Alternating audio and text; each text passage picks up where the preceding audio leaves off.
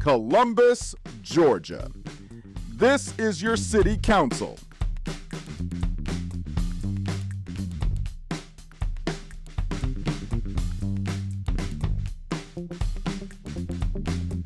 Mayor, Skip Henderson. City Manager, Isaiah Hughley. Byron Hickey, District 1. Glenn Davis, District 2, Bruce Huff. District 3, Toya Tucker. District 4, Charmaine Crabb. District 5, Gary Allen. District 6, Joanne Kogel. District 7, Walker Garrett. District 8, Judy Thomas. District 9, At-Large Council, Travis Chambers. District 10, At-Large Council, Sandra Davis, Clerk of Council. And City Attorney, Clifton Fay. Columbus, Georgia. This is your city council.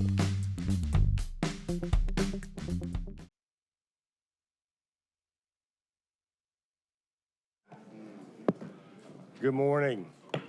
Good morning and welcome to the January 7th City Council meeting. Happy New Year. I pray a blessed 2025 for all of you. We've got a full agenda today and we appreciate you being here as we continue to work for the City of Columbus, Georgia. The first order of business, as it always is to offer an invocation. Before I call the pastor up, though, I just want to mention we lost one of the. He's the epitome of a public servant, Jim Weatherington, former mayor, former police chief, former head of the Department of Corrections, former member of the boards of pardons and paroles. And prior to being chief, he served as a police officer, protecting the people of Columbus, Georgia. So before I invite Reverend Arthur Mitchell up, I would like to ask all of you to take just a moment of silence and let's thank God for the life of Jim Weatherington.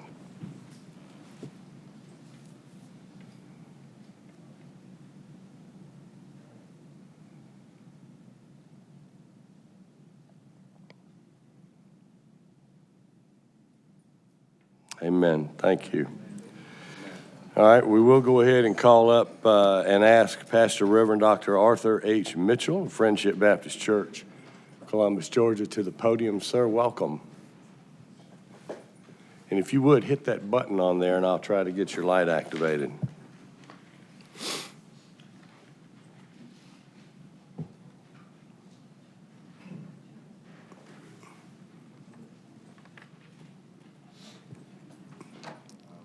Is it?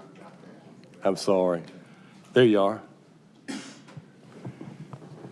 Welcome, sir. First and foremost, thank you all for the invitation to do the invocation. So let us pray. God, we thank you first and foremost for allowing us to wake up on this day. We thank you, God, for allowing us to see this new year. So God, as we gather to discuss the business, Lord God, of this city, of this county, we ask right now, God, that you bring us together on one accord. For this is a new year, and therefore it's a new season, filled with new opportunities. So God, we pray right now a hedge of protection for all of the public servants. We pray right now, Lord, that you would guide them, that you would keep them, that you would cover them. We come collectively standing against violence that has besieged our community. We come together, unified, for the better good of the common cause of the human race. So, Lord God, let us move across denominational lines. Let us move across racial divisions. Let us move across socioeconomics. Let us move across educational disparities. And let us focus on being united and doing what is good for the best of humanity. So, God, we ask for protection. We ask for guidance. But we also ask for a spirit of expectancy and excellence, that we will be the model of community, we will be the model of humanity that serves the common cause and the greater good. So God, order this meeting and have your way in it, cover the public servants. We give you praise and give you thanks for all of the law enforcement, for all of the government officials, but we also ask that you endow us with the spirit of community and wholeness. Now, God, we ask you these things. We ask that you forgive us of our sins and our shortcomings. We ask that you have your way, that you cover and keep the children. We ask that you bless the elderly. We ask also that you cover the unhoused, Lord God, the mentally and unstable, Lord God. We pray right now for resources and funds, Lord God, that would be able to be used to bless your people. We ask these things in your Son, Jesus Christ, and all of those who believe said amen. Dr. Mitchell, thank you, and thank you, church, for sharing you with us this morning. If you would, please stand and join me in the Pledge to Allegiance, Pledge to the flag.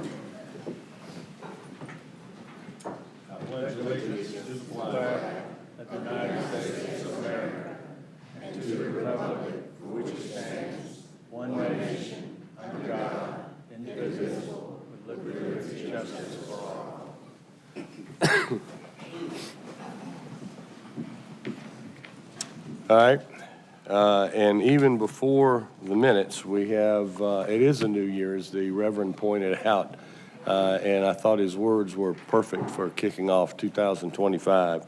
But we have a number of counselors who will be sworn into office this morning, and that oath will be administered by our Chief Superior Court Judge, Art Smith. Judge Smith, he's in the back.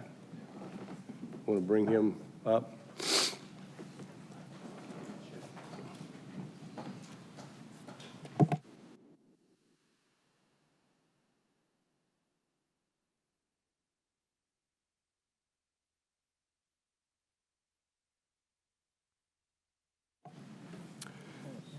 Well, the counselors that will be sworn into office today will be Counselor Glenn Davis from District 2, Counselor Toya Tucker, District 4, Counselor Gary Allen, District 6, Counselor Walker Garrett, District 8, Counselor Travis Chambers, District 10.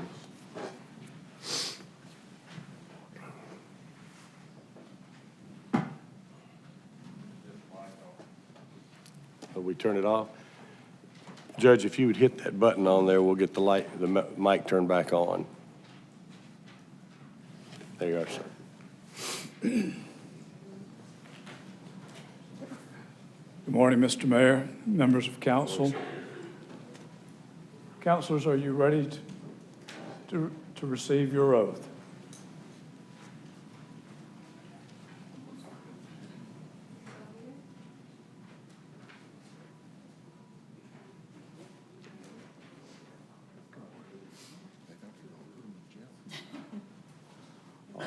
If you will, please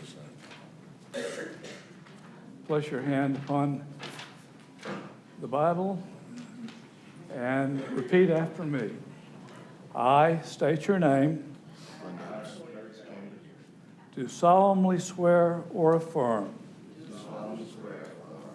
that I will well, truly, and faithfully perform the duties of council member of Columbus, Georgia.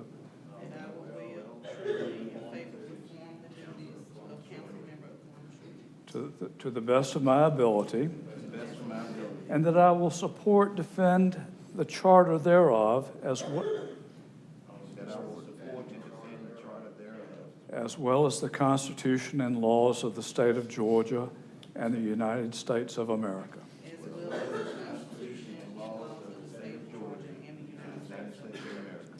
And I again state your name. Do further swear or affirm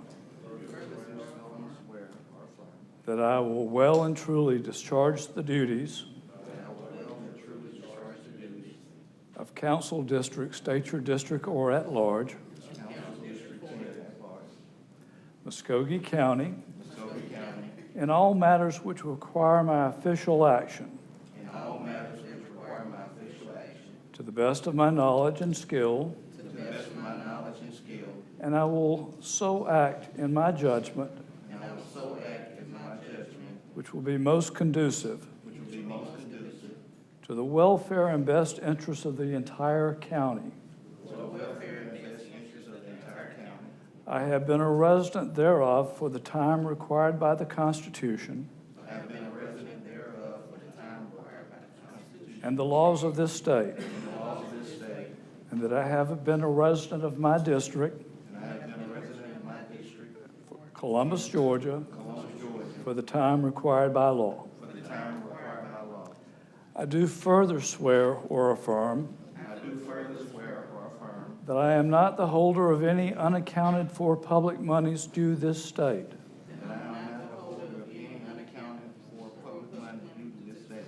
or any public subdivision or authority thereof.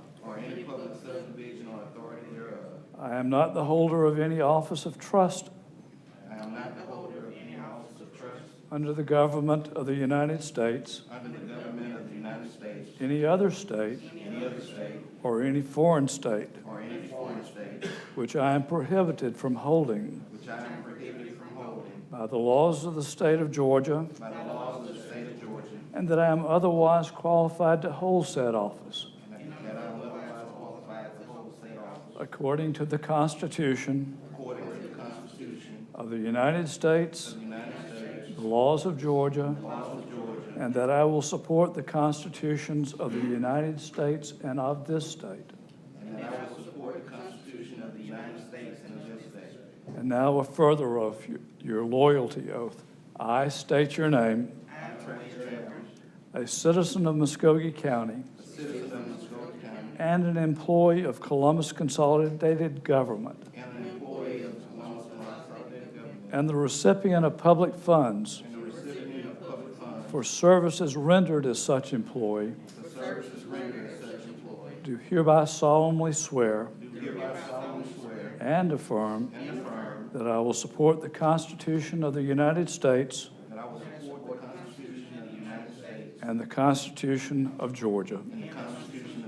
So help me God. Congratulations.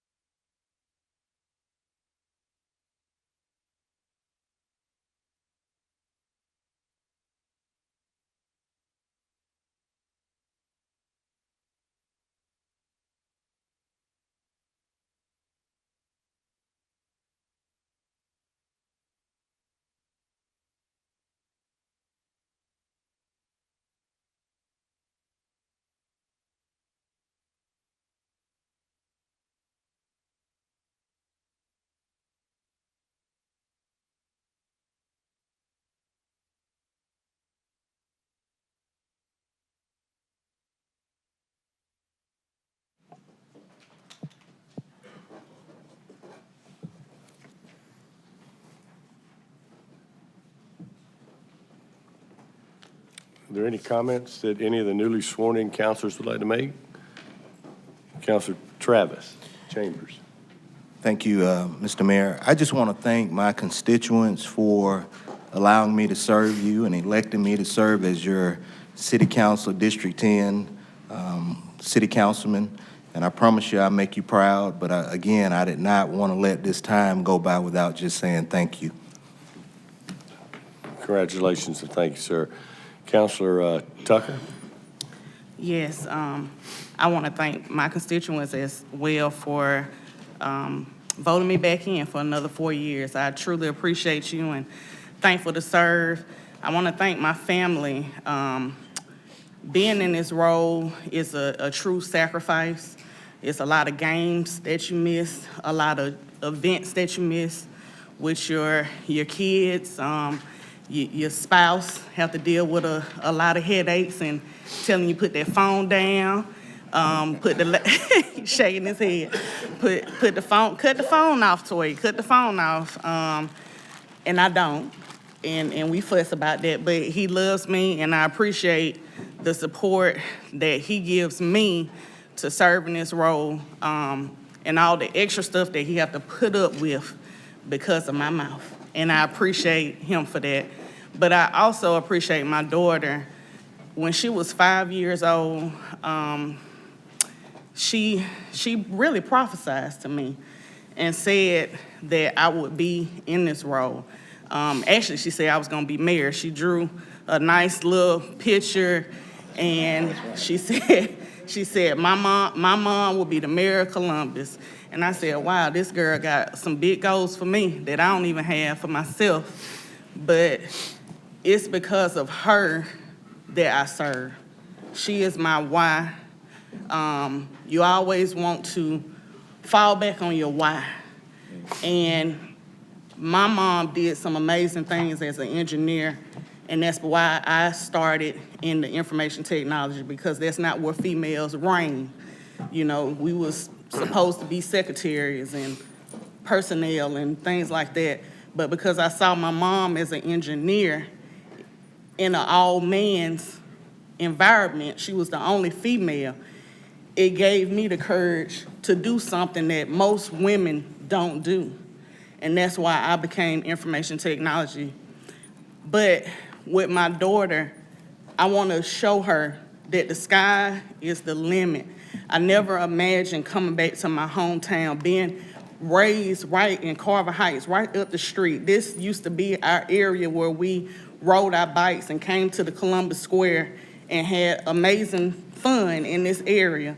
And I want to always be that shining light for my children, but especially my daughter, because I want her to know that she can be anything that she wants to be in life. And I appreciate her for always being my ride or die. She has gone to every conference, every training, everything these whole 4 years with me. And I thank you, Megan. I could not get through these first 4 years without you. Thank you for sacrificing and giving your mommy up to the citizens of Columbus, to the state of Georgia, and also on the national level, because I serve on all three. I appreciate you from the bottom of my heart. I would not be able to do this if you did not support me. So thank you, and I love you so much. Thank you all. Thank you, Counselor. Counselor Allen? Thank you, Mayor. Just wanted to say thank you again to the public. Public service has just been a joy for me to serve the citizens of Columbus and represent District 6. Thank you for the trust and confidence you placed in me in the re-election, and I'll do my best to serve you as I have in the past. Please call on me anytime that you need anything, and that goes for anybody in Columbus, not just District 6. But just wanted to say a special prayer for Mayor Weatherington and Shirley and the family, y'all. If y'all would lift them up in their prayers, he was a police officer's chief, I've heard so many say, and he rose and represented Columbus so well on the boards of pardons, parole, as the mayor said, and the corrections. It's just serving as our mayor and been able to work with him. He was my neighbor, lived across the street from me. I've got some stories to tell if you want to hear them. But he was just a very good man, and I enjoyed my time, my friendship with him and my working relationship with him. So thank you again to the citizens and to the confidence council places in me and working with me. Thank you, Mayor. Yes, sir. Thank you. Counselor Garrett. I just wanted to say that, first of all, I'm grateful to God for, giving me the opportunity to serve on council, and I really appreciate my constituents' confidence in me. And I couldn't do this without the support of my wife and our 3 little ones.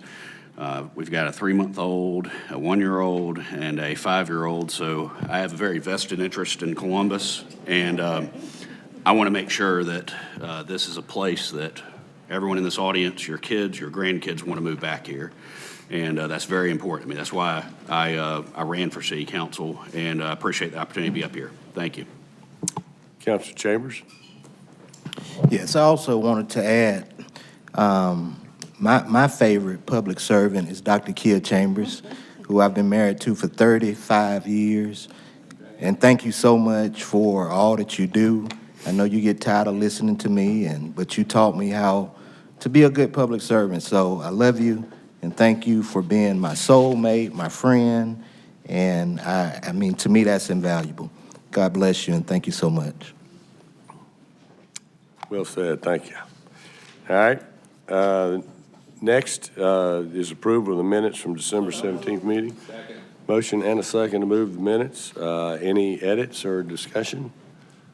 All in favor say aye. Any opposed?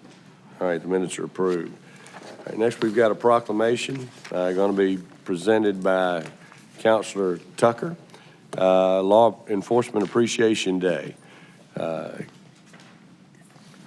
Counselor, you want to take the mic? Yes. And if we could get, we got a lot of public safety here today, but if we can, let's get as many of you, certainly the heads of the department agencies, the police chief, the warden, and the sheriff, y'all come on up to the podium, please. I think God dictates the time. You know, we know that it's a time to mourn and a time to rejoice. It's a time to live, and it's a time to pass on. And I think that today is a fitting day with our former mayor and also chief of police who recently passed. And today, now we're honoring those in law enforcement. I think it's no perfect time than today to do that. Every year, I feel like it's important to show our appreciation to law enforcement. Oftentimes, law enforcement is probably either the most thankless and then most thankful. When you need law enforcement at your worst times, you're extremely grateful and thankful. But then at times when you're getting that ticket, you probably fussing. But first, I do want to say Greater St. Mark did a pre-law enforcement appreciation day on December 29th.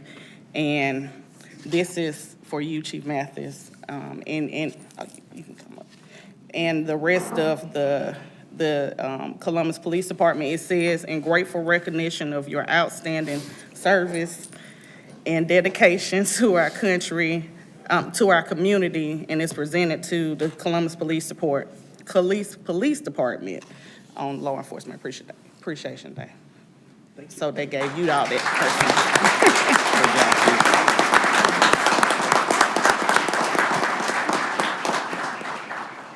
So the proclamation reads, whereas National Law Enforcement Appreciation Day was established on January 9th, 2015 to honor and thank officers across the nation for the sacrifices they make daily to protect and serve their communities.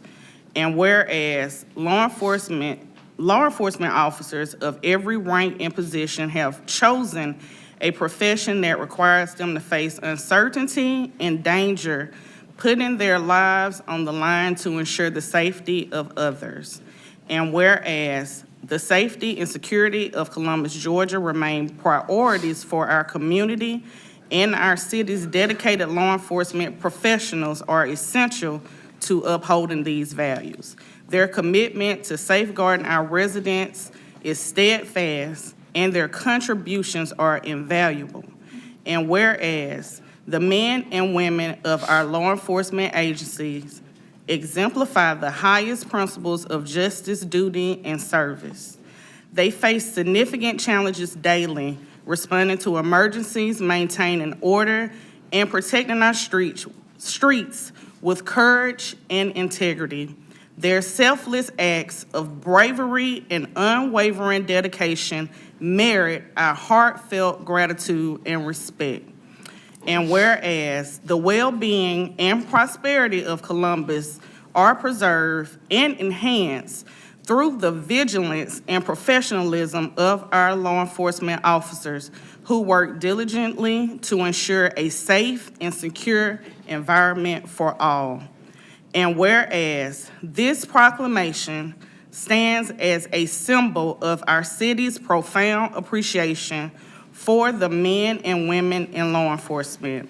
And whereas on National Law Enforcement Appreciation Day, we encourage all citizens to take this opportunity to thank and honor the law enforcement officers who work every day to protect and serve our community. Now therefore, B.H. Skip Henderson III, Mayor of Columbus, Georgia, do hereby proclaim Thursday, January 9th, 2025 as Law Enforcement Appreciation Day. Thank you all for what you do.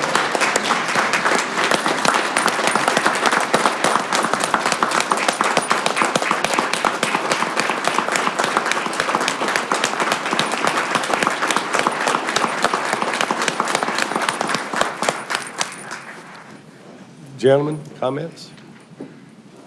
Turn that light back on, if you don't mind.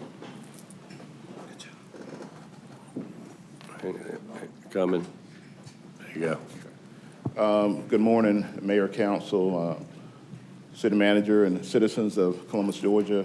As Sheriff of Muskogee County, I just want to say thank you for your support, your continued support and dedication, and in making sure that we have the tools that we need to be successful. I want to also thank the men and women within the Muskogee County Sheriff's Office and all of our public safety agencies for their hard work and dedication, because they are my heroes and my sheroes, and so I appreciate the hard work that they do within all bureaus of the Muskogee County Sheriff's Office, and I'll allow the other public safety heads to speak for their agencies. But I do want to let you know that I did speak with the fire chief, and he had a conflict this morning, and so he could not be here, but I could not ask for a better group of brothers to work with. We tease one another, and we make our jobs easy.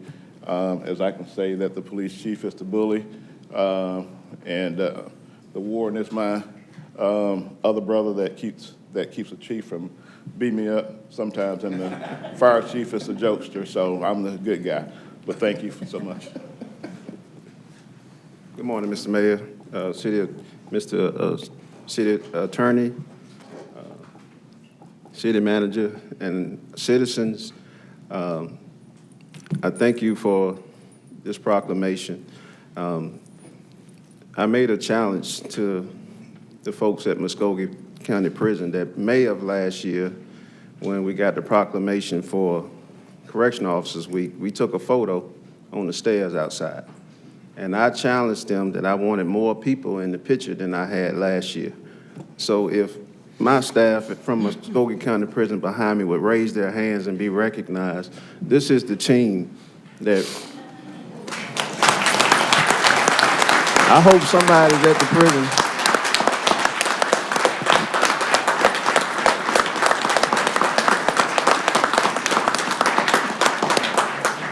This is the team that oversees sometimes 200 or more inmates coming out to work in the city. Some of those that raised their hand worked last night, just got off at 6 o'clock this morning. I still have staff back at the prison working, if you're wondering. Everybody didn't come. But, you know, oftentimes you hear me say I'm the mouthpiece of the facility, and they are the ones that I stand here and talk for. So I appreciate them, and I appreciate you.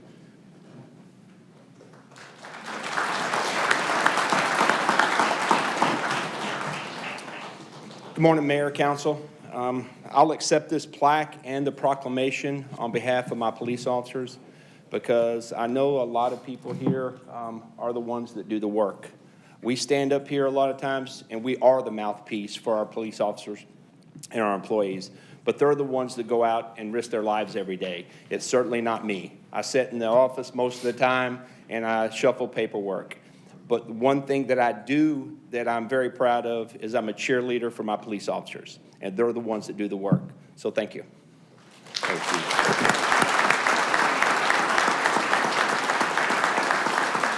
you. Gentlemen, we have a couple of counselors that want to make some comments. Councilor Hickey. Thank you, Mr. Mayor. I'd just like to say thank you all for your great leadership with all of your employees and all that you do, being prior law enforcement, and my wife is currently still with the CPD. I know the hard work that goes into it, the hours that goes into it. I know the risk that goes into it, and I just want to say thank you to each and every one of you for your leadership and all that you do for us here in Columbus. Thank you. Councilor Cogle?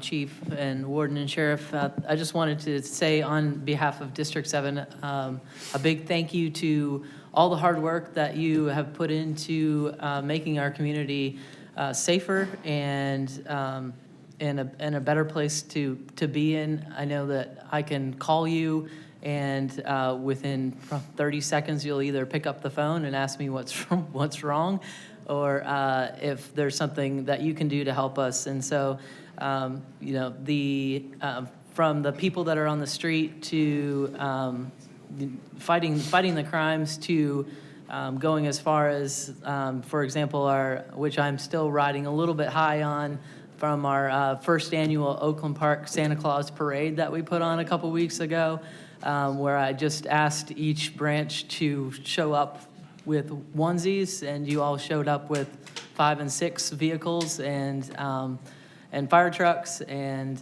we really made the Christmas spirit come alive in South Columbus. So from everywhere, from supporting our communities to fighting crime on the street, thank you so much on behalf of District 7 and the rest of the city. So thank you. Councilor Chambers? Yes, I just want to echo what the Councilman Hickey and Councilwoman Cole just stated. Thank you for your services. I have a son that's in public safety, and I know, I mean, you can't put a price tag on what you do on a daily basis. So thank you for keeping our city safe. And thank you three for your leadership, all of your team members. Thank you. And I'm just, Columbus is, my goal is to see it, to continue to be a great city. I know there's still a lot of work to do, but I think we've gained a lot of mileage. So I appreciate your leadership and I appreciate your teams. Thank you. Councilor Davis? Whoop, there you go. Thank you, Mayor. I just want to take this moment to personally show my appreciation to all law enforcement. Those of you who are here today, there's many who are not here today. There's many throughout our state, across the country. Can't imagine where we would be as a society without you. And I think we often forget about that. Law enforcement is a cornerstone of our great country. You keep us strong, you keep us safe. It's a great responsibility, but you're invaluable. And I'd like to just challenge all the citizens of Columbus, anytime you see a law enforcement officer, go up to them and just thank them. Thank them for what they do, because in reality, and they'll tell you this, most of the time they don't know if they're coming back the next day. But they still get up and they go and they do their jobs and they do their work to take care of us, protect us, keep us safe. And that's why I say you're invaluable. So I just want to take that moment, this moment, and thank you and show appreciation, not just today, but every day, what y'all do. Thank you. Thank you, Councilor. As one of the duties of the mayor is public safety director, and most mayors that come in outside of Mayor Weatherington do little to nothing about public safety. So having had the opportunity for the last 6 years to watch you gentlemen, as well as Chief Scarpa, who is also heading up our Columbus Fire and Emergency Medical Services, first responders carry a special weight. I've watched our public safety and the nation's go through COVID, go through social unrest, go through defund the police, go through numbers driving out, people leaving in droves, couldn't hire people, and still the people that were wearing the badges were out there working the streets, making sure that the people of this community was safe. So on Law Enforcement Day, I just take the opportunity to say thank you. Thank you for what you do. So if you would, come around and let them shake your hands. I'm not going to shake your hand. I've been coughing, but I'll hand you your proclamation.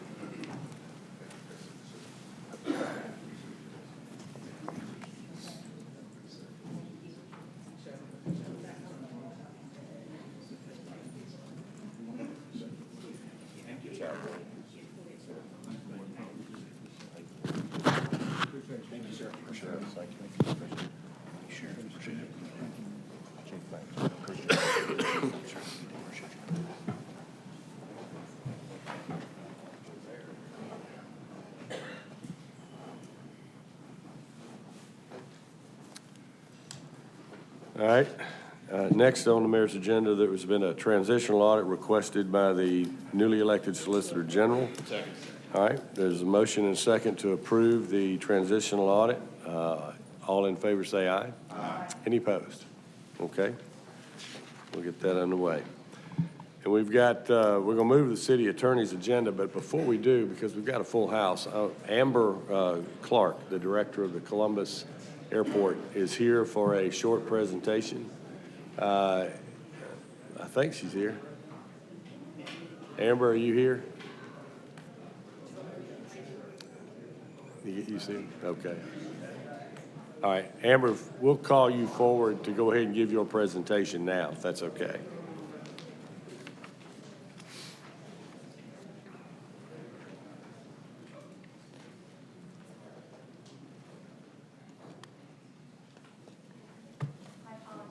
No, that's fine.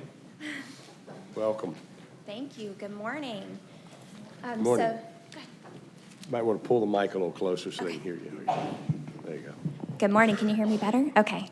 Thank you. Thank you for having us this morning. We are excited to be here. The last time I was here, we had mentioned the design of a new general aviation terminal at the Columbus Airport. And so we wanted to come and just give a little bit of an update of the early design and layout and kind of bring that to council and our community for some feedback. So today I have one of our partners with us, which is Scott Holmes with Heck Birdshaw, and I'm going to turn it over to him. So he's going to go over the layout a little bit, and then we'll just look for some feedback. All right. Thank you, guys. Again, Scott Holmes with Heck Birdshaw Architects. Always great to be part of a project that's going to shape the community and make the community better. You can go to the next slide here and stop with any questions at any time. How do I do that? This one and the green button. Got it. Okay, got it. So I think you guys have seen this before, but this is the site plan. The big thing to take note of here is that the existing terminal will stay in place during the construction of this one. It is on the front lower port kind of grayed out. So we're to put a fence up, utilize that the entire time during construction while we're doing the new parking, everything. And so we're focusing really on the terminal today. The hangar and all that will be in the future, but today we're focused on the terminal today only. So there's no questions about the site plan. I believe y'all seen this before. So next slide is the first floor plan. So what we did realize from the site plan is it is a pretty tight site with the existing hangar there, the existing hangars on the side, and keeping the existing in place. We're kind of constricted left and right of which way we can go, and also kind of vertically where we've got the parking in the rear. So the building is kind of constrained. So at first we thought it was going to be a one-story building, and it's actually turned out to a two-story building. So through this process, we had a big programming meeting with all stakeholders and the facility that sells, all the users. We visited some other sites and kind of gleaned some information from them of what would be best use for ours, because you get one time to do this. We want to do it right. We also know that this is the front door to a lot of people flying in for the first time. Also today, as you know, the building is not very visible from the street, so when we push it back and go vertical, you'll see it actually from the street when you come in, and you'll know where you're going. Today, you kind of have to meander through to get to that facility, and it's kind of hard to find. So 2 stories will do that as well. And then when you're coming from flying in, it'll be your first entrance for the private jets and planes, so it'll really trying to make it a special piece, really speak to, hey, this is Columbus, Georgia, this is who we are today. We envisioned it as, our firm did the original terminal years ago, but it is dated exterior-wise, so we'll have it a sister building, more modern flair, iconic look, a lot of the aviation basically forms and things that will be there, but we want it to be a showpiece when you first come to Columbus. So to kind of go through the floor plan, you'll come in and park. There'll be a covered drop-off like we've got today. Then you come into the vestibule. There'll be automatics when you're carrying your luggage. You just go in, the door's open for you, all that kind of thing, into the 2-story lobby space. And that's where there's going to be, a large space. Right now, there's not a very big lobby, so when they have big teams coming in and out, they don't have room to store those people and stack them. They're kind of overflowing outside, so we've got a lot more space there. Then you'll be able to see straight through the glass and see the actual apron on the other side about where you're going, so it's easy to see that.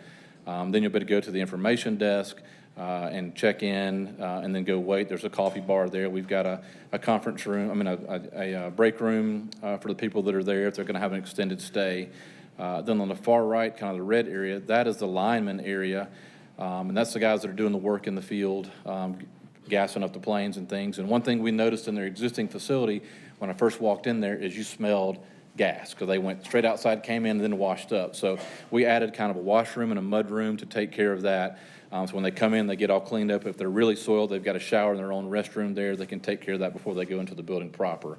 Then you've got their training room and an office there for them, and it's directly behind the information desk because they communicate a lot between them. In the red top right, so this is the pilot's area. So after hours, if the FBO is closed, they would basically tag in or go through a card entry or a keypad to get in that vestibule by the stair in the top right. And they've got their own bathrooms, a shower there, a rest area, a flight planning area, and they'll have access to the break room as well. And they've got a flight planning. So we would basically lock that off. They would not be able to get to the rest of the facility. They'll just have their after-hours area only. In the lobby, you've got a TSA room, so if they have some direct flights that go to Washington, D.C., they can come and clear them there in that room and then take them straight to the plane. That's in the gray area in the bottom left over there. All the toilets that'll satisfy this facility on the lower floor as well, and that does have stairs that'll go up to the second floor that I'll show you. Another thing that when speaking to other FBOs and general aviation terminals that they don't have that they like is an opportunity for a restaurant and a kitchen there.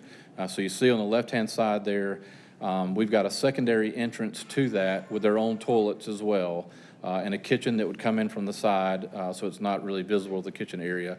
And this could be open after the general aviation terminal is closed, so that's why it's got a separate entry. We could lock the door that goes into the lobby, and they would have their two exits out of the restaurant through the stairwell or through their entry coming in.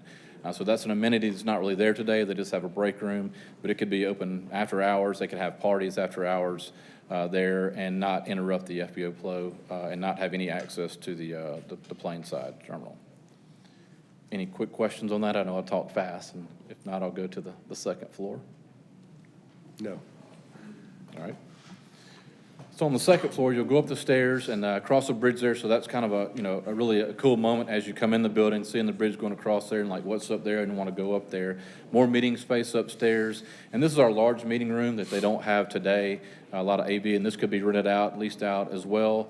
And then you've got a prep kitchen there that could serve food out of there so you can have catered events, some general storage, chair and table storage. And on the right-hand side, once you go up, that would be the actual suite, the office suite. So it's got the director's office, director's break room, their own private toilet, and the conference room and other offices that are up there. You also notice on the right-hand side, they've kind of got a back entry that they don't have to go through the lobby if they don't want to, or if they need to leave out, they can leave out that side as well. So the building is a little bit bigger when we did all the programming from the original thoughts, but that's why we do that exercise. We go through, see what's needed, what can they do, thinking about future growth as well, and that's kind of what we've got to this point. So we're kind of in the preliminary planning stages of the floor plan, how it fits on the site, and then our next step will be going 3D with it and getting some imagery. We had a meeting with stakeholders last night, had great feedback from them, and we'll continue to try to get more feedback. I know I went through that very fast, but any other questions? I'd be happy to entertain it. No, there doesn't appear to be any questions. Push button. All right, Councilor Davis. Thank you all for coming and being with us today. I just wanted to throw an idea out to you, okay? I have a lot of friends who they love aviation. They love to fly. If they got planes or jets, they got to keep them somewhere. I want to start having that conversation where we reach out to a lot of these people, and I think we know who they are. They've got assets, valuable assets, and for whatever reason, they're not utilizing our facilities. They're parking their planes and jets in other places for whatever reason. I don't know. But I'd like to just hopefully, I don't know who that is, but maybe reach out to these people and find out what it would take to get them back here at Columbus, Georgia. And if we can be competitive with everybody else, which I think we can, then we need to find out what that reason is. And if we can do that, I think our community will benefit so much more. And people don't realize that, you know, our homes, property taxes, things like that, aviation and assets and all, it's equivalent to economic development in our community that brings in generates a lot of revenue for our community. So I would like to find out why our local aviation enthusiasts are not utilizing our facilities here and what it would take to get them back. Is that a possibility? Can we do that? Absolutely, and if there are specific individuals that you would like me to speak to, I'd like to talk to you about that, but absolutely. That's the point, is that we want to have those operators here, and we're hoping this will be a good first step, and I think you've kind of hit the nail on the head. The second is going to be the hangars, which we do have future aspirations for, so I appreciate that feedback, and I definitely think that's possible. Well, and I thought about it because look, the things that you're doing, the upgrades, I think that's going to be key, and it should be an attractor to get people to come to Columbus. Let's go out to all these other outlying counties, you know, and bring them to here. Why can't we bring them here? But that's a step. But I think just going and just talking one-on-one with these plane owners or jet owners and just finding out what it would take to get them back here, I think that would be a good thing. I don't know if we've ever done that, but I know the authority and all, I'm sure that those conversations probably come up, you know, in the dialogues that y'all have, but I would really, you know, that thought just resonated when I saw the upgrade presentation here. So anyway. Okay. Thank you. Thank you, sir. Councilor Kogel? While you're here, could you remind us what the ETA is on shutting the runway down? I've had some conversations over the last week. I couldn't remember. Yeah, great question.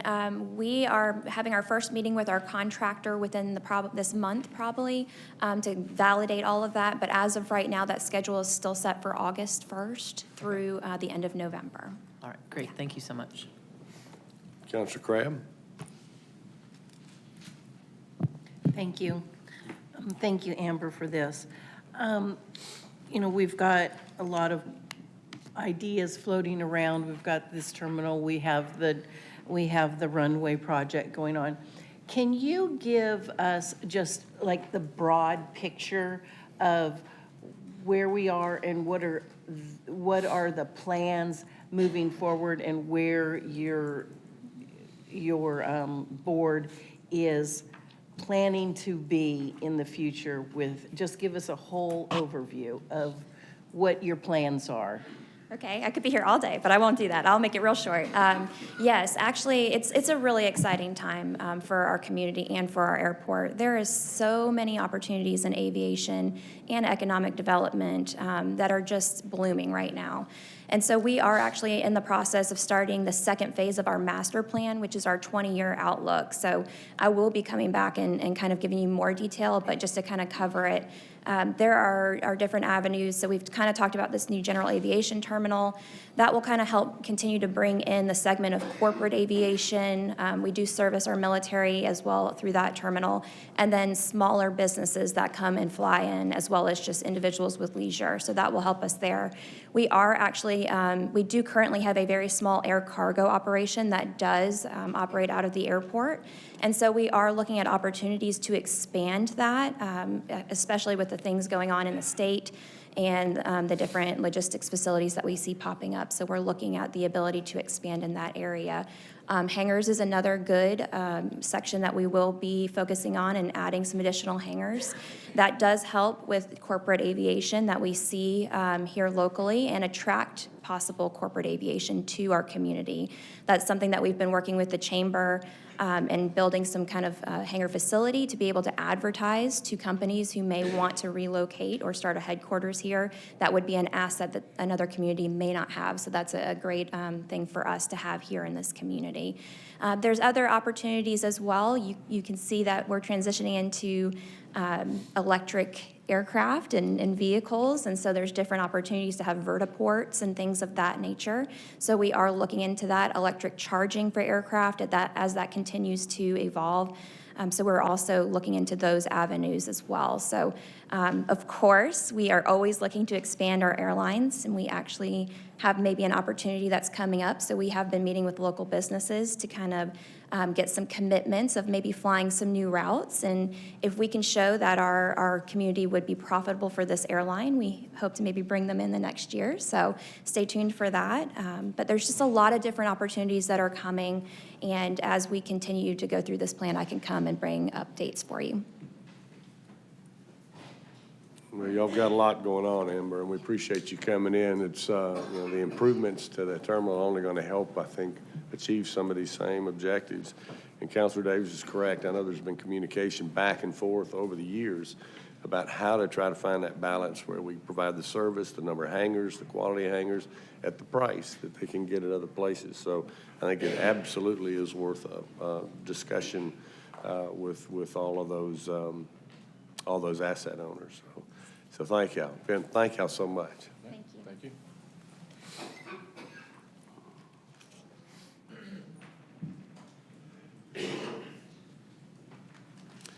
All right. Oh, Councilor Crabb. Thank you, Mr. Mayor. Before you leave your agenda, I'd like to make a request for a presentation from the Development Authority for the next council meeting. I thought it was going to happen today, but for some reason it didn't get on the agenda. But if we could, please have them come and report to us, and then just put them on the agendas quarterly. We can do that. Thank you. All right. Mr. City Attorney. Okay, thank you, Mayor. Congratulations again to all our newly sworn councilors. I think I've seen about 20 of these organizational meetings, and we're proud of each of y'all. We got a charter. The charter provision requires the appointment of a mayor pro tem, a clerk, and a deputy clerk every 2 years. So we've got those listed, Mayor. The mayor pro tem slot is up first. If there's a motion on a nomination.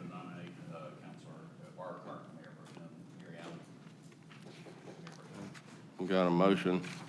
All right. Is there a second? All right. Motion and a second to reappoint Mayor Pro Tem Gary Allen for another 2-year term. All in favor, please say aye. Any opposed? Very good. Congratulations. All right, next Councilor Allen. item. Mr. Councilor Allen has a comment. Real quick, I appreciate the confidence that you've placed in me, and I'll do my best to carry out the duties of this office, and please call on me anytime you need anything. Thank you very much. It's an honor to serve. All right, congratulations, Mayor Pro Tem. We've got a clerk of council appointment. Need a motion? All right, there's for the clerk of council, there's a motion and a second.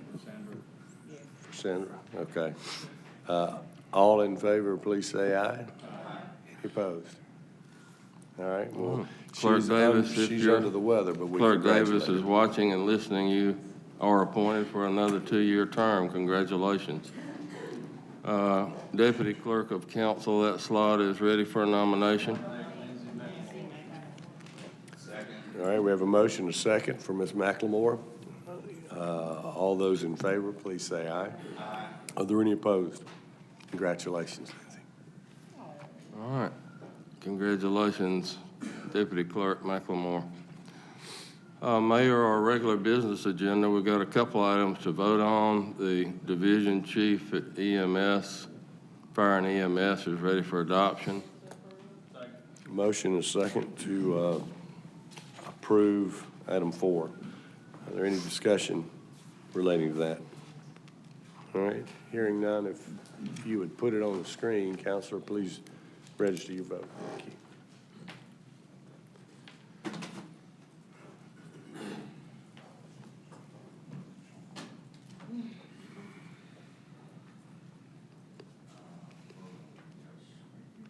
All right, and Counselor Davis will be, all right. Counselor Garrett Davis be recorded as yes, and that is approved. That item passes. Next item is 2-69 of the code for auditor duties. All right, motion second to approve item 5.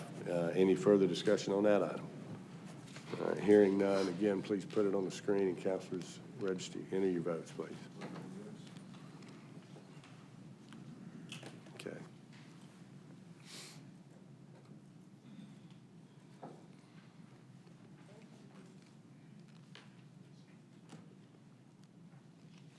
All right, and Counselor Davis is a yes. So that's approved. That's approved. All right, then we've got some zoning public hearings. First one up is a property at 5201 Macon Road, going from single family 2 to single family 3 with conditions and residential multifamily 1. Planning Department recommends conditional approval. Planning Advisory Commission recommends denial. Now, the way this works under our zoning ordinance and the state law, the applicant, Mr. Erickson, and any experts he might have with him can present first, make their comments. Then we're going to hear from Mr. Will Johnson, the Director of Planning, with respect to their recommendation. Councilors can ask questions, of course, and then we'll hear from anybody opposed. Anybody that wants to speak will get a chance to be heard. But we'll go in that order, and then there is, under the ordinance, the applicant is allowed a rebuttal to address points raised by the opposition. But we're going to let Mr. Erickson go first under our procedure. If you would, give him your name and address, and you have the floor.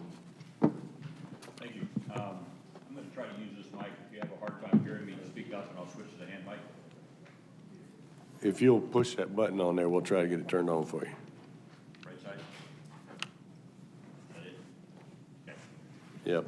Speak loud enough. Most of the time, people can hear me. If for some reason you can't, I'll switch to the hand mic, but I've got several things going on. I'd rather not be holding the mic. So thank you. My name is Dave Erickson. I am representing Weiser Home Builders, LLC, as the applicant for this property. In this case, I am an advisor and the general contractor for Weiser Home Builders. Like the mayor, I'd like to take a moment to recognize not one but two great leaders that we have involved here. Mayor Weatherington was a friend of mine as well. I was honored to do a remodeling for him and got to know him quite well during that period of time. And I'm honored to have worked on this house that I hope he enjoyed for the last 10 years I did that work. He was a great leader, did a lot of good things for the city of Columbus, and we'll miss him. I'd also like to take a moment and recognize the passing of President Carter.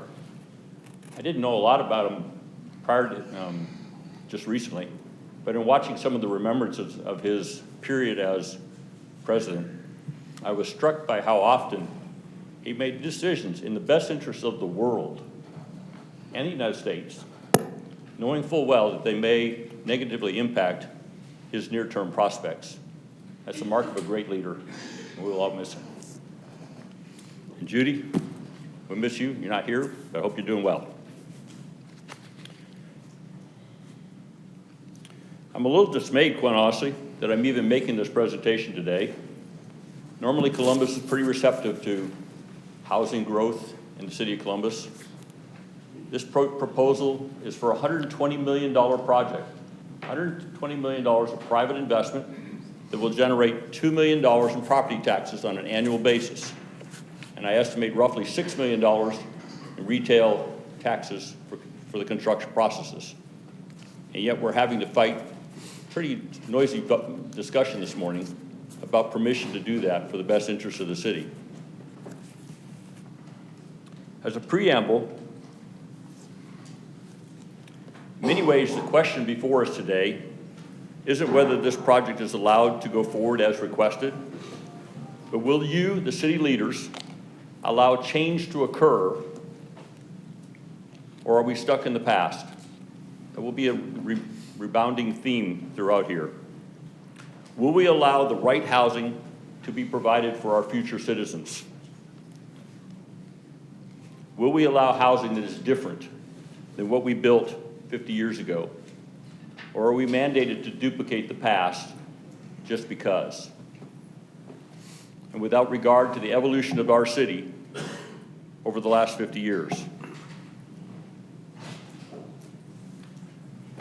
If you aren't aware, and particularly for those who are watching in the TV audience, zoning is a process of dynamic change. The city is always changing. Zoning is supposed to help us manage that change in an orderly way. Zoning is supposed to be in the best interest of the public, and it is not intended as a means of controlling the actions of your neighbor. As a 30-year housing professional, I will also add that this zoning request has the potential to set the housing policy for where Columbus is going to go for many years in the future.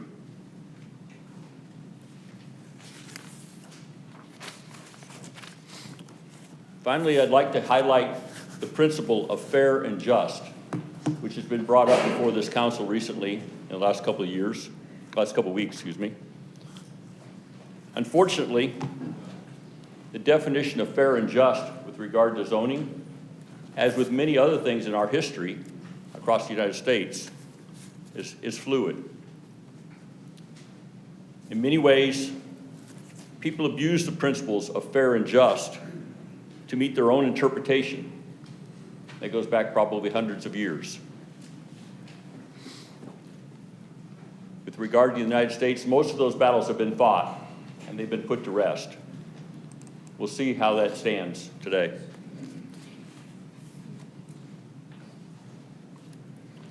So going to the overhead, this is our property today, 5201 Macon Road. For those who may not be aware of it, this is Macon Road here. Woodruff Farm Road is to our east. Mildren Road is generally across the top of this map. And this is Reese Road and Reese Road Elementary for orientation. This property is currently zoned SFR2. That's a 75-foot frontage lot, and it's probably been zoned that way for north of 50 years. The boogeyman in this discussion today is going to be that immediately to our east, the property is zoned RMF2, which is generally used for apartments throughout the city of Columbus. That'll be a recurring theme that you're going to hear several times. For orientation, particularly for those who may be in the TV audience, this is our property here on Macon Road. I just pointed out these apartment for future construction here. They don't exist currently. RMF2 up in this corner, I think that's Quail Ridge there. Future commercial, that's not labeled here, but that's a GC mobile home park. Going to the west, we've got Castlewood and some other projects in the area, abbreviated as R3, as SFR3. That's the zoning we're requesting, SFR3. Right across from Reese Road School, there's another chunk of SFR3. Largely the neighborhood it's speaking today will come from Sears Woods, Shenandoah Forest, Windtree, Farmington, and Chatham Woods. All of these are SFR2. Chatham Woods is currently zoned SFR3, the same that we are requesting. You should also note that there's an industrial park not very far away. There's more R3 down, that's Woodruff Farm Road still, and there's an RO. That's the highest use of density office or condo you can have in the Columbus zoning system. This is a highlight of the closer area here. I got a lot of shine on that. I'll try to modify it for you. With regard to this property, there's a lot of history here. Just in the last several months, there have been not one but two Planning Advisory Commission meetings on this property.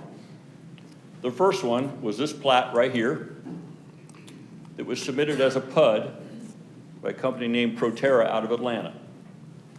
PUD is a planned unit development.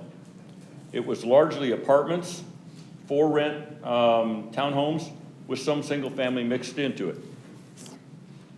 In the process of their, I guess, public meeting, prior to their PAC meeting, they disclosed that they were looking to do rentals, government-supported, subsidized rentals. And that really stirred up the neighborhood. They got them very focused on what's going on here. As a result, PUD is a bad name in this neighborhood. I'll bring that up further as we go on. Our proposal is for SFR 3, relatively standard subdivision in the city of Columbus.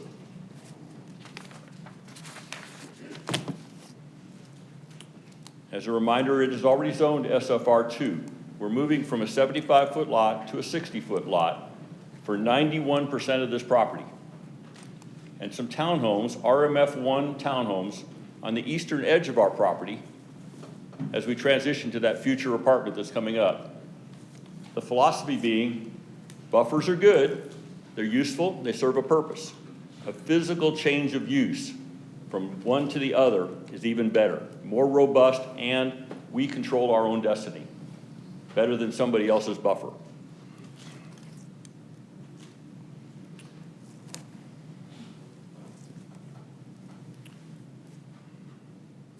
I should emphasize that our project here, everything you see on this map is intended as a for-sale product. For-sale single-family houses and for-sale townhomes on our townhomes on the right side of this drawing here. This is a very normal zoning request. It is the most common zoning request for new construction in Columbus for the last 30 years in Columbus. It's regular, almost vanilla in nature for the construction industry. It's used all over Columbus. Let me go to the guts of what we're proposing to do today. I'm going to move that around, try to get that shine off there if I can.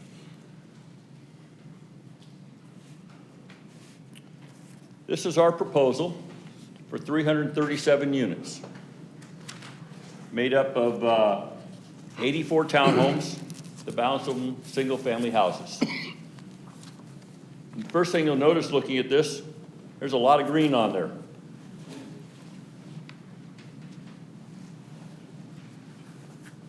Down in the southwest corner here, there's actual flowing water here. There's flowing water in this drainage as well. This long drainage to the center is what I would call a wet weather drainage. If it's closely related to a rainstorm, there'll be some water moving in it. If you check it about 36 hours later, most cases, it's not moving any longer. When I looked at it in early September, it was bone dry. So it's a wet weather drainage only. The large parcels scattered around here are actually wetlands, as defined by the Corps of Engineers. As a result, we will be staying out of those. There's enough moisture there to sustain some wetlands vegetation. And general rules of development, you're better off to stay away from wetlands for multiple reasons, including the fact it's really expensive. I should note, as we talk about the neighborhood around us, Sears Woods, I'm going to use Sears as the generic term for all of these neighborhoods, Shenandoah, Winthree, Farmington, things like that. Those 4 subdivisions were all developed what I would call old school. 1960s, 1970s technology. No detention ponds, no sidewalks. Don't really have a mandatory HOA either. They have a good volunteer HOA. I compliment them on that. No detention ponds is the key part of that. Basically, line them up, knock them out. The ground isn't quite so stable, much like these wetlands here. Put some soil cement on it, stiffen it up, go like crazy. There's a reason why water is regularly draining out of these drainages over here, because they've de-watered Sears Woods and some other places, put it into the storm system and let it find its way down. Eventually it's going to end up in Bull Creek. If we had done that same design here, just for fun one weekend, I sat down and drew that out. I came up with 310 units of old school 75-foot lots if we developed it just like Sears Woods was developed today. We're asking for 337. But the regulations and the mandates that we're obligated to design for in 2025 are vastly different than 1970. Thus, the reason for a different size change, which will go with that theme.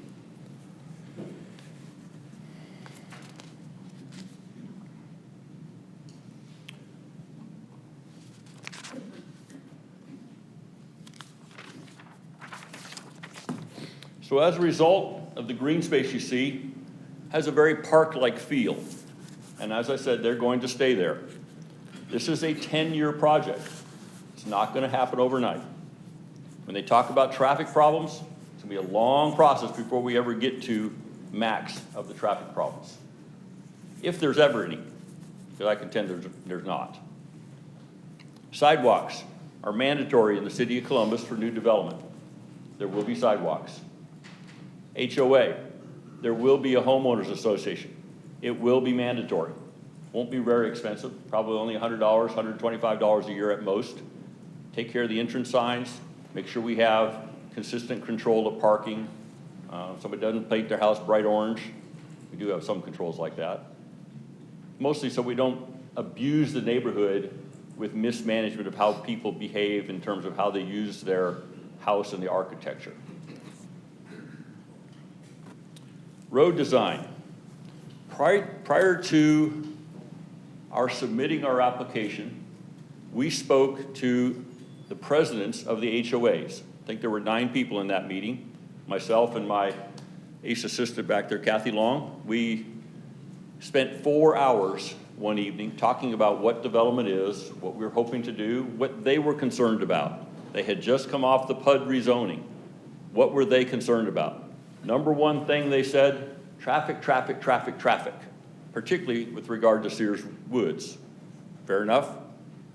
So we designed our project specifically to orient the natural flow of traffic towards Macon Road.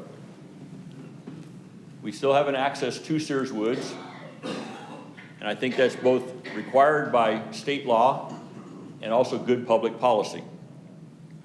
But we've minimized the utility of going that direction.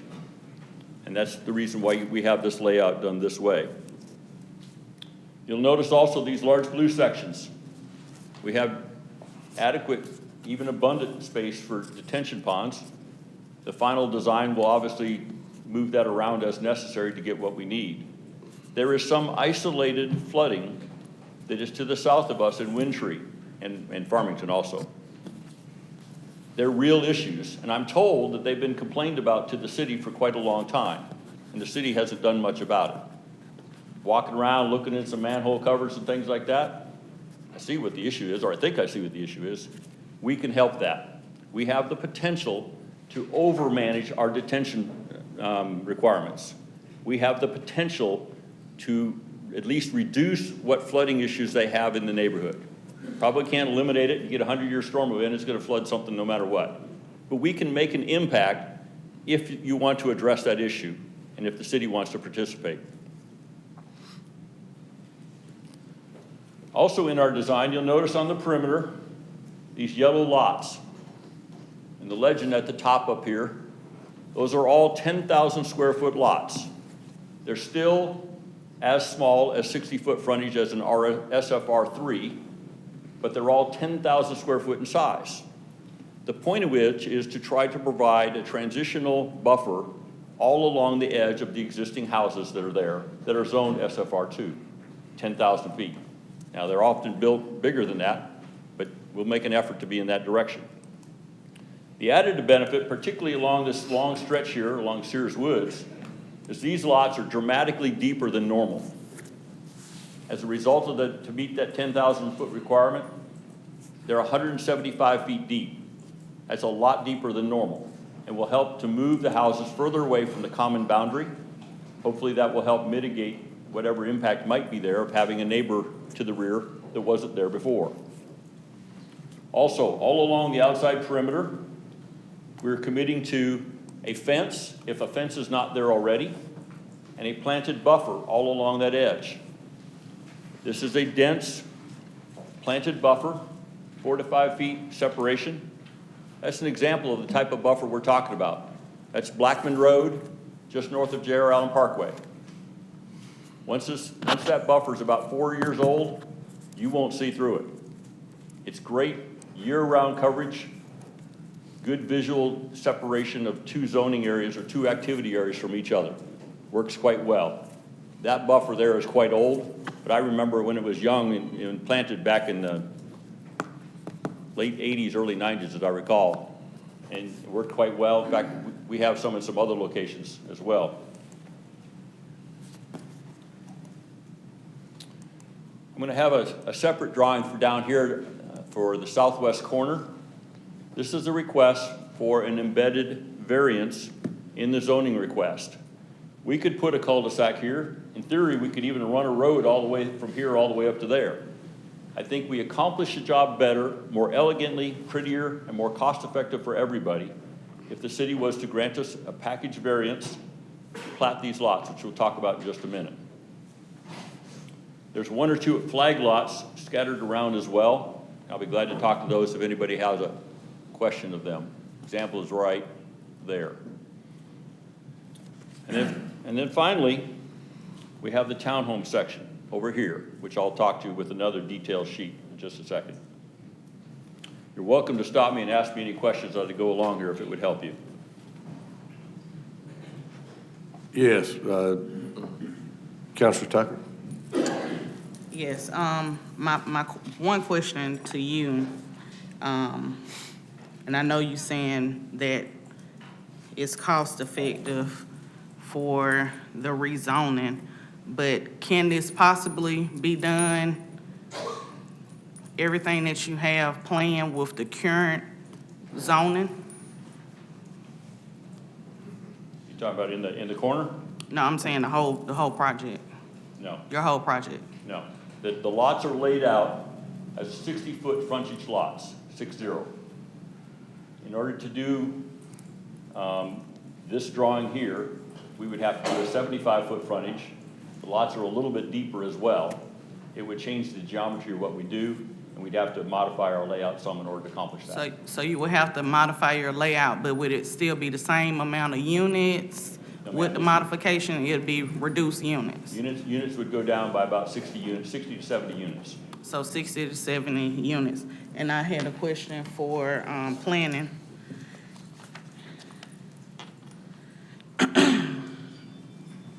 What was the reasoning for the PAC recommending denial?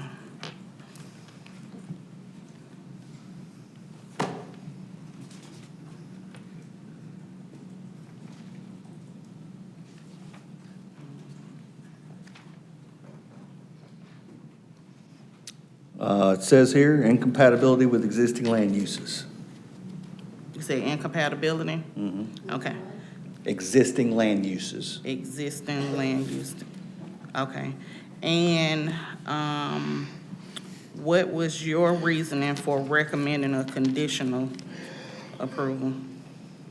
We based it on compatibility with future land use plan as far as the single-family portion goes. The transitional zoning bordering the RMF2 property, compatibility with existing land uses because it's predominantly single-family and everything else around there is single-family. And the traffic study showed a lower impact on the transportation network. How is it that, and you know I asked this the last time, how is it that PAC can deny and then we come back and do a conditional approval? Is ours done first or is PAC's done first? No, PACS is completely independent of council or the planning department. We just give them the information. And then ours is independent. And then you all make the decision. Okay, so out of all the information that PAC had and the entire body of PAC, they denied because. I think it was 6-1 maybe. 6-1, okay. But because it's incompatible. That was their reasoning. That was their reason, incompatible. All right, and you're saying that it will be a 60 to 70 unit decrease? I mean, because we've had people come up here just recently and we voted to put a 50 buffer, what was it, 50-foot buffer and things like that, and then they had to decrease the amount of units. It happens all the time, and, you know, because they want to get the project done, they actually adhere to what's being suggested, even by PAC and planning, and also a counselor that suggested another individual who wanted to do a project. And not only did he had the conditions that was set forth in the planning department's recommended conditional approval, but we as the council put in additional. So my question is, why can't you just go forward with the current zoning and let it be approved based on what's currently in place? Well, there's...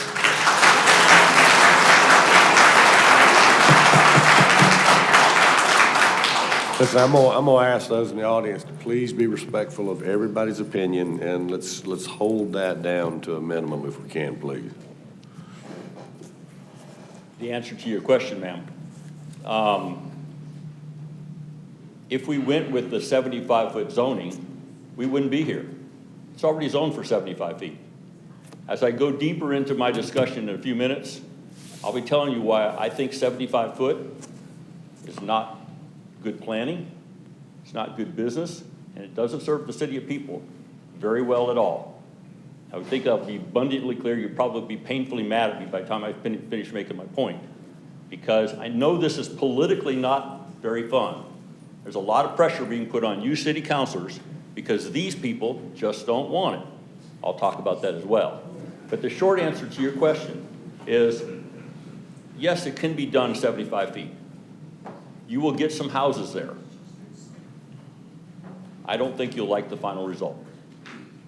And I would be foolish to stand before you as a long-term professional in the city of Columbus, building houses and developing, and tell you that's the product to do here. It's the wrong product to do here, and I'm going to tell you why.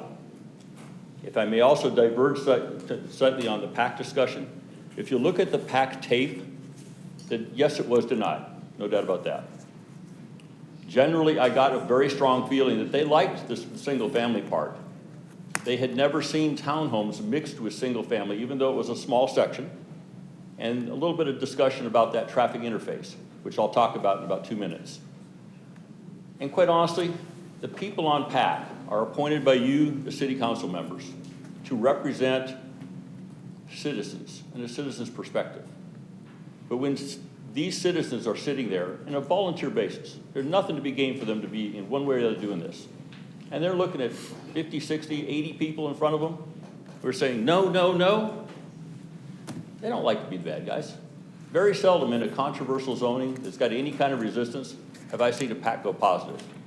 I've been involved in 3 sizable rezonings in the past, some of which were really noisy. This one's pretty big too. I've never had a positive PAC coming in that situation. And in every single case, city council took the time, took a deep breath. Some cases we talked about resolutions, and we came up with the right answer. And now, years later, all those communities are integrated into the city very smoothly, very respectfully. They have neighbors, they have friends at church, they have kids at school together, and it's just fine. This is about change, managing change. It's a legislative process, but there's some elements of property rights that are in here. I'm going to mention that as I get deeper in this as well. But those are the 2 answers to your question, ma'am.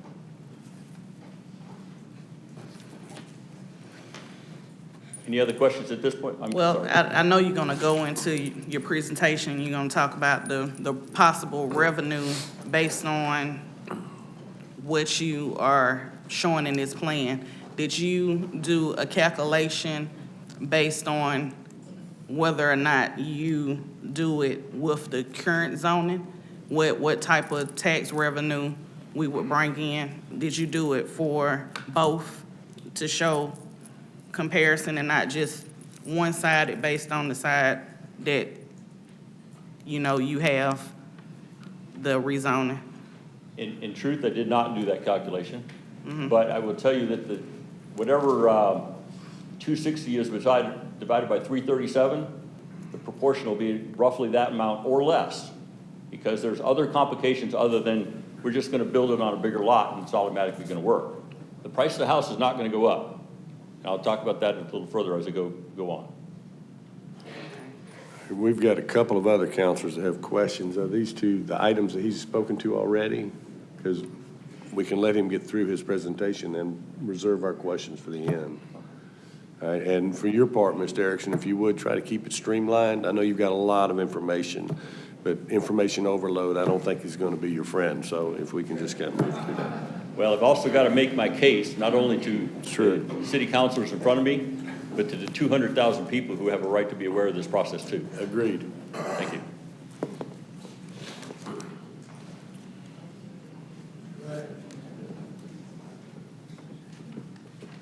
So I'm swinging to that southwest corner here for what is effectively a variance. All of these lots here are big lots. They're all much bigger than 10,000 square feet. From my perspective as a planner and for people who are likely to live in these lots, I think there's a prettier, more elegant way to do the project. It's also a little more cost effective. This way, we're going to generate a private road maintained by the people who drive on that road. Big one, it's probably 16 feet wide, 6-inch deep concrete, so even a fire truck could go up there if they wanted to. These people would pay for any maintenance on that along the way. Their street address would be the end, this is Bentwood Drive, their street address would be here. We are required by city ordinance, we have to have at least 25 foot of legal street frontage. This layout represents that. The alternative is, we could go forward here. We could put a cul-de-sac in here. We could tear up a lot of stuff. We'd get about the same number of lots. It costs twice as much. And I don't think it would be as pretty when it was all done. Now, Mrs. Blount and Mr. Blount live in this corner right here. We had a conversation the other day, and she brought up a very good question at our public meeting at Winton Methodist Church. And I want to take a moment and thank the church again for allowing us to use their community room for discussion a month or so ago. Mrs. Blount raised a question, what about the garbage collection? How is that going to be handled? And to that question, I had to answer to what I believe the right answer is. The garbage trucks are not going to leave public property. They're going to stay on the road. The garbage cans would have to gather down at the end of the road, and we could build a rack to make that relatively presentable. In talking to Ms. Blount the other day, I made the suggestion, how about if we extend the pavement surface, the curb and gutter surface there, to provide a better area farther away from her house to do that. And we were generally in agreement with that. Because of illness in her family, and she keeps a busy schedule, I give her credit for that. We weren't able to collaborate on the final details of that, but I'm more than willing to accommodate that change if that's what she wishes. Along with this, as a note down here in the corner, B right here, there's a storm pipe that begins right there. That drainage comes down here and goes into that storm pipe right here. That storm inlet is going to need to be rebuilt. It's actually collapsing as we speak of it right now. Have to be rebuilt, but that's a small detail for somebody who's in the grading and construction business. We'll get that taken care of. So this is basically what I would recommend based upon that conversation with Ms. Blount for this corner. Now swinging over to talk about the townhomes. This is a representative area. Let me get out of the shade right there. This is a representative of what a typical block of those townhomes would be. This is our main travel corridor right here. And each townhome, there's a total of 6 on each side. Each would have its own garage, 2-car garage.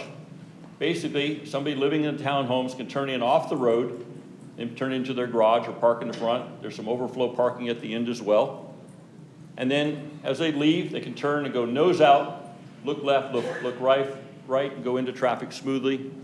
The beauty of this is it minimizes traffic congestion on that otherwise primary corridor going in and out. Less driveways coming onto a primary road is good for everybody.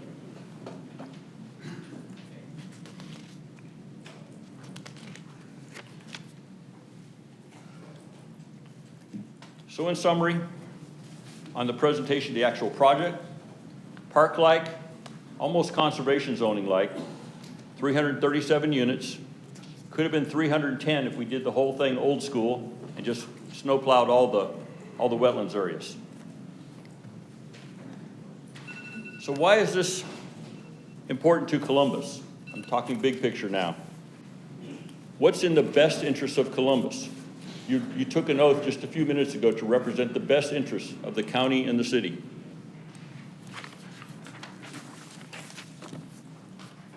I know this is not popular politically.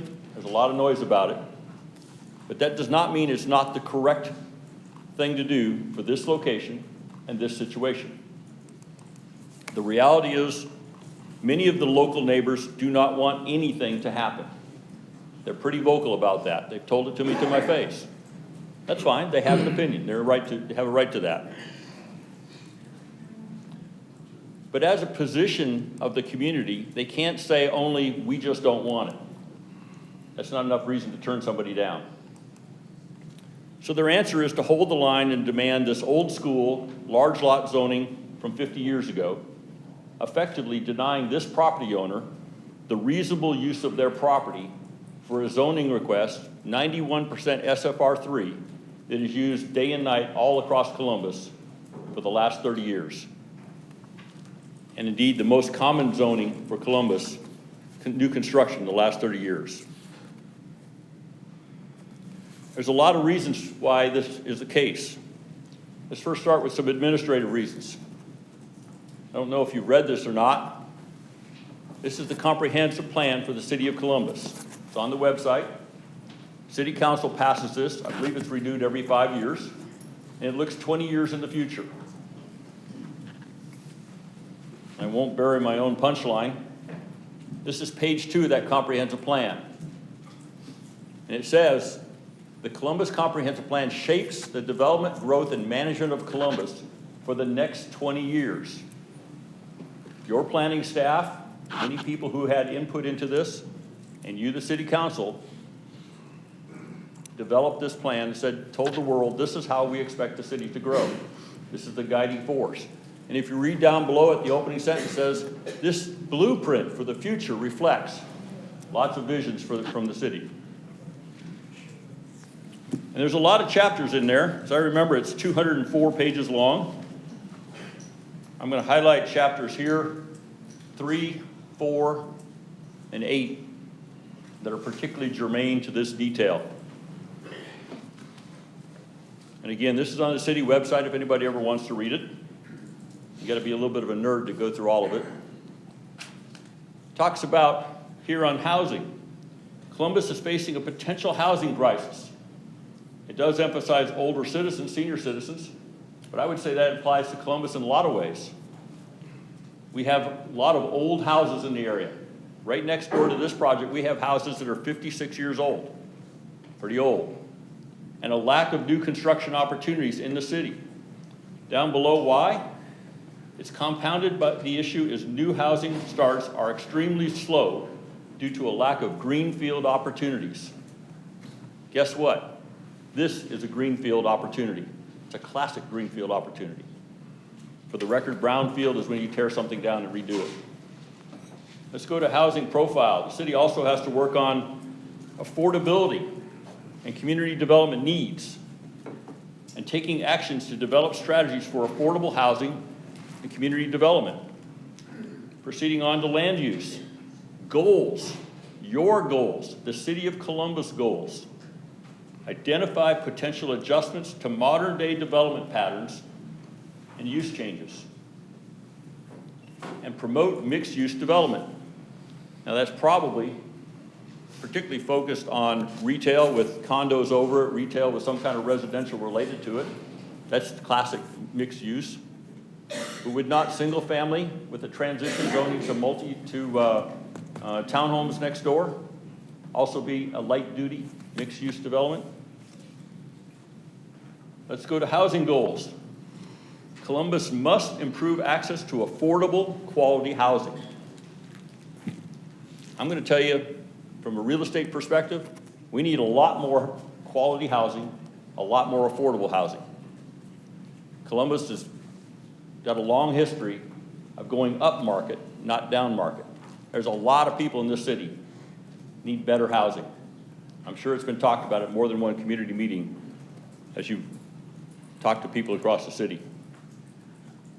Most important part of the comprehensive plan is page 41, the future land use. And I read that to the top.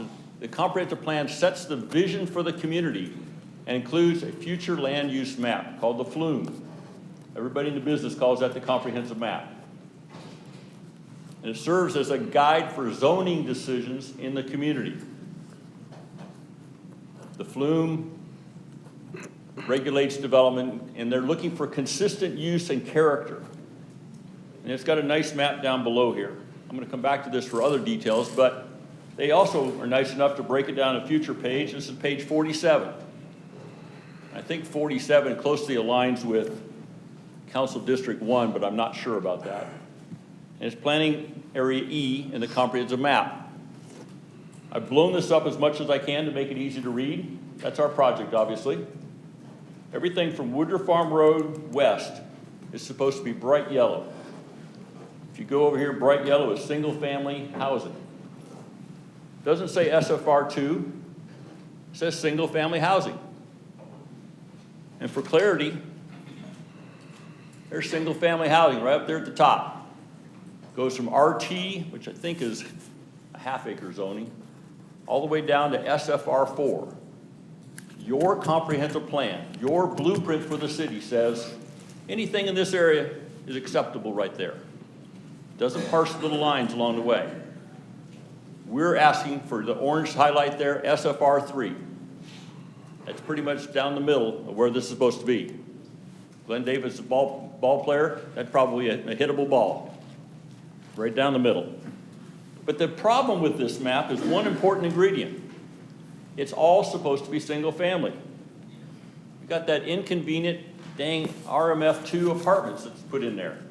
You didn't approve it. Some previous city council approved it, but it's there. And once approved, you can take it back, but I guarantee there'll be some serious noise if you do that.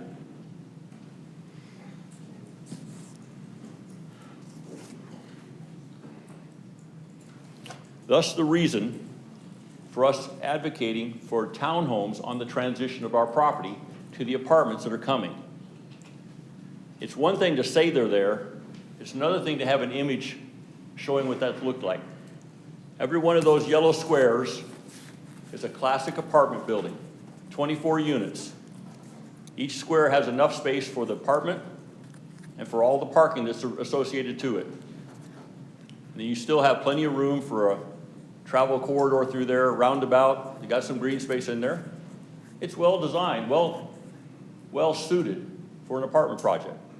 In fact, it's probably the best thing to do for that property because of its topography. It drops a fair bit going down to that edge of that paver, which is actually pretty large drainage. But townhomes as a transition to that is a perfect thing to do. I would argue distinctly stronger than just a buffer.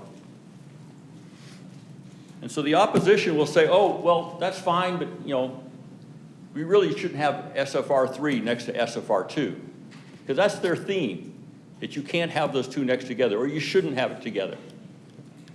I'll use nice words, but I'll say that's not right.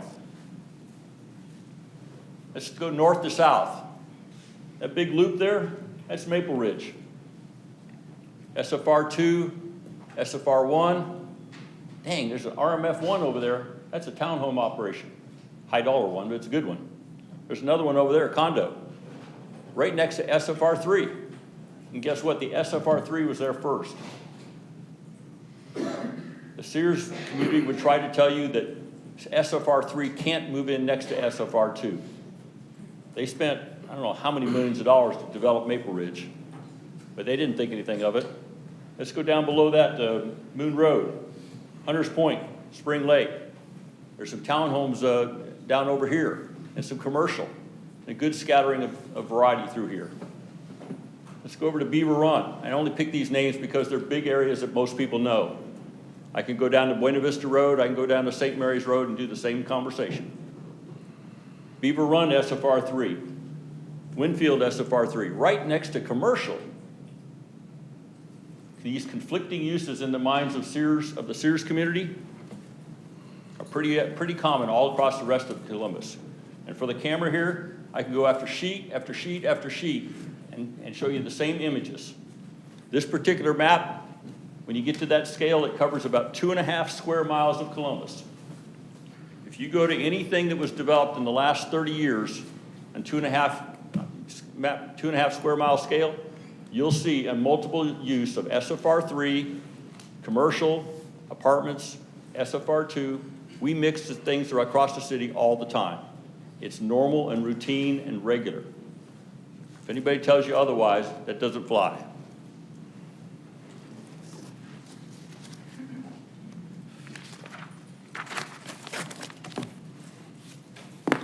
I also wanted to highlight one thing here with your comprehensive plan.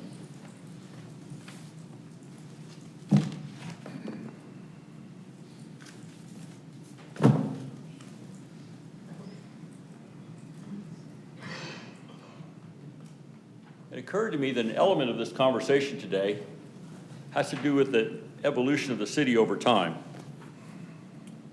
Columbus is where it is because of the falls that are out there on the river, Chattahoochee.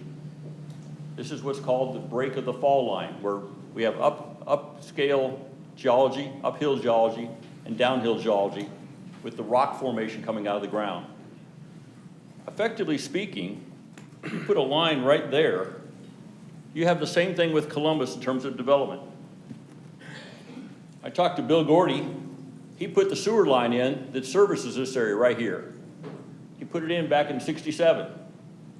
All of this area started there because of that sewer line, and then it went up northeast from there. There's a theme I'm headed to here in a minute. Same thing happened up here around Windsor Park. The sewer lines there went in mid-'60s, late '60s, and it gravitated north from there. Think of that as a break between old Columbus and new Columbus as they expanded the sewer line. It's going to tie into some other conversations here.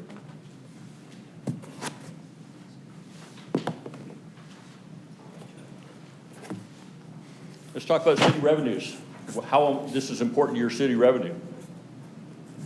Everybody knows things are getting more expensive. They're getting expensive fast. Inflation has really ripped a hole in a lot of budgets. Columbus staffing and budget, we are understaffed. And the staff that we have is generally overworked. Pretty widely recognized that they're underpaid at the same time. And there's big expenses on the horizon. There's a $100 million, $150 million jail not too far down the road. Maybe we'll get a SPLOST for it. Maybe we won't. But there's routine things that we aren't even doing. The flooding I mentioned earlier in a small scale. Saving a few thousand here, a few thousand there. Maybe 50,000, who knows what it is. Swimming pools that are delayed and not used for years because we got to get the funding organized and budgeted properly to do it. Same theme runs throughout the city of Columbus. Again, we're looking to private investment for $120 million, $2 million in taxes, $6 million in retail taxes, sales tax from that as well.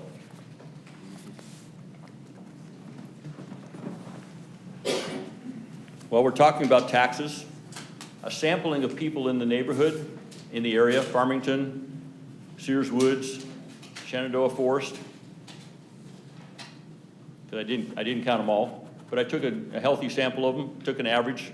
I came up with an average tax bill of the people nearby at $1,800 per year. Surprisingly, there's a sizable number of them who are paying zero taxes. Various forms of homestead, disabled veterans, elderly low income, pretty sizable percentage. And for the record, I know for sure that there's a good scattering of rentals in there as well. The taxes on what we are proposing, new construction, $5,700 per year. Now, some of those people might claim elderly exemptions or handicapped veteran exemptions also, but on the surface, it's 3 times as much as the neighbors next door.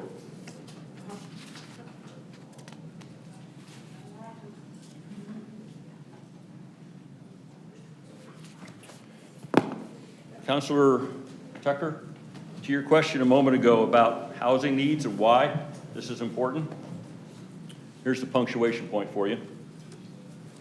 It's really hard to show out-of-date housing versus modern housing. Most people can't really recognize the difference. So I hope to do it by an analogy that I hope will be useful to you. I'm going to use it with cars. Most people have seen cars over the years and they can recognize them immediately. Shenandoah Forest was developed starting in 1966. According to my Google search, that's the most popular car in 1966. 1966 Lincoln Continental, 10 miles per gallon, 7.6 liter engine, big sucker. Sears Woods, developed in 1971. Most popular car in 71, Chrysler New Yorker. Windtree in Farmington, started in 76, 78 as I recall.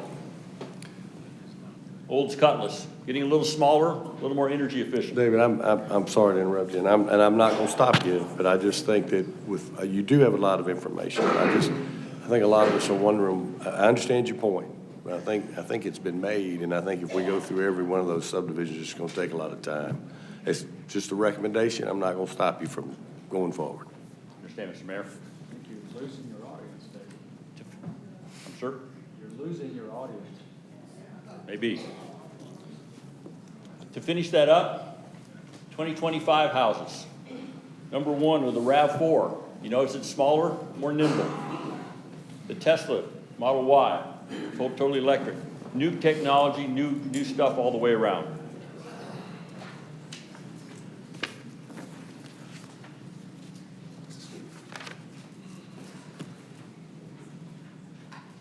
And then the last component of my presentation was about affordability. The average house in Columbus right now, or I should say, the typical new construction in Columbus starts at around $350,000. There's some below that, but not very much. We need to provide housing for the people of Columbus. This is a classic project to do that. I know this isn't politically acceptable. You're getting a lot of pressure otherwise, but it doesn't mean it's not the right project for Columbus.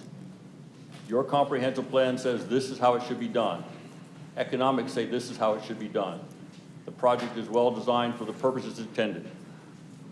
I would ask for your support.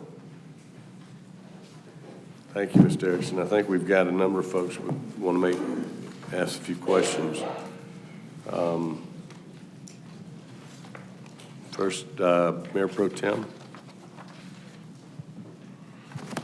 Thank you, Mayor. David, just kind of want to get the understanding of what the business model is for Wiser Homes. If this property is rezoned, do you develop it, or is it sold to somebody else and then they develop it? No, Wiser Home Builders LLC is intending to be the seller of record when it's done. I have been hired as the general contractor to push the project along, to basically organize it on a daily basis, but the deed will show Wiser Home Builders LLC as the seller. So you'll be building the homes? I'm the day-to-day contractor, yes. Okay. And a question about the lots. You talked about 20-foot setback, and some of the lots are deeper than normal? As a request for, well, that was the condition I put in. Let me get to that map so I can show it to you better. 65, I think you said 65 feet wide, or frontage, and then they're deeper because of the design of the whole. That was on the perimeter lots in yellow. As we go to this map here, the perimeter lots here in yellow, all of those lots are at least 10,000 square foot in size. So the ones where I'm specifically pointing at there right now are 60 feet wide, SFR 3, but we made them 10,000 square foot, so we made them extra deep. The purpose of that is to separate the house from the existing houses across the line as far as possible. I got that. Now let's move on. What's the footage on the front of the other lots? The body of these are all 60-foot lots. And those are 65, the ones you just pointed out? No, they're still 60 frontage, where we can, we've done 60 frontage, but we've made them deep, deep, deep until we got to 10,000 feet. Okay, and a person that bought that lot, for example, would be able to position their home to be built anywhere on that lot? In theory, yes, but in practical, it's gonna be up there towards the front of towards the street, and you're gonna have an oversized backyard. If that was of some concern, we could easily make a larger rear setback in that case that would prevent that. Okay, and the next question I have is the area down in the southwest corner where the wetland area is, it concerns me that you want to build homes in that area. I mean, we have a lot of problems with, I mean, it's just the law of nature. Water flows downhill, and water flows from North Columbus, Muskogee County to the south. And when you build homes in a wetland area, you're asking for problems. The city, over the years, has had to buy homes that were built that we allow to be built in a wet area. And it concerns me that that's what you want to do. So I just wanted to make that concern. And the final thing, Mayor, I just want to say, the Planning Advisory Committee are appointed individuals by this council. They are lay people who hear, and they are advisory. They advise council on what they feel, how they feel about it. They're the first brunt. They're the first buffer, if you will, for council. Then the second step is it goes to the planning division. They're professionals. They go to school for this.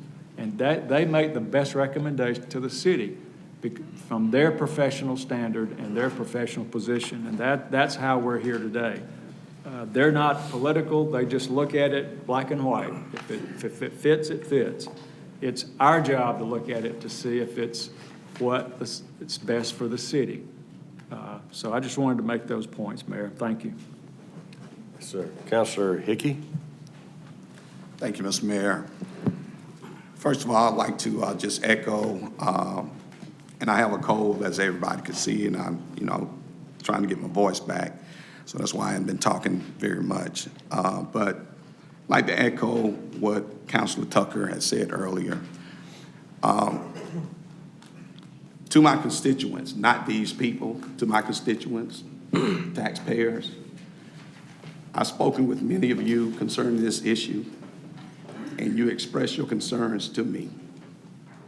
As your District 1 council person, as I stated before, I support you all 100%. I know. Mr. Mayor, may I object, please? No, you can't. He can make a comment the way he wants to, Mr. Erickson. I would just like to say, for the record, there have been no pressure from any of my constituents on this particular issue. When I spoke with them, their request was reasonable, their concerns was reasonable, and I agree with each and every one that I spoke with.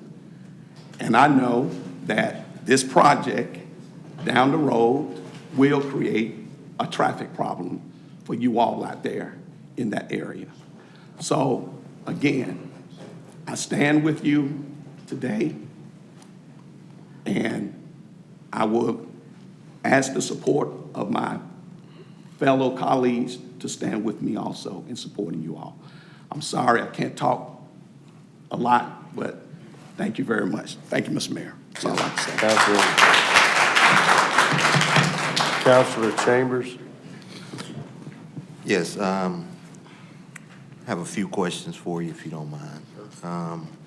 So, townhomes, you're proposing 337 units, correct? Total project, Okay. 337. What is the cost point, the price point for the townhomes in square footage? Well, we're building a larger townhome than would be typical in most situations. Our average sales price for the subdivision is intended to be around $350,000 in today's dollars. I would think the townhomes would probably run $320 to $330, but there will also be some larger houses that are mixed in here as well that will be pushing into the high threes and counterbalance that. Okay, for your single-family homes, what square footage? If you built it today, you'd probably be talking about 2,400 square feet. Could be as low as 2,100 square feet. Costs are continuing going up quite rapidly. Okay, so for SFR2, the minimum lot size is about 10,000 square feet. SFR2 is 75-foot frontage. Got to be 10,000 square foot in size, which is generally 135 deep. And SFR3 is 7,500. It's 60-foot frontage, and you have to reach 7,500, that's correct. Okay, the maximum density units per acre for SFR2 is 4, right? I don't know that right off the top of my head. Does that sound about right, Will? In that ballpark, yeah. And SFR3 is 5.5. Yeah, you have to have perfect circumstances to meet both of those. Okay. That's all I have. Thank you. Okay. All right, Mr. Erickson, I think that's all the questions, Mr. City Attorney. All right, well, Mr. Johnson, did you have any more comments that you want to make? If not, we'll move on, Mayor, and let any of the folks in the audience that want to speak. Yeah, and what I will ask the audience, if you have spokespersons, they let them kind of get in line, and I would ask, council would ask that you, as you touch on the items, try not to be redundant, and each one take a different challenge. I appreciate your patience. All right, thank you. Thank you, Mr. Mayor, City Council, and to our residents. I'm Karen Gaskins, a 24-year resident of Sears Woods, a 63 year resident of Columbus. But the most thing I think I'm proud about on this particular day, I'm a 34-year police officer with CPD, retired. But thank you for your time. What you're getting right now is the future, not what has been done in Columbus for the last 30 years, but I would encourage you to just read this. This is where we need to go. This is our future, combining all these different things we're talking about. But I'm here representing the Sears Wood Neighborhood Association and its 272 homes, which are, yes, opposing the rezoning of 5201 Macon Road from the SFR2 to the SFR3 with the conditions which include the townhouses and condos. I'm sure many of you remember we've come before you a year ago and we were in opposition. We were able to bring and organize the residents of Sears Woods, Shenandoah, Wintry, Farmington, Sears Pond North, Sears Pond South, Chatham Woods, Willow Bend, and Sheridan Forest. That is 9 subdivisions that understand if this happens, then all of us are going to be impacted negatively. And the document that I've given you, it spells out all the negative things that I hadn't even thought of some of this stuff. So that's why I'd encourage you to read that. The first petition was done a year ago in the 9 subdivisions. We had over 700 signatures. We overwhelmed you with emails and phone calls, text, and we were over 900 specific oppositions to the rezoning. After meeting with Wiser Home Builders and our residents, the leads decided to follow what our people want to do, and that was to do another petition. Well, guess what? Now we have 100 more signatures. So we're over 800 now people that are signed this petition.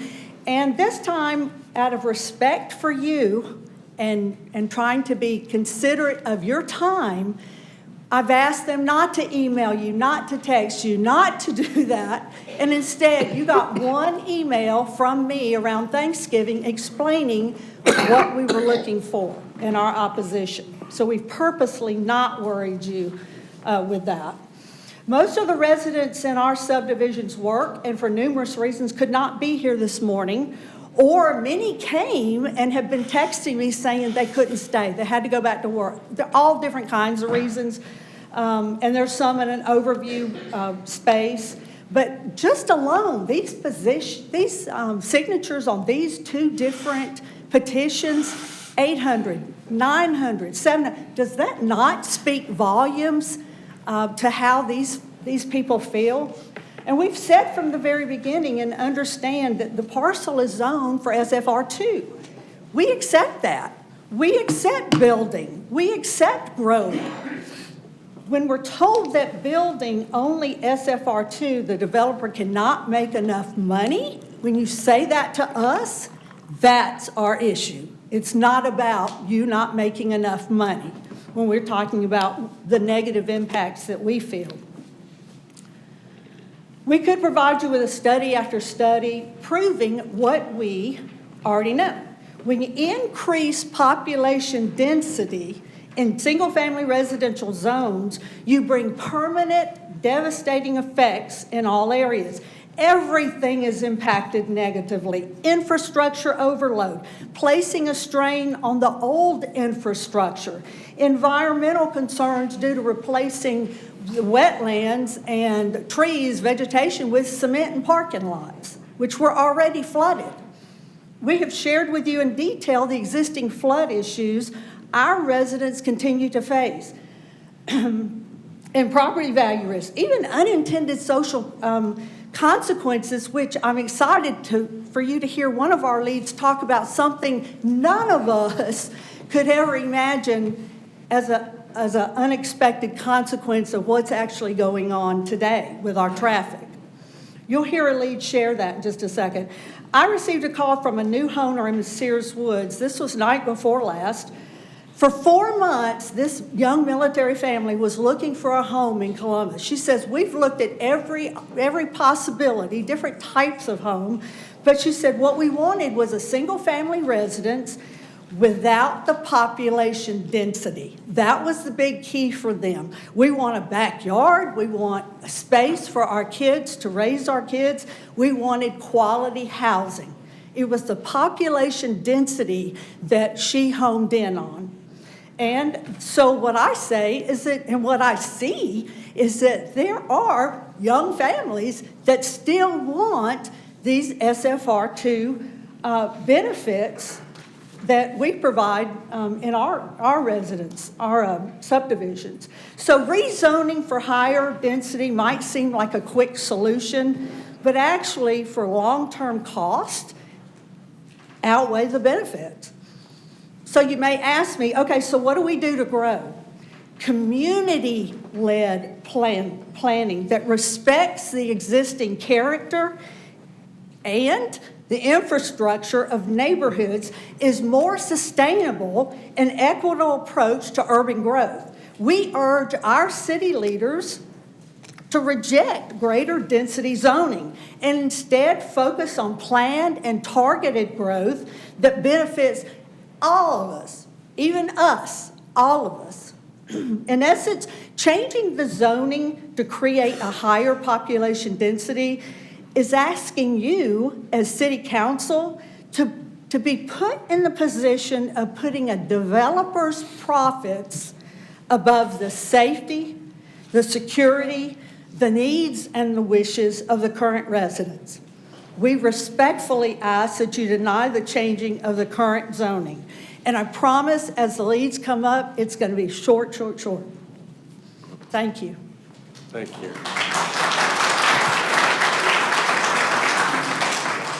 Good morning. Good morning. Mr. Mayor and councilors. My name is Wes Ezell, and I've lived in the Sears Woods zip code of 31907 for 30 years since we moved here. My sweet wife, I think, spoke to you on November the 19th to tell you this day would probably come. I wish she was here, but she is having a CT scan right now as we speak, but she wanted me to be here. So I am here to ask you to deny this rezoning effort. I'm representing Sears Woods, but I think most of the things that I will say will apply to any neighborhood up and down Macon Road between Reese Road and Woodard Farm Road. One thing I would like to say is I'd appreciate all the folks that serve on the Planning Advisory Commission. You mentioned that. and they take their jobs very seriously, and I appreciate that. I also appreciate Mr. Will Johnson's department. I have leaned on them for education, and they have been very responsive and kept neutrality the whole time. So kudos to them. The first thing I would say about this development is the houses are just not going to look like the houses up and down Macon Road and over on Reese Road. 92% of the houses that are going to be built there in townhomes, the units, are going to be on SFR3 lots, which you've heard is just a smaller lot. If you use that same lot size in Sears Woods, you would see, instead of seeing 3 houses when you rode down the street, you'd see 4 houses in the same space. If you use that same lot size, there could be, instead of 272 houses in Sears Woods, you might see as many as 362 houses if you use a SFR3 formula. 25% of the total units in this development are in the 84 attached townhomes. The fact that these 84 attached townhomes are in 14 separate buildings represents another difference between our neighborhoods and this development. There are no 2-story buildings in any of these neighborhoods. The current development plan has 24% more total units in Sears Woods that on what appears to be about 60% of the size of Sears Woods. This development is going to be high density. It'll have more homes, more people, more cars on less property than Sears Woods. I don't think it's a fit with the rest of the neighborhoods up and down that road, Macon Road. You've heard that traffic safety is a prime issue for us in all our neighborhoods. We don't have the sidewalks. And our residents have to walk and run and push strollers and wait for school buses on our streets. The high population density of the proposed project requires multiple entrances. So connecting with our neighborhood streets may solve the problem for the developer as far as access, but it's only going to create problems for Shenandoah, Sears Woods, Wintry, and Farmington. The resulting increase in population and subsequent traffic will play havoc on our neighborhoods, streets, with an estimated additional 843 people in 590 cars or trucks, making 2,960 new daily trips on our neighborhood streets, Macon Road, and Reese Road.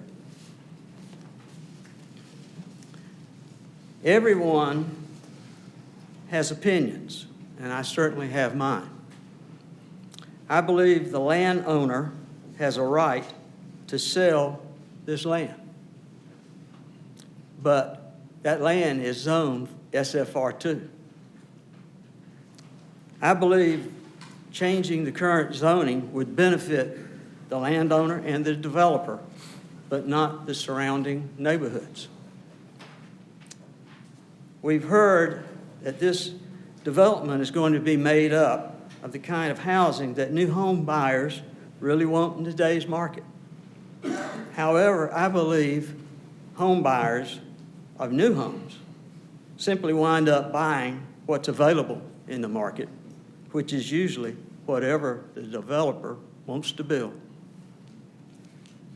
I believe that this rezoning request is not part of any noble effort to meet the needs of new home buyers or add value to our community. I believe the developer is merely trying to place as many houses and townhomes into a development to make as much money as they possibly can on this particular piece of land. I believe that keeping the current zoning would help our neighborhoods continue to be an anchor that's positive in East Columbus. I believe zoning laws protect us from incompatible development. It is my opinion that this development is incompatible with the surrounding neighborhoods. It's also my opinion that changing the zoning of this property and opening up streets in Sears Woods and Farmington to the proposed development could likely result in an intentional willful property devaluation. So I asked the council to deny the rezoning of this property at 5201 Macon Road.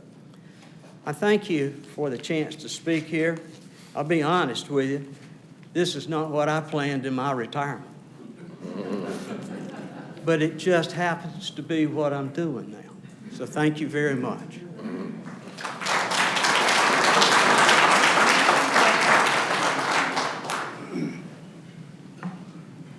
My name is Gregory Foster. I reside at 5446 Chatham Woods Court, Columbus, Georgia. I am the president of the Chatham Woods Neighborhood Association. I'm here to represent the 161 households in the Chatham Woods subdivision. Chatham Woods is located directly across the street from 5201 Macon Road. In Chatham Woods, we believe that Weiser's rezone application is nothing more than an attempt to reintroduce the Planned Unit Development, or PUD, at 5201 Macon Road. The majority of residents in my subdivision suspect that Weiser is simply seeking a way around the Planning Advisory Commission's previous recommendation against rezoning that parcel of land. My Chatham Woods neighbors and I believe that the Weiser's ultimate goal is to build townhouses close to single-family homes in order to make them more appealing to renters. According to numerous credible sources, including RetailIncomeAdvisors.com, U.S. News and World Report at usnews.com, and LoanBase.com, multi-family residences are more frequently rented than single-family residences. Townhouses are multi-family residences, and according to Weiser's rezone application, if 5201 Macon Road is rezoned as they requested, they will build 84 townhouses on that property. And despite what they promise, there is no guarantee, absolutely no guarantee, that this will be the case in which all those houses are sold. Some of them may be rentals.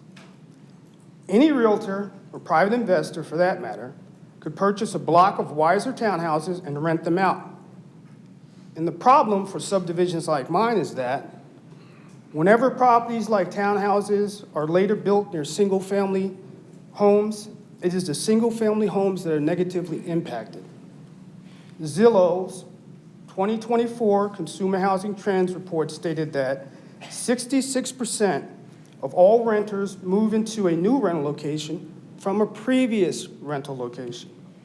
This is what makes them more likely to be a transient resident and less committed to the existing neighborhood than a single-family homeowner.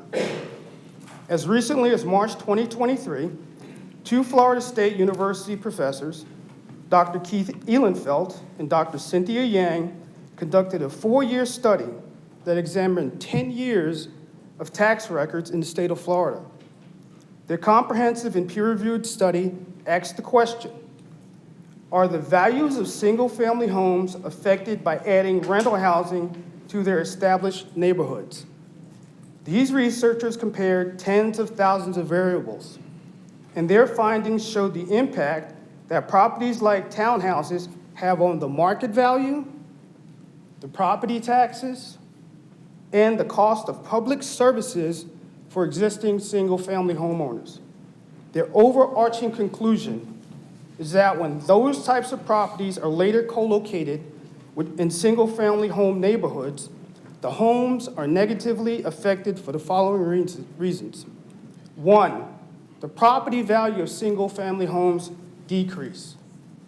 2, the property tax for single-family homes increase. And number 3, which I found amazing, single-family homeowners end up receiving fewer government services, while the cost of obtaining both government and non-government services go up across the board. These outcomes significantly diminish the quality of life for single-family homeowners. And it is primarily for that reason that the overwhelming majority of Chatham Woods residents have asked me to speak to you on their behalf and oppose the Weiser Corporation's rezone application. Thank you.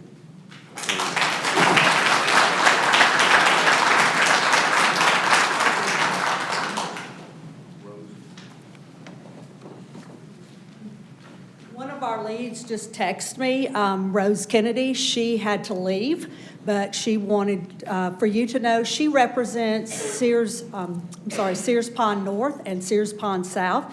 Both of those subdivisions agree with us and have signed the petition. She had to leave and go back to work. And our next lead.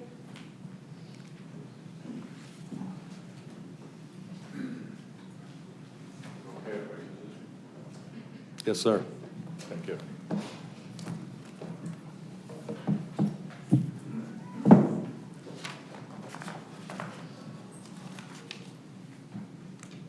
Give me just a moment. Okay.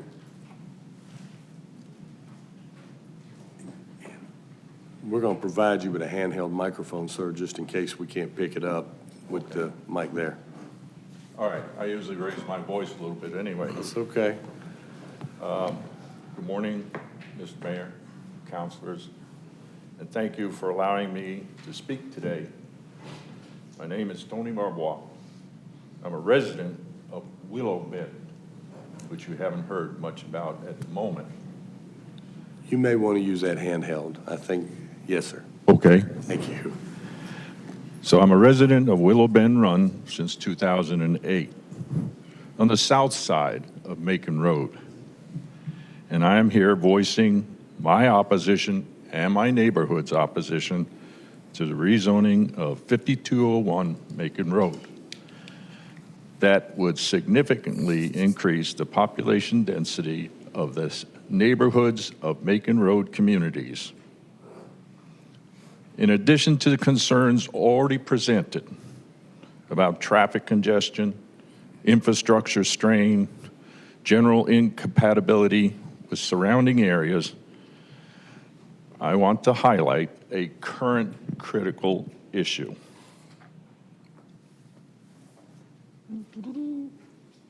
I got it right? No, I don't. Do I have to do, oh, there we are. Just an old soldier fading away. Rainwater runoff and flooding. 2 decades of heavy rains and the widening of State Road 22, which is Macon Road, has already overwhelmed Willow Bend and others, local drainage systems trying to absorb the stormwater, which is attempting to reach Bull Creek. On my map here, simplified, the red line is, the blue line is a representation of Bull Creek, which is a major drainage area for almost a large portion of East Columbus. The red line is the Norfolk Southern Railroad, originally the Central Georgia Railroad.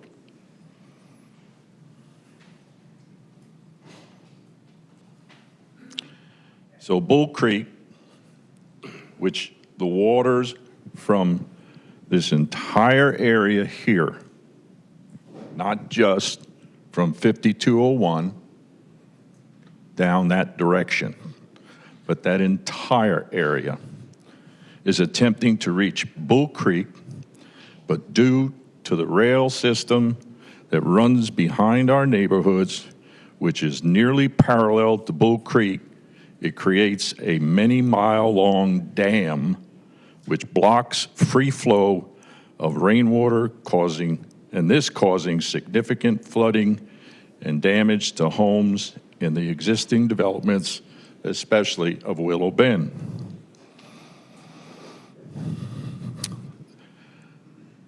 excuse me, the proposed rezoning would exacerbate the problem by increasing impervious services such as roads, rooftops, parking lots, which prevents the rainwater from naturally soaking into the ground.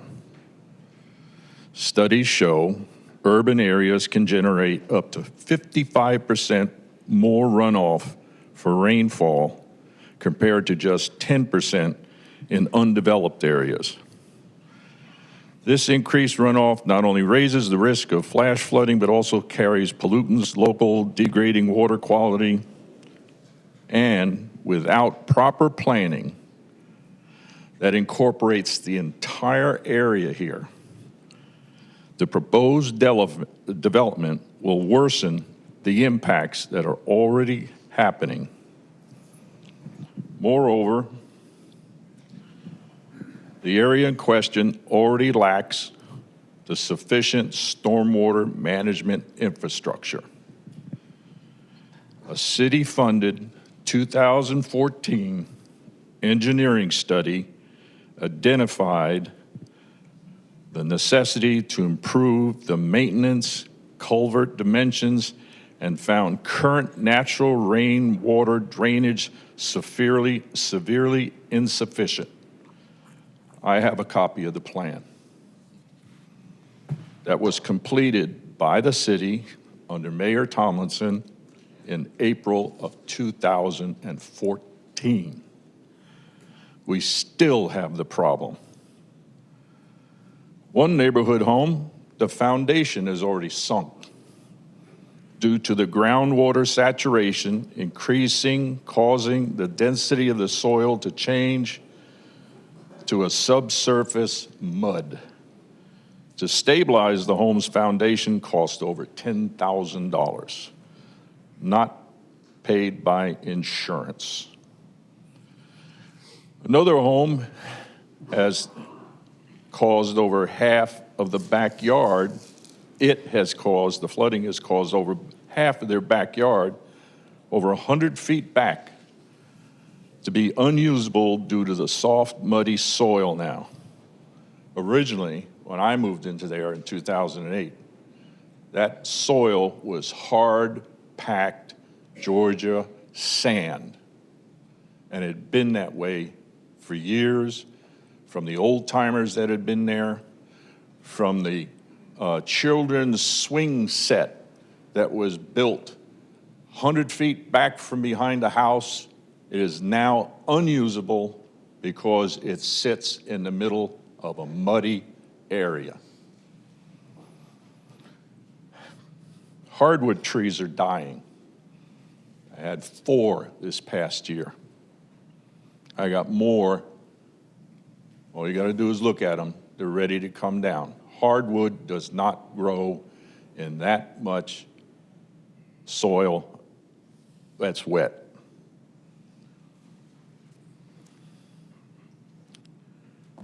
The costs, the retention ponds, rain gardens, whatever is required by the engineering plan,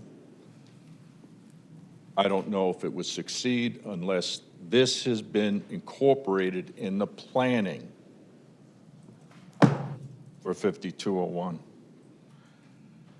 Therefore, if you alter the zoning without addressing the issues, it would lead to more environmental degradation, increased erosion, sedimentation in the nearby streams, greater destruction of the natural habitats because of the poor runoff management and maintenance. In closing, I fear a scenario such as a storm like the recent Hurricane Helena would come over Columbus and devastate our area. I urge the commission and the council to reject this rezoning request. The stormwater drainage improvement study as presented in the city's 2014 Macon Road Drainage Study. The solutions are necessary, but more developments are added into the, before more developments are added into the Macon Road natural watershed near the Willow Bend Run. please prioritize sustainable growth that protects both our community and the environment.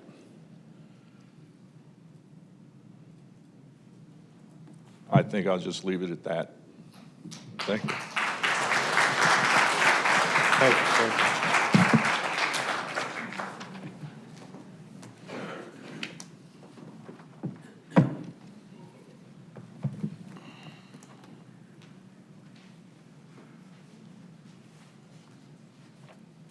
I have 3 Google Maps I'd like to show, if I may. Certainly.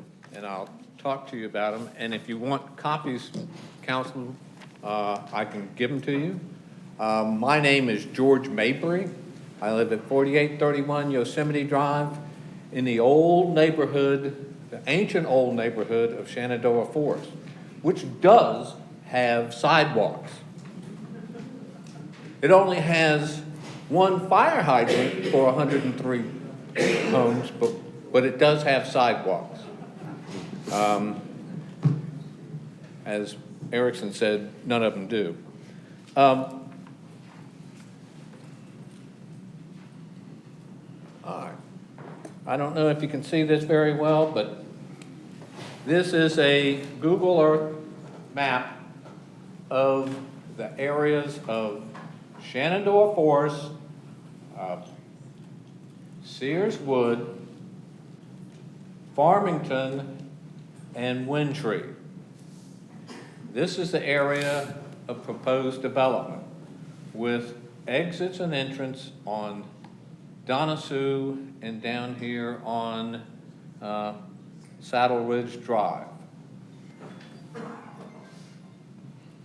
Mr. Erickson said he was going to push all the traffic to Macon Road.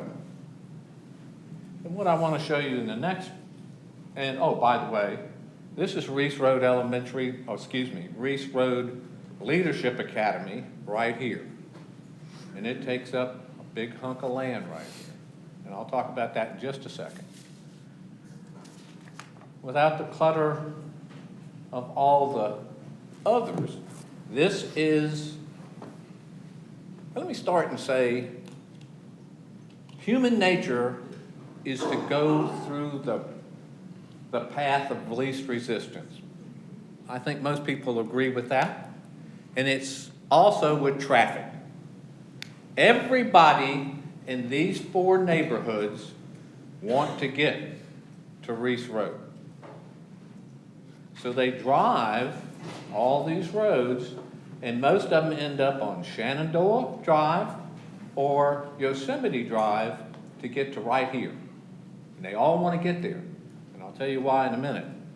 With these 2 right here, even with an entrance onto Macon Road, they will drive down Macon Road till they get to Sears Road, come up here to the 4-way stop sign, which is only a suggestion for most, and then run up the hill. And oh, by the way, last summer, this past summer, the city put a 20-mile-an-hour curve sign as you go up the hill. There's not one coming down the hill. I don't know why, because my Grand Cherokee, which was legally parked on the road right here, was totaled by somebody coming down the road. And the person on the other side of the street had a car run into by somebody coming down the road. However, a teenage girl going up the road right here in her brother's vehicle ran into the curb when she decided it was time to stop and broke her axle. So anyway, traffic and safety are our issue. So no matter where you are, we have currently 4 subdivisions all funneled right here in a funnel to get to Reese Road and that point on Reese Road. Adding another subdivision of high-density dwellings will just exacerbate our problem right here. And why does Reese Road, why does everybody want to go to Reese Road? That would be a fair question I would ask. Here is Shenandoah Drive and Yosemite Drive and Reese Road. If you travel down Reese Road, you come to Gentian Corners. From Gentian Corners, you can go down Gentian Boulevard to Warm Springs to get to the hospitals. From Gentian Corners, you get on Manchester Expressway. From Gentian Corners, you can get on 185 heading north. From Gentian Corners, from Reese Road, you can cut through Northgate to get to Milton, or you can come down to get to Milton, get to the Warm Springs bypass, and there you are either heading for the airport, or you can get to Columbus Park Crossing, which everybody wants to get to. No one back here wants to go down Macon Road to get out here, to go north. No one goes down Macon Road from our subdivisions to go north. They go down Macon Road to get on 185 to go south, to go to Fort Moore, Victory Drive, or Casita, or wherever. But the majority of the people want to go do most of their businesses on the north end of town, because that's where all the growth is and all the commercial enterprises are. So this is a critical path that these people go through. Now that Reese Road Academy has traffic cameras, people are even more in tune to bypass going by the school during school hours, so they don't get a ticket from the cameras. I don't want to go by there because I might go a mile over the speed limit. So that is a critical area. The other problem we have, safety-wise, again, this is the Reese Road Leadership Academy, and this is Allegheny. We have new families that have moved into the neighborhood that have young children of elementary school age. And believe it or not, they walk to school. They walk to school and come in the back way. Allegheny, Yosemite Drive does not have a school zone sign anywhere in it, and they're as close to the school as Reese Road is. Reese Road Elementary School starts class at 7:45.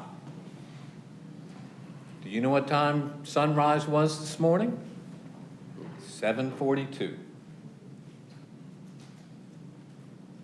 7:42, that means that during twilight hours, children are crossing those roads to go in the back way to the academy. With the more increased traffic that will be going through during rush hour in the morning, in the winter hours, the chances of a tragedy happening increase proportionately. So those of us that live in Shenandoah Forest highly recommend no to the rezoning. We have no issue with FSR2, but we are concerned about traffic and the safety associated with the traffic in our neighborhood. Thank you very much.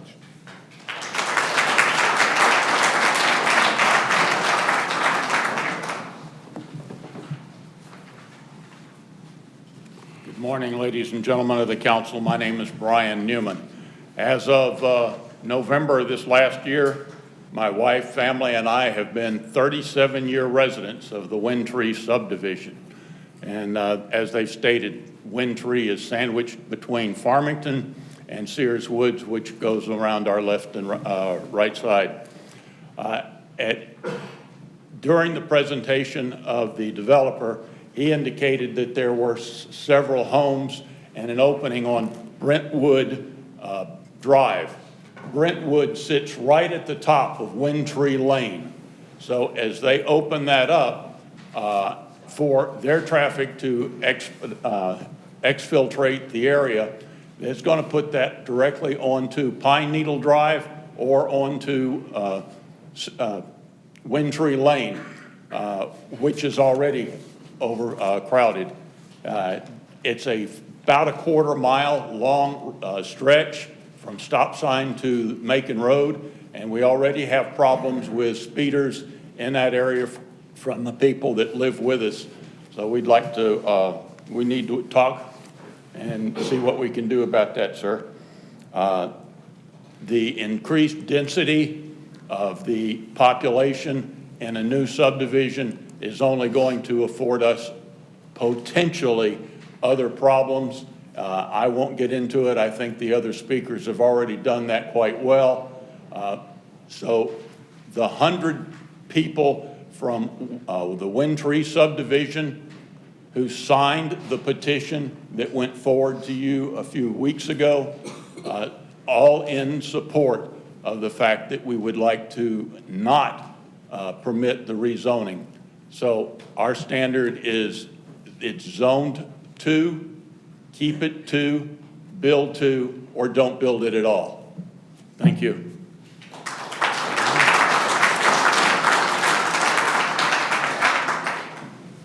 Good morning, Mr. Mayor, City Council. My name is Keith Parker. I reside at 4229 Westfield Drive, and to the best of my knowledge, I'm the last person speaking in opposition for you. Thank you for your time this morning. I know that probably you would have rather had shorter presentations. Mine will be brief. As Columbus continues to progress as a city, it is important that growth and development is managed in an organized way which will benefit its citizens. By utilizing the city's comprehensive plan and enforcing the current zoning districts, we can shape our community in a positive manner. I'm not the author of those words.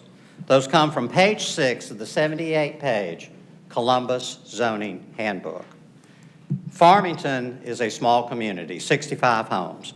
We stand in opposition to rezoning. We did with PUD, we do now. March 20th, rezoning was denied at PAC. November 20th, zoning, a different rezoning request was denied at PAC. Councilor Allen, you are exactly right. That southwest corner, if you would like to speak to the lady who lives there, Mrs. Blunt, she's sitting right here. Huge concerns with traffic, congestion, safety issues. Saddle Ridge will become a main thoroughfare. Right now, I have 18 neighbors who live in that vicinity. Suddenly, the traffic in front of their homes, their driveways, will be increased dramatically over time. The challenge for existing homeowners is to balance the needs of the city and who will be their new neighbors with the current needs that they have right now. We are asking you to understand we do not oppose progress. We do not oppose development. We are in opposition to rezoning and respectfully ask that when you get the opportunity to vote, to deny the rezoning request for SFR 3 with all the conditions for 5201 Macon Road. Thank you for your time.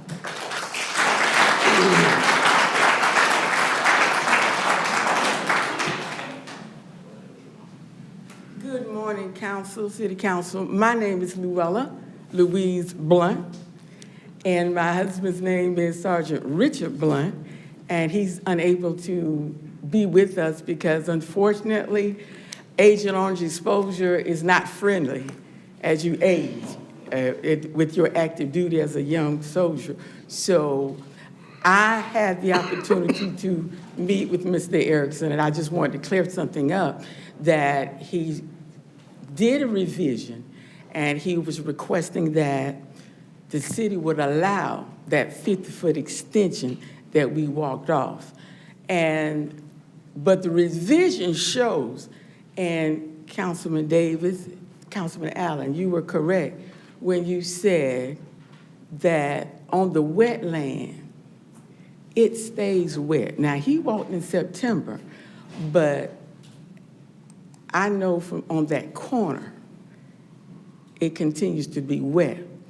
And when we look at that revision, and when you look at, we mentioned Helena, we can talk about Debbie or Milton, or just a hard rainfall that we do need in this area sometimes, is going to be an issue.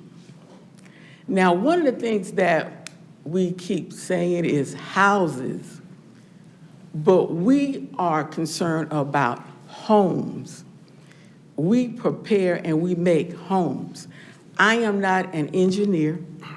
I am not a developer. But to look at that revision on that south end, we know there is going to be a problem. My husband opposed rezoning along with all of our representatives. And I thank you. Thank you, ma'am.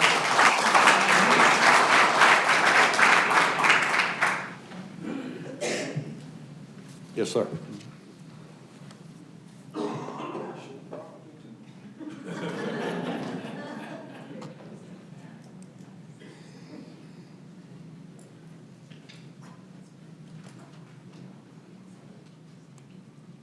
Good morning, Mr. Mayor. Good morning.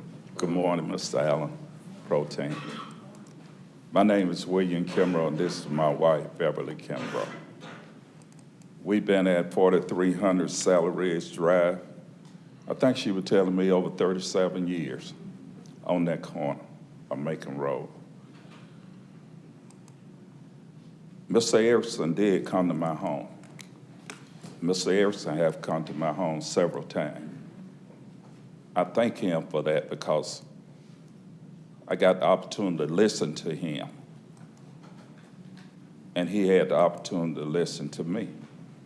But I never gave him an answer that as far as being in his favor, because I can see the traffic coming up through Sally Ridge Drive in Wilmington. He also conveyed to me that he will make a cul-de-sac there when he builds the homes on the coming up Wilmington. As I spoke to the Planning Commission, and I thank them,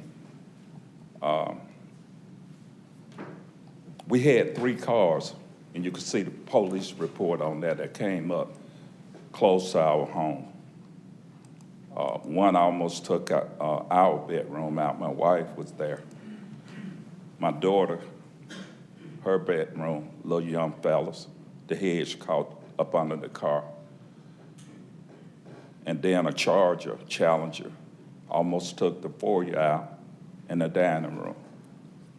The police came, but they captured him back over in the woods what want to get developed. We've been happy there in our home. We raised 2 of our children there. One is a lawyer in 2 states, state of Indiana, state of Georgia. Mayor Bobby Peters swore him in on the 9th floor of the government center, which his mom had the opportunity to see that before she passed, and his grandfather. Mr. Blunt, that sat on the other corner. Kimbrough sat on the other corner, 37 years, and he was there before I was. And I just talked to him recently about in opposition of this development and for a change in other zoning of it.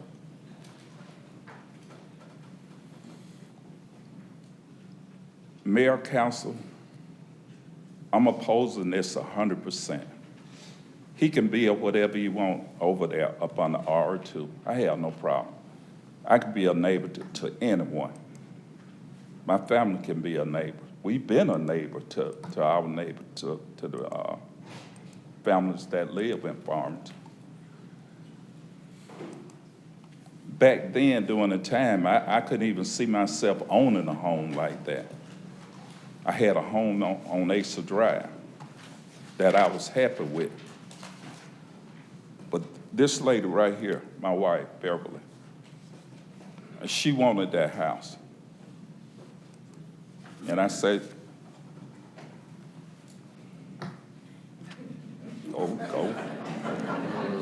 go check it out.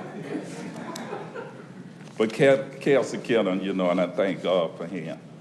He came in my home and he looked at my home. He said, "What do you want for it?" And I told him. He said, "Oh yeah, we can do that." And that's how I got started. I thank Kelsey Kennan. This is a house that we've been happy with. As far as being an older home, I can run just about a lot of things from this phone off my phone that's in my house. I believe in modern. I believe in technology. I put it in myself. My wife's lamp want to stay on all night. I just hit a button and cut it off from my phone. Y'all doing a super job. I've been in Columbus all my life. Through the good time and the bad time, this woman have been with me.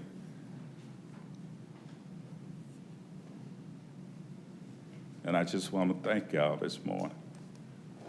I took time off my lovely job where I really enjoyed this age of 71, going and be with my people at Walmart.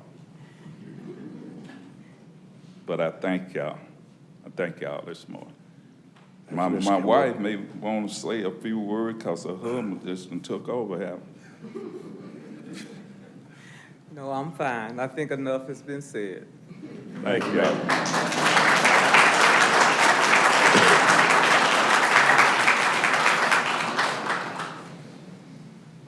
Yes, sir.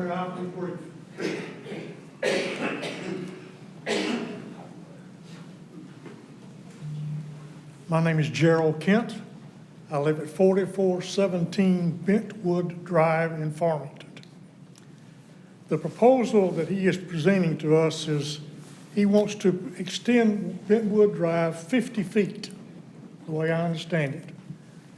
And there's going to be 6 houses built in that little area, if I understand it correctly.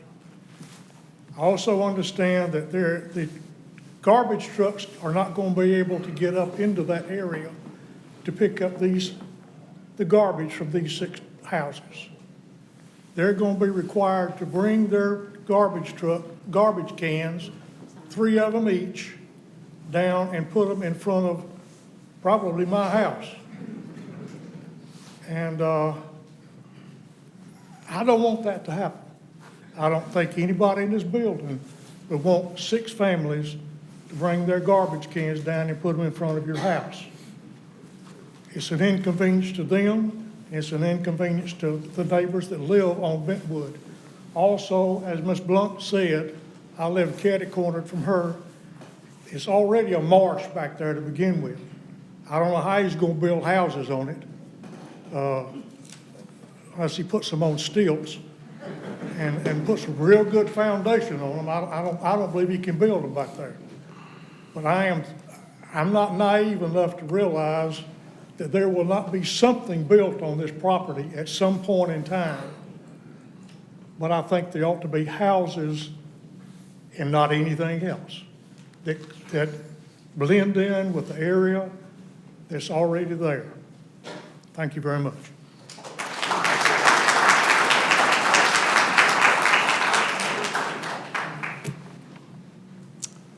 Anybody else? I think that's it. All right. We do allow rebuttal if Mr. Erickson wants to address points made by the opposition. And the only thing we ask, Mr. Erickson, obviously, is that you confine your remarks to a specific item that they brought up. They covered a lot of points. Yeah, that's true. I will try to be as succinct as possible.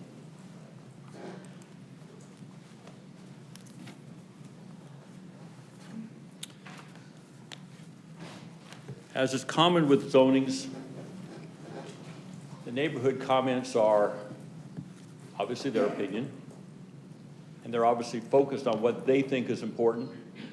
They sometimes get stretched a bit. I made a mistake. There are sidewalks in Shenandoah Forest. My error. But there are also lots of two-story houses in the subdivision as well. I just happen to have a couple pictures to reflect that. All I'm trying to say is we need to deal with the facts. I made an error on the sidewalks. Okay? There's lots of facts here. In the end, the only facts that are going to matter, I'm sorry, I took that away just so you went there. Sorry, Cameron. The only facts that are going to really matter when this is all said and done is going to be traffic. Because the rest of it's just stuff. It's stuff. You might also add the school lighting. If it's an issue, it's 100% solvable. Put some lights up. I've been out at Reese Road School twice at 6 o'clock in the morning. I honestly believe it's probably one of the best lit schools in the city of Columbus. And with regard to signs within the subdivision, warning there's a school right around the corner, same thing. It probably cost $100 a pop. Put them up. It was repeatedly mentioned about profit and money, which I have never mentioned that in my presentation. This isn't about profit and money. But the project has to work or it doesn't appraise. If it doesn't appraise, people can't buy houses. There are 3 long-term professionals in real estate on this panel right here. You all know if it doesn't appraise, it don't go. Typically, 85 to 90% of the people I deal with buying houses are doing 95% or 100% credit in buying their house. It's got to appraise, it doesn't work. You're not serving anybody any good by building an overpriced house that doesn't appraise or building a vastly smaller house just to get it affordable. That may not appraise either. You got to be somewhere in that sweet spot.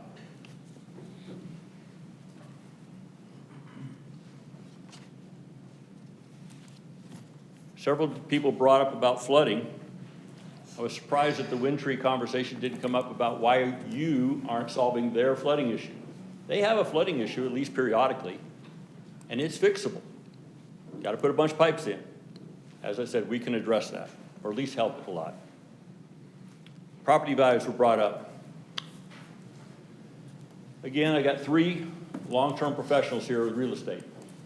If there was ever a proven case that a new subdivision next to existing houses brought down property values, we all know there would never be another rezoning or approved construction project in the city of Columbus.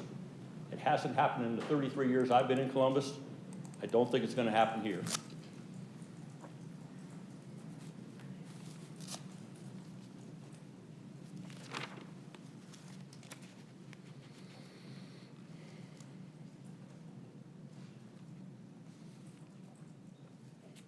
With regard to buying and renting, just for information, the one townhome project they did of some scale had 100 units in it. We actually had a provision in the covenants that only a certain amount of those units could be rented. We specifically guarded against somebody turning it into a mass rental community because our product was sold as a for-sale townhome community. I was fooled on it. I expected us to sell mostly to entry-level people and our master down plans for townhomes, a few older people. We had the whole spectrum. A lot more kids than I expected when we sold those townhomes.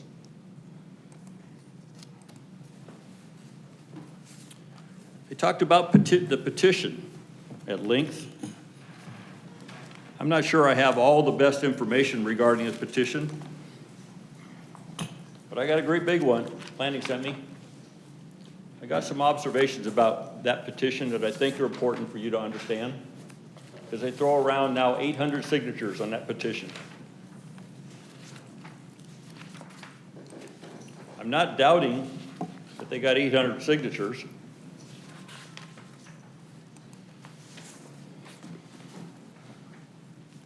But I did some analysis of these signatures. I found that roughly 62% of the neighborhood houses have a signature on the petitions that I saw, which means roughly a third of the people didn't sign it.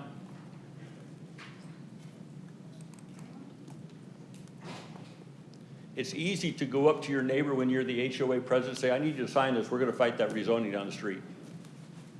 90 seconds, you're gone. The punctuating point of that is when we had the community meeting in Winton Methodist Church for people to be aware of, I purposely went out to the neighborhood to greet people coming in, try to have a brief conversation, trying to get some connection so I could hear their feedback.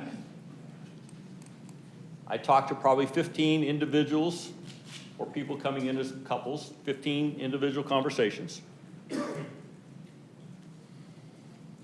And I was dismayed that probably 13 of those 15 people or couples had already signed the petition. I said, well, you must know quite a bit about this project then. And in every case, the people who had already signed the petition said, no, I'm coming to learn about it. I don't really know much about it. So I questioned what was told to these people to get them to sign this petition. If they blindly signed it without really knowing anything about the project, there's a problem with the data.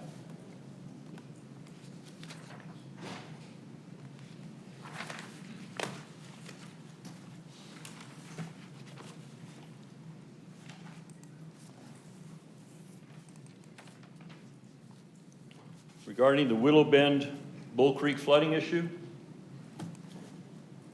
well, clearly that's been a problem for a long time, and an undeveloped piece of property we have cannot be the cause of it currently.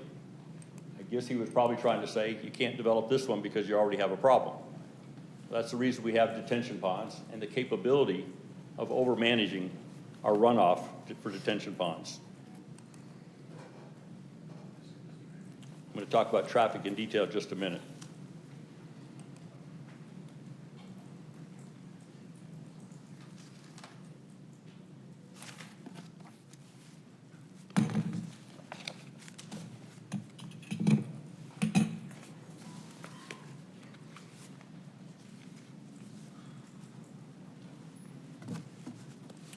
There's a lot of conversation about traffic here. We were even chided for directing the traffic towards Macon Road. We were specifically asked to do that by the president's meeting I had at the very beginning. They said, send it that way. And so we just got chastised for doing what we were asked to do.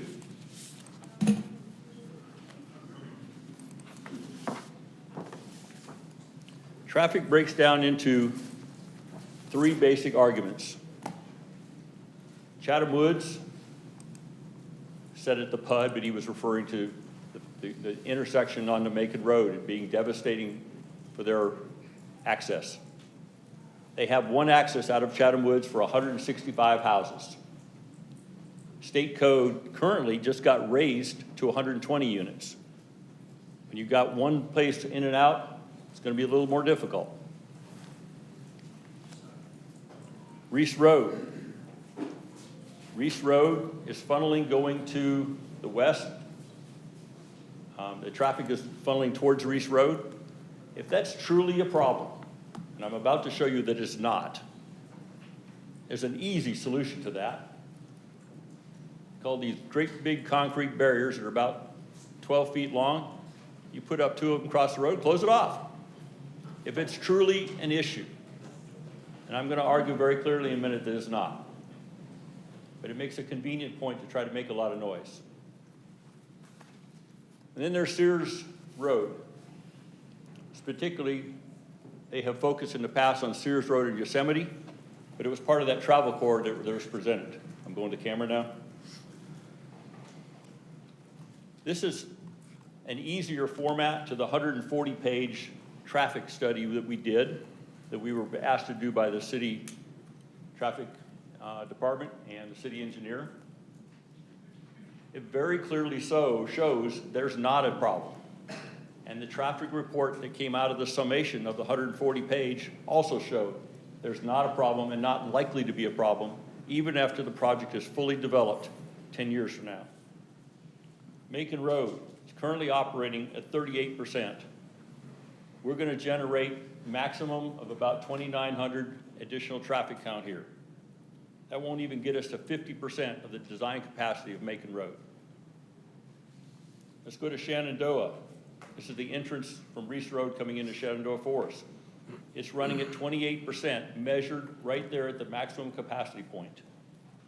If you ran every single car from our subdivision towards this direction, which is a long stretch of imagination, we still don't get to 60%. And then Reese Road is currently operating at 28% in the nearby vicinity. If you go to the Georgia DOT map, come back to camera. Just below Reese Road School, current traffic count is 2,800 cars. This is on a road designed for 10,000 cars. If you go up here after you get to Castlewood, you're at 3,400 cars. Again, if every single car from our project decided to go that direction, you're still only at 60% of design capacity for Reese Road. I've traveled Reese Road a lot in the last 4 months. There's not much traffic there, frankly. So the noise about Reese Road is also highly questionable.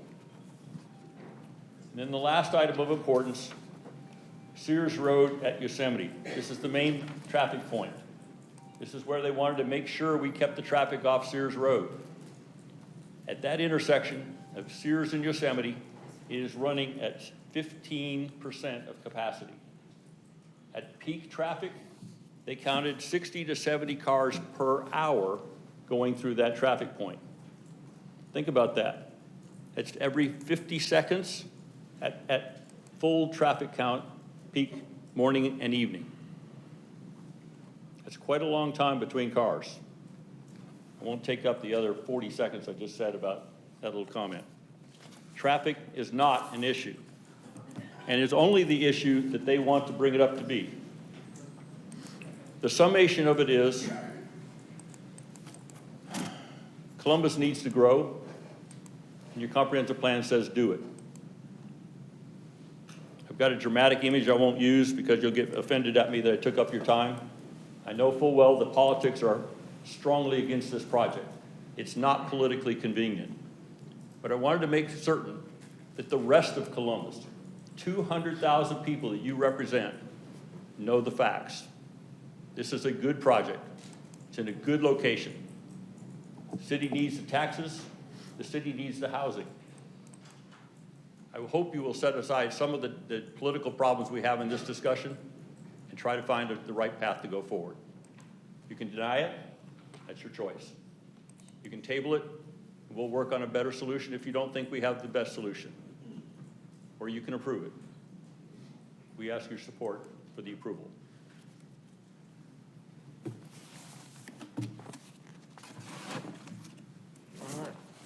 If there are no other questions around the table, thank you all for participating.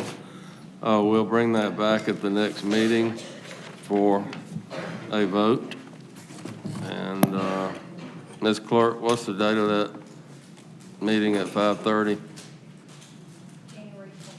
January 28th? Okay. At 5:30 meeting. Excuse me, Mr. City Attorney, or Councilor Craft. Yes. Mr. Erickson, I have asked you in the past if you would present us with a plan of with the current zoning, and I still haven't received that option. You're asking a copy of what it looks like with the current zoning? Yeah, I'd like you to present us with a plan that you could develop under the current zoning. And I've never received that. Well, my apologies, I didn't remember that request in our conversations. I will get you a sketch of what I think that looks like. I don't think that serves any purpose, because if it goes forward as it is, it goes forward. There's nothing to do other than just deny the rezoning, and it'll be that's by default. I've said this many, many times. I'm a girl from Nebraska, and I have watched heifers getting, pushed up into a truck to go away to, the slaughterhouse. I like options. I don't like to be herded down up the ramp into the truck. So, and I don't think that I'm unique in that way. I think that the residents of these subdivisions deserve to see what the other option is, what they're fighting for. And I requested it, but it's up to you to present it. I will have a sketch drawn out as accurately as possible by Monday. Thank you.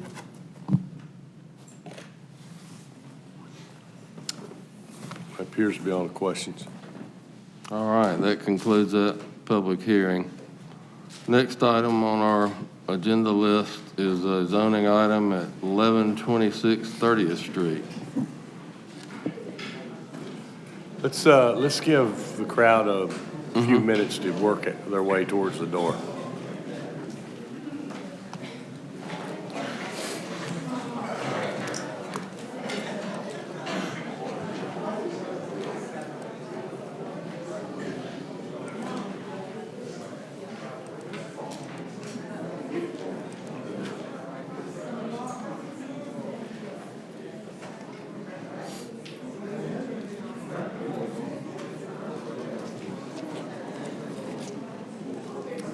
Ladies and gentlemen, we have more business to conduct, so if we could get everybody to move towards the... Hey, sure, thank you.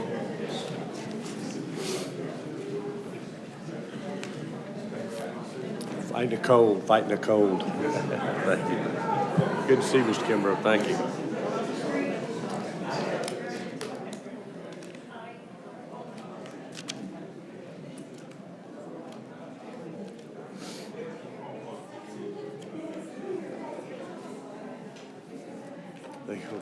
Carol's.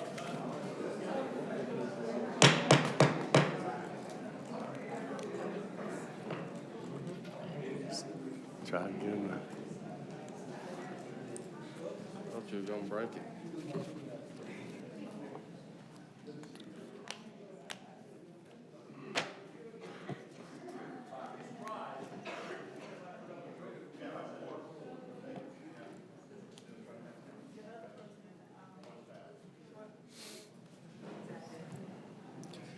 All right, Mr. City Attorney, you can continue, sir. All right, sir. This zoning is for property at 1126 30th Street, going from neighborhood commercial to residential multifamily. It's a Jefferson Sanders petition recommended for approval. Are they present, applicant? Is the applicant here? To my understanding, Mr. Jefferson's ill right now, so it will need to be tabled. All right, well, we'll delay it until planning puts it back on the schedule. All right, the next item, we'll call over the finance director, Ms. Alexander, but this is the FY '25 mid-year budget amendment. There are various positions that are funded, requested to be funded. I know she wants to make some comments, and then council can ask whatever questions they have. Good afternoon and Happy New Year. As the city attorney mentioned, this FY25 mid-year is the first budget amendment for this current fiscal year. Typically, what's incorporated in the first budget amendment are those prior year encumbrances when we have our purchase order roll, as well as carryovers from the prior fiscal year specific to projects or things that were approved sort of subsequent to the end of the fiscal year, but not and within the new fiscal year, such as some of the jail improvement projects, funding for that. As the city attorney mentioned, there are some personnel items that are listed in here, things that the council either approved or made reference to supporting during the current fiscal year. The new items, which are primarily personnel related, are positions in the city attorney's office, positions in the finance department, positions in inspections and codes, reinstatement of positions in the police department, positions within the sheriff's office, as well as some capital improvement projects related to the uptown playground and splash pad improvements, as well as some funding to complete the sheriff's administration building, as well as the recorder's court annex. All those items are listed explicitly in the general fund. The adopted budget for the general fund was $202,849,985. And with all of the adjustments to include the rollovers and carryovers for the prior fiscal year, as well as the amendments that are being requested in the mid-year budget, the revised balance for the general fund would be $223,306,535.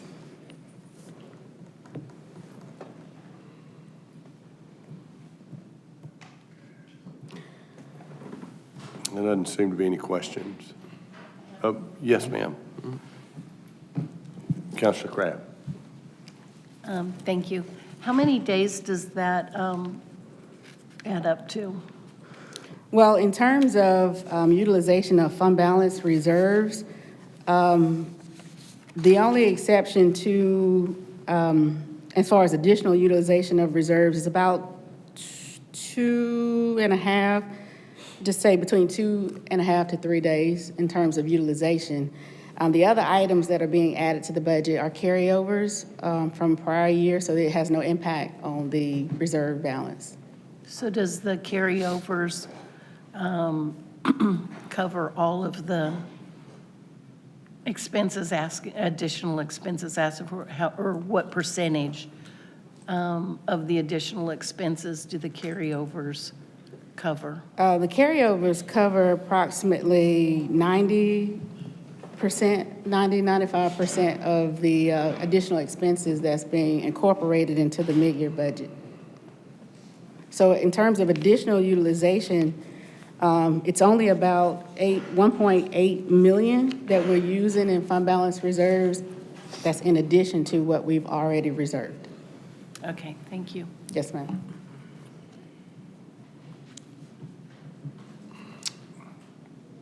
No more questions?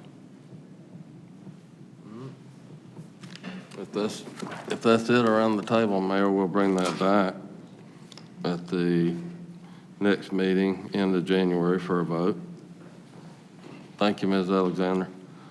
Next item up is the ordinance that restructures the direction of the internal auditor, proposed to be under the direction of Columbus Council. It's up for discussion.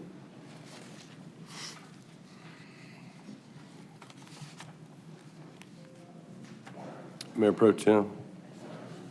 Thank you, Mayor. I've got, I guess, a concern. Now that we moved in a previous ordinance, we moved the auditor, or the function, one function of the auditor of the whistleblowers under the auditor by ordinance. It concerns me that if we now have the auditor reporting to council, council will have one step away from the whistleblower program. And I think that's, for a political body, that's really too close. I would like to ask Councilor Hickey if he would consider us moving the auditor under the audit committee, which would allow two councilors to have some input on what that person's doing. The other concern is if the auditor is under the council, who is her direct report? Who would provide her annual evaluations or give guidance on whatever questions she has as far as a personnel matter? Who would she report to? And I just think that it would be cleaner if we had her report to the audit committee rather than to this body, because, you know, we're part-time, we're not here every day. We don't have a place for her to come and visit with us. If she reports to the Mayor Pro Tem, for example, you know, I'm not here every day. Who does she interact with? And I think it would be cleaner a better perception to the public if we're going to move it, let's just move it to the audit committee and let them have jurisdiction over that. So if you would entertain a motion to amend your offer, I would certainly second that.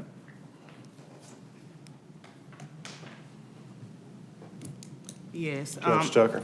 As the vice chair of the audit committee, and I was looking at my counterpart over there, Counselor Davis, being one of the individuals, we've been having a discussion about this since we first had our initial meeting as the audit committee.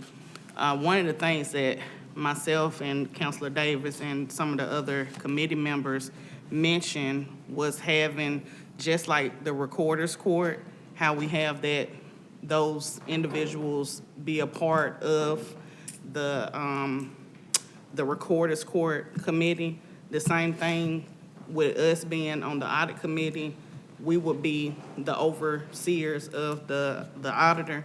So in reference to this, I think you're absolutely correct. It would be a good place for her for that office to be under the audit committee. And we're actually currently working on our policies and our structure as of right now in the audit committee. So I think this will be a good step forward because you'll always have at least 2 counselors on the audit committee overseeing the auditor. So I do think that's a good idea. Well, it would give you also the balance of having 3 people with financial backgrounds involved so that they can give those 2 counselors involved in the audit committee guidance on how to proceed forward. And it just takes the politics out of it to me. And I think it would be a good move. So I would be glad to second Yeah, and amendment. we do have working on an evaluation process for the auditor in reference to exactly all of this that you're mentioning. So thank you. I think that's a good idea. Thank you. Councilor Hickey. Thank you, Mr. Mayor. Mayor Pro Tem, I will make a motion to amend that motion and have it moved over by the audit committee. All right. Second. All right, there's a motion and a second to amend this. Well, do you want to get the language on the table now, or we can forward it to? I think it'd be better, you're clear with what they want, so just write that language up and then put it on there. Mayor Pro Tem and I talked in the hall, and I quickly put some language down, but I'd rather just formalize the draft and I'll send it to everybody. Okay. Is that all right? Yeah. Then we can bring it back at the next meeting. Yeah, that's fine. Okay. Councilor Hickey, do you need anything else? No, not right now. Okay, Councilor Davis? Yes, thank you, Mayor. I think there's always been kind of different opinions on the authority of the Internal Auditor's Office. You know, if we read the language now, it uses 2 terms, in conjunction with or concurrently, and then you read through there who actually has the governing authority as far as approval, which hired and fired or making decisions would be under the council's authority. I think still, Ms. City Attorney, if you're going to put that language together, I still see the mayor's position being actively involved as a go-to from a standpoint if there needs to be assistance with any department or any matter on a day-to-day operation, which the council is not going to be, there every day. So if there's some matters that need to be taken care of, whether it's internally with human resource matters or paperwork or things of that nature, it may still have the same channel, I think is appropriate. I still also believe that the mayor can still request, as it is written now, can still request audits. It still has to come to this body to be approved, but he has the ability to do that. I'd still like to see that involved as part of this. And as part of that, I think the only real firm piece that's in the charter is that it has to be presented at the same time that's the ordinance. to the council and to the mayor's office. But I think and I'm only going to be around for another couple of years, but I think if I were the incoming mayor, I'd be a little nervous about overseeing payroll and overseeing all the day-to-day activities and not knowing where that authority lies. Because, you know, if you get a disagreement about a travel item, then what happens to that auditor? They run around and talk to the committee and then come back to, if they disagree.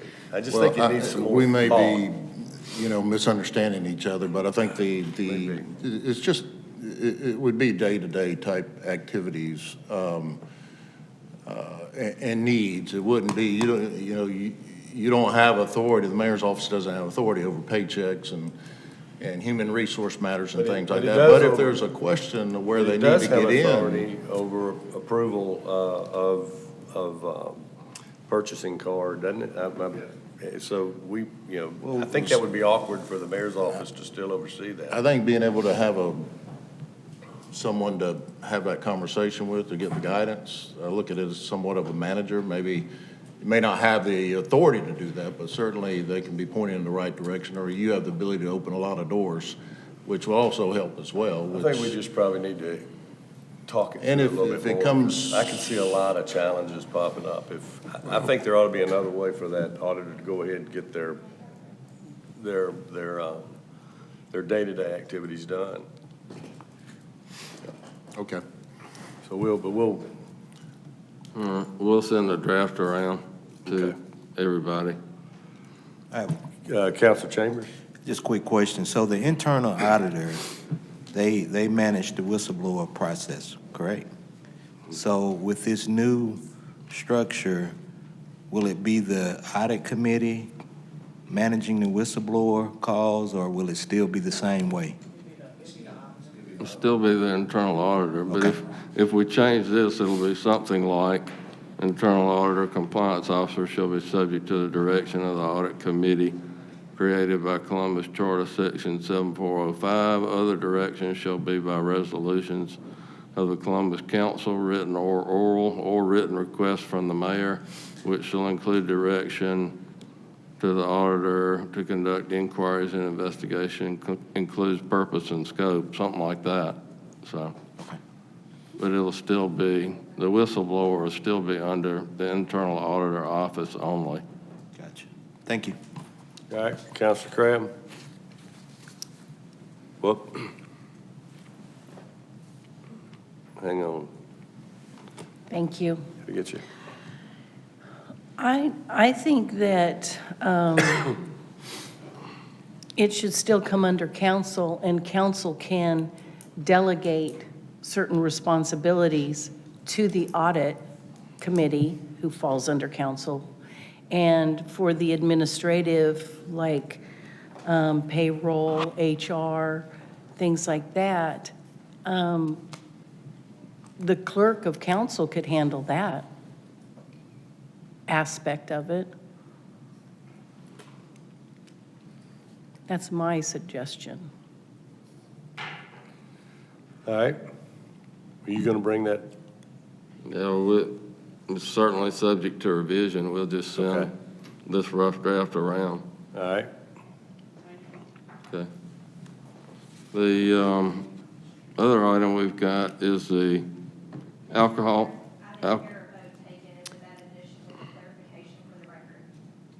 All right, well, thought you said you're just going to bring some more information back, and then we'll structure that on first reading again. We do have a motion second on the table, All right, to approve it? Well, originally it was a motion to, sorry. Oh, I'm sorry. There you go. Well, just make a substitute motion, and we'll send a draft around to put it under the audit committee. Yeah, we have a substitute motion, we just didn't have a vote.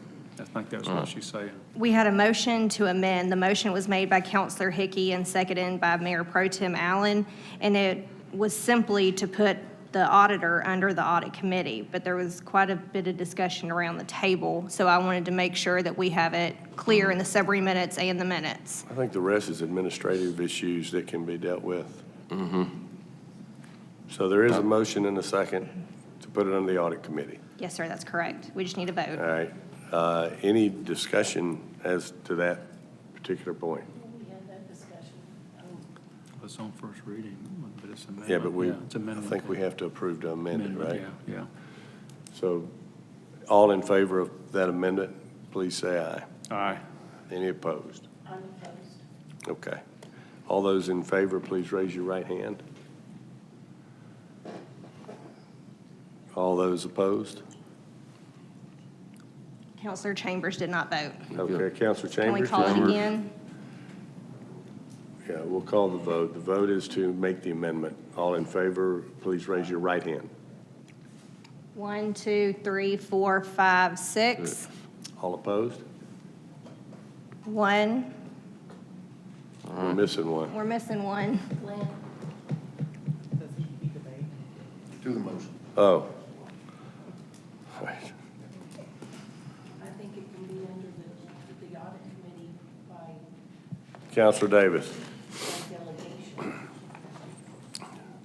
Would the council agree to just allow the city attorney to craft the language and bring back the language so we can actually see what it reads, and at the same time to give us an opportunity to talk to the advisory board members? And, you know, just thinking here at the table, with that motion to bring it under the advisory committee, it's going to require more work, more meetings, more reporting, and actually closed-door meetings at the same time, just as if it's done with the same way it's done with the recorder's court, which is under council. I would like to get their input on it because they may see differently, and if that's the case, we may need to make some adjustments. Mayor, to the motion, to the comments, I just want to say, Recorder's Court Committee met, and it was Counselor Thomas, Counselor Barnes, and myself, and once we got it set up, we did have a few meetings, but once we got it set up, it pretty much runs itself. We maybe talk with Chief Judge David Ranieri once or twice a year, but once you have it going, it's going to operate itself. So but I don't mind waiting. I don't mind, letting us take a look at I don't see any more meetings, as I guess is kind of what once you get to the point where it's set up and running, it's just a matter of a formality of having personnel discussions if needed over a period of the year. I mean, if it's under council, somebody's got to take charge of it. Somebody's got to meet with her when she needs to have discussions. And I'm not a financial person. I don't really want to be in that role, and I don't know that anybody here does. But I think it's in the hands of the audit committee, where you have financial folks with the expertise to handle it. That's where it needs to be. We can delegate certain. Well, I would be glad to have if you circulate the language and let us take a look at it, and we'll revisit it next meeting, that's fine. Yeah, y'all can discuss it with audit committee members also. All right. Well, we need a vote. I need a Counselor subsequent. Hickey can withdraw his motion. Why don't I do that? Just let me withdraw that motion and then let us, let Cliff come up with some things. Okay. And then we'll decide. All right. Counselor Tucker? It's gonna be my first reading. That's fine. So, I wanted Counselor Davis to explain that conversation that we had in reference to the two audit committees, like setting it up where, yes, she'll be under council, but through the direction of really the audit committee, similar to what Counselor Crabb is saying. So those two individuals who will be on the audit committee, which will be voted on, I can't think like every 2 or however many years, they will always have that oversight of the auditor, those two individuals. So whether we do it through the audit committee or by council and then setting up kind of like what you all have with the recorder's court, it'll be really the same thing. We'll still be going through that audit committee because those two council members, that will be a part of that, and we can put that in the language. They will be really the oversight for her during that time. I hear what you're saying, but my point is. I got what you're saying. As a counselor, I don't want to have whistleblowers.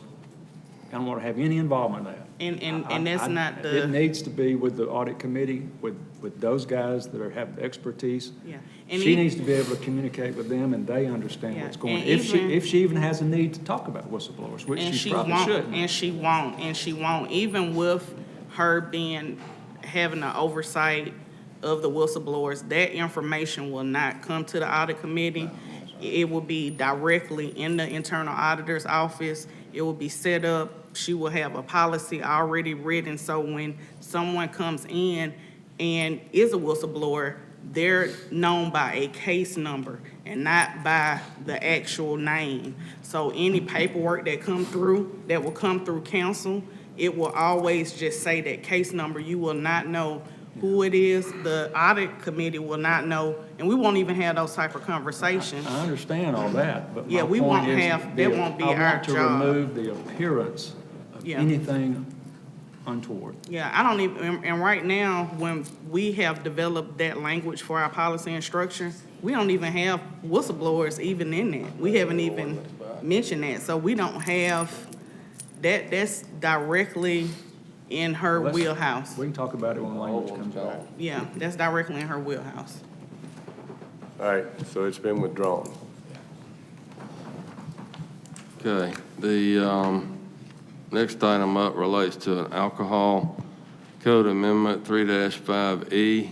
This is related to problems that came up, I believe, at one of the Walmarts in the past that had a long construction timetable. And this would allow that type of a business more time to get their alcohol operating license in order. Does finance want to comment on it at all?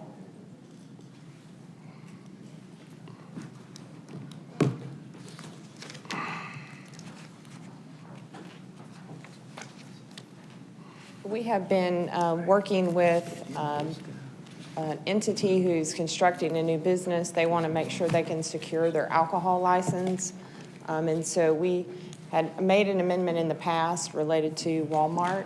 And this would allow for any business under new construction with 20,000 square feet to be able to go through the alcohol licensing process and secure their license as they're going through construction. And so we've been working with the attorneys, and they did allow us to say that we're working with Dave & Buster's to locate to Columbus, and this process would allow them to secure their alcohol license before they commit to the construction. Any other questions about that? This will codify it to give them more time. Nope. Thank you, Ms. Hodge. All right, the only other item we have, Mayor, is an add-on resolution that's around the table, requested by Councilor Davis. This would add 3 law firms to our list of vendors for legal services. It's ready for adoption. All right, there's a motion second. All in favor, say aye. Aye. Any opposed? All right. Approved. We do have a request for executive session on a real estate acquisition and disposal matter, but that's all we have, Mayor. Okay. All right, we'll move to the public agenda and remind everybody, yes. Oh, yes, sir. That's Councilor Chambers. Yeah, before we proceed to the public agenda, I would like to make a request to receive quarterly reports from our crime prevention director, just to kind of see if we're gaining mileage, if we're headed in the right direction, or if any changes need to be made going forward. That's my ask, if possible. We'll put him on my agenda. Thank you. All right, and again, on the public agenda, you can have 5 minutes, and you'll have an opportunity, if you aren't able to complete your comments in 5 minutes, you can get an additional 3 minutes at the end of the clerk's agenda. And We'll start with Ms. Audrey Holston Palmore regarding property located at 2928 10th Street.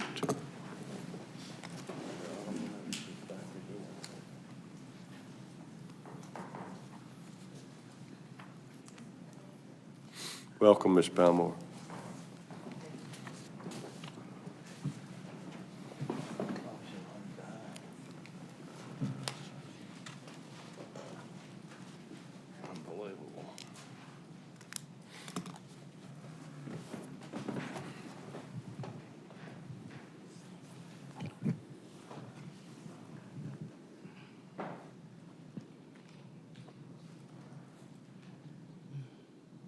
Good afternoon.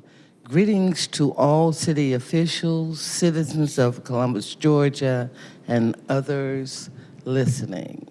I am Audrey Holston Palmore. I am a citizen of Columbus, Georgia. My reason for requesting an opportunity to verbalize a concern I have to the council is related to the Division of Codes and Inspections of the Consolidated Government. I am an heir to property located within the city of Columbus. There are heirs of the same property other than myself. I have made United States Postal Service efforts and telephone calls efforts to communicate with the other heirs for a group format meeting that has not happened but needs to happen and is encouraged by the Division of Codes and Inspections of the Consolidated Government. I am a bona fide heir through my biological mother.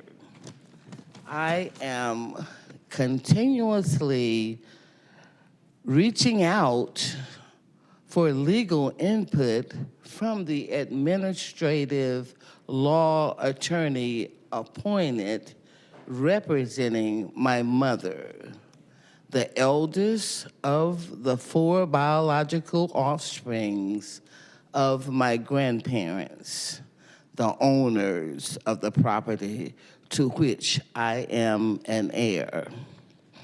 I believe efforts made during this year of 2025 will hold a bright result that will reflect the interests of the heirs, the other heirs, to create a group effort to benefit the community where the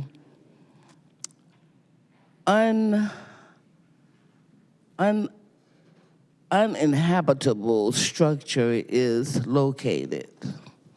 It has been deemed uninhabitable by the Codes and Inspection Division of the Columbus Consolidated Government.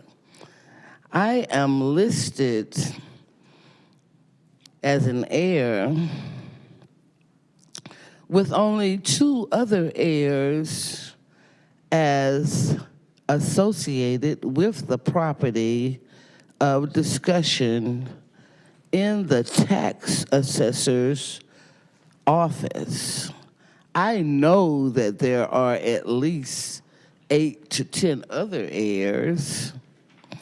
The Residential Planning Division next scheduled meeting is a goal I have as far as attending to impart to the other heirs what the discussion about the responsibility of the property should be, to what we have a duty to perform upon the property. And of the Division of the Code and Inspections of the Consolidated Government. In my effort to continuously talk to the administrative law attorney, I have not been able to receive information about the input of the other heirs. I think meeting with the Residential Planning Committee will be beneficial to this situation. Thank you, council members, for your attention, and I will regard any questions if there are any. Ms. Belmore, thank you. Yeah, I'm not sure what meeting with the planning would do right now, but if there's something specifically you're asking of council, you kind of need to tell them, and then if they can provide it, they will. Oh, well, I'm specifically asking, since I've never had an opportunity to meet with the residential planning division of the consolidated government, that would be a course of action that I think would be beneficial to moving to deal with the property that is uninhabitable but needs to be addressed. See what the city manager. Mr. Mayor, I know that Director Ryan Pruitt has been dealing with this matter. He dealt with it initially when it was, the property was on the demolition list. And then I think the property got changed over to the new ownership, and he started the process over again. And so I know that he has been involved with this, and I will just direct Director Rand Pruitt to follow up with her, but he has all of the information on this property, the initial demolition list and now the new list. And so we'll get him to communicate with her. All right, Ms. Belmore, thank you. All right, thank you.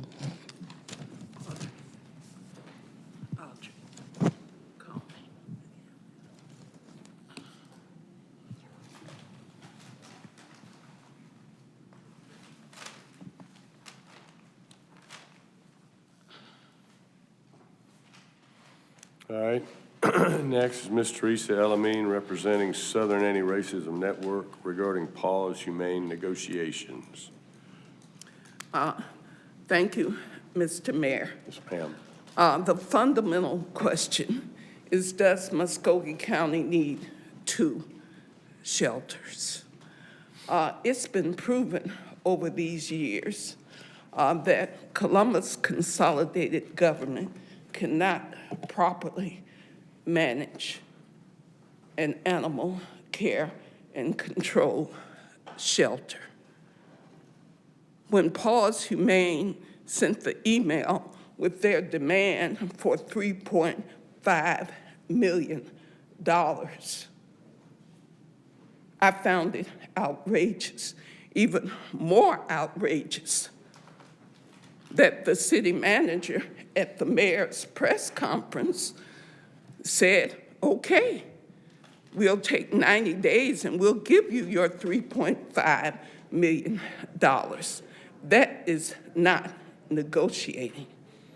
When municipalities find that they need to relieve themselves of the burden of services, it should involve cost reduction.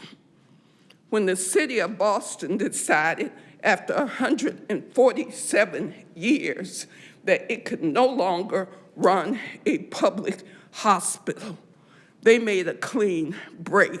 The negotiations took years because all the unions, the workers, and all of us were fighting to try to save that public hospital. We lost. Boston University Medical Center took it over. When the county of Durham decided it could no longer run a public hospital, they gave a 30-year contract to Duke Medicine. After a few years, Duke and the county realized we're out of public health, is what the county said. And Duke Medicine owns that hospital. Duke Medicine's name is on that hospital. You don't need to go 3-year contracts at $3.5 million to do what is the inevitable. You can no longer run an animal and control, care and control shelter. You can't do it. Paws Humane has a shelter at 4900 Milton Road. They do a good job of running a shelter. Why should we pay them to run 2 shelters? That is fundamentally the question. The negotiations were just ill-defined. The question to Paws Humane is how much would it take for you to take over this operation that we need to shut down? It needs to be shut down. I can still see Mayor Tomlinson holding a puppy, saying how much she loved animals and how she wanted a no-kill shelter. We know that hasn't happened, a broken promise. You have no business trying to run a shelter under contract or otherwise. When the whistleblowers came here month after month and you ignored them, they were talking about abuses at that so-called shelter. Employees have been arrested for theft and animal abuse crimes. You can't run a shelter. And contracting with Paws Humane to spend more of the taxpayer dollars is an outrage. 13579, this is the record you'll be running on next year, 2026. This is the record you're gonna be running on. And I will not let you forget it. If you are gonna dump $3.5 million into an extra shelter when Paws Humane has the shelter, that's really the only shelter, because the other shelter has really been shut down. It's really shut down. You don't need 2 shelters. Paws Humane, what will it take for you to take over our problem? That's the question. Thank you. Thank you, Ms. Elamine.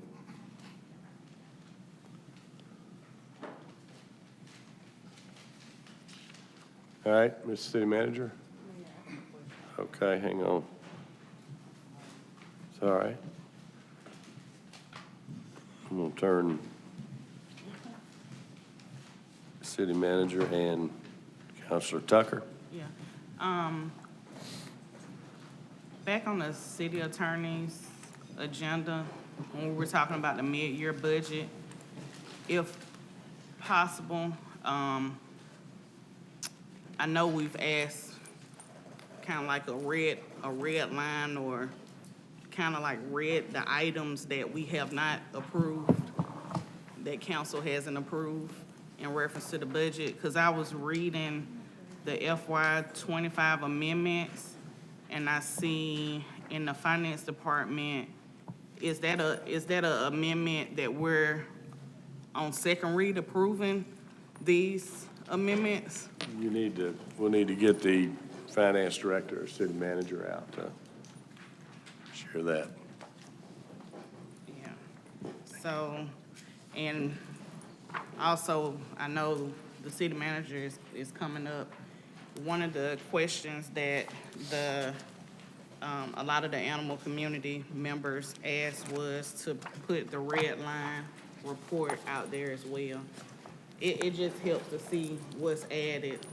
You know, it was a red, I guess like red words to show the changes in the contract.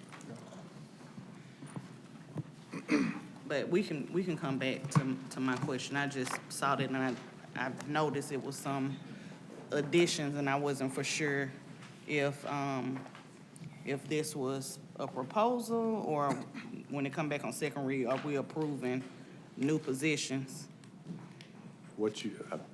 Not to speak for the, Yeah, I mean, if they come back and you approve that, you approve it with what is in that. Because we haven't had any conversations about some of these positions. So, Yeah, well, let's move on to pause right now, and then we can bring that back. Mr. Mayor, this is the first item on my agenda, and I'm going to share some information first, and then at the conclusion of my presentation, I would ask that council would consider authorizing the execution of a contract with Paul's Animal Services Division of Paul's Humane Inc. For animal care and control services. And so after we've presented and answered questions, then I would ask your consideration for moving forward. And I will say that, and I'm going to be brief because the PowerPoint that I have is what was shared with this council and the community at the December 17th meeting of 2024. And this is the same PowerPoint presentation that was shared at the December 30th public meeting of 2024. And so I am going to kind of breeze through, but please feel free to stop and answer questions. It's the same PowerPoint presentation that has been emailed to the mayor and council. We emailed you the draft management agreement, and that draft management agreement that was emailed to you by the city attorney actually was a red line agreement, and she's confirmed with me that she did email you with red lines. What did she? Both the final and a red line. The final, she emailed you both what was initially presented and a red line agreement was emailed to you on Thursday or Friday last week. And so, again, I'm going to be brief because not only did we email all of the documents to you to include the link to the public meeting that was held, that you would be able to look at that public meeting because in the event you did not attend, or if you did attend the public meeting, you wanted to go back and view some things. So we provided you all of the information as of last week. The video, PowerPoint, the original draft of the management agreement, and a red line agreement to show what had changed. Not only did we email it to you, we posted these things on the front page of our website, that ccgcolumbusa.org. Citizens could go on and look at the video, and these documents were posted when the council agenda was posted on last Friday, that citizens could click on those and see everything that I'm going to present to you today. And so all of that has been out there, and we've tried to be as public as we could possibly be with this. So with that, we started with the purpose to negotiate this agreement between Paul's Humane and the CCG, Columbus Animal Care Control. We introduced to you on December 17th the negotiation team. Teams, I will say, the city's side negotiation team, the Paul's Humane Society, Inc. side, the negotiating team. And so, at the public meeting on December 30th, we shared members of the team and had them introduce themselves.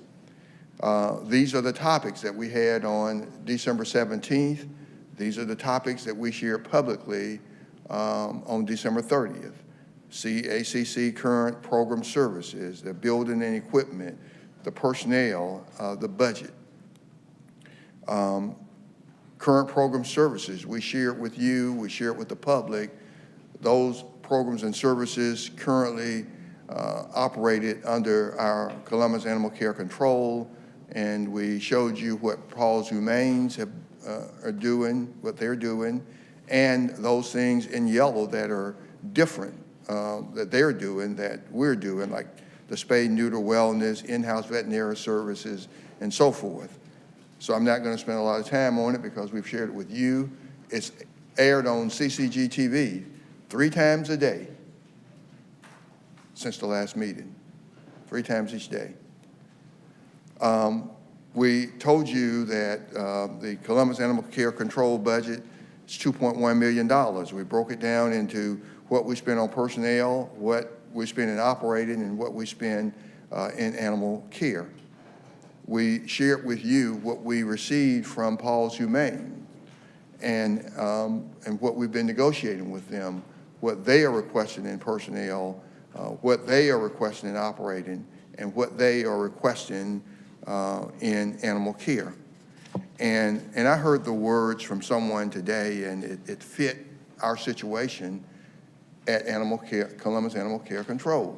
I heard someone mention understaffed, overworked, and underpaid. And I said, wow, that describes our situation that we've had for years at CACC. And so it's no surprise to me as we got to talking to Paul's, if we expect them to deliver quality services and meet the expectation of the mayor and council and the community, they're not going to come in here and do it for the 2.1 that we've been doing it with, where we've been understaffed, overworked, and underpaid. You know, and I don't care if you look at revenue collection. When we do the RFP on revenue collection, don't think the private sector is going to come in and do it for what government has been able to do it for. We are in revenue and in other departments. We've tried it with waste collection. Understaffed, overworked, underpaid. And that's why we're still doing waste collection in-house. And so when we talk about revenue division and when we talk about Paul's Humane, it's no surprise to me that they are coming and they're asking to deliver high quality service to the citizens of Columbus, for the animals of Columbus, and it's going to cost more for an understaffed, overworked team. So they've come forward not with $3.5 million. They've come forward with $3,292,536. They've come forward with $3.3 million. And they've asked for one-time capital improvements, facility soundproofing, new kennel doors, extended fencing area, outdoor shade structures, room dividers, additional improvements as needed. They asked for $100,000. Those things need to be done, yes.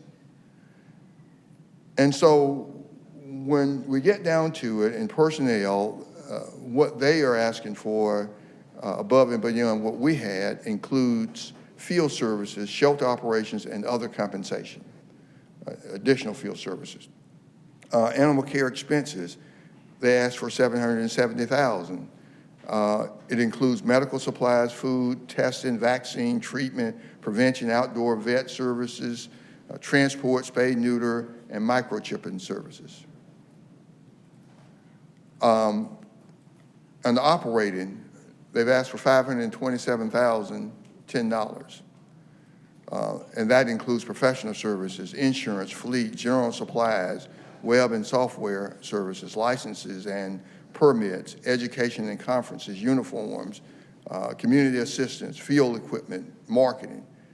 And so again, $3.3 million is what they've asked for. And just by comparison, you can see that we have 26 budgeted positions. What they've requested would involve 31 budgeted positions. We covered this at the previous meeting. And so at the previous meeting and at the public meeting, we broke down the differences in Paul's positions versus CACC positions. We shared the differences in operating expenses, where ours was 208, currently 208,000, and they're asking for 527. We broke down the differences in them asking for $770,715 in animal care expenses compared to our $562,372. We negotiated a 3-year term with a possible 2-year extension. And so with that, and let me tell you, this has been a team, both sides have worked and had many meetings. And some of the people are not here. I know I got a note from that Chief Kennedy was here, but she had to leave. She had something that came up. And so all of the team members are not here, but most of them are here. And Courtney Pierce is here, and she's prepared to answer questions regarding Paul's, and we'll answer any questions regarding the management agreement related to where we are in the city. Okay, I think Councilor Crabb had a quick question. Okay. Thank you, Mayor. I was looking over the midterm finance budget that they are, the changes, but I don't see any of these finances in that midterm budget. So how are we covering that? Well, we will come back to you because you have not approved it, obviously. Okay. And so we Okay, can't. so we're going to have another amendment to this budget? Well, this we will, midterm budget? we will do an amendment and ask you for any difference in expenses that we would need to carry us through June 30th. And then, of course, during the budget process, is when we'll bring a full budget for next fiscal year for contracting out with Paul's. Okay, thank you. Yes.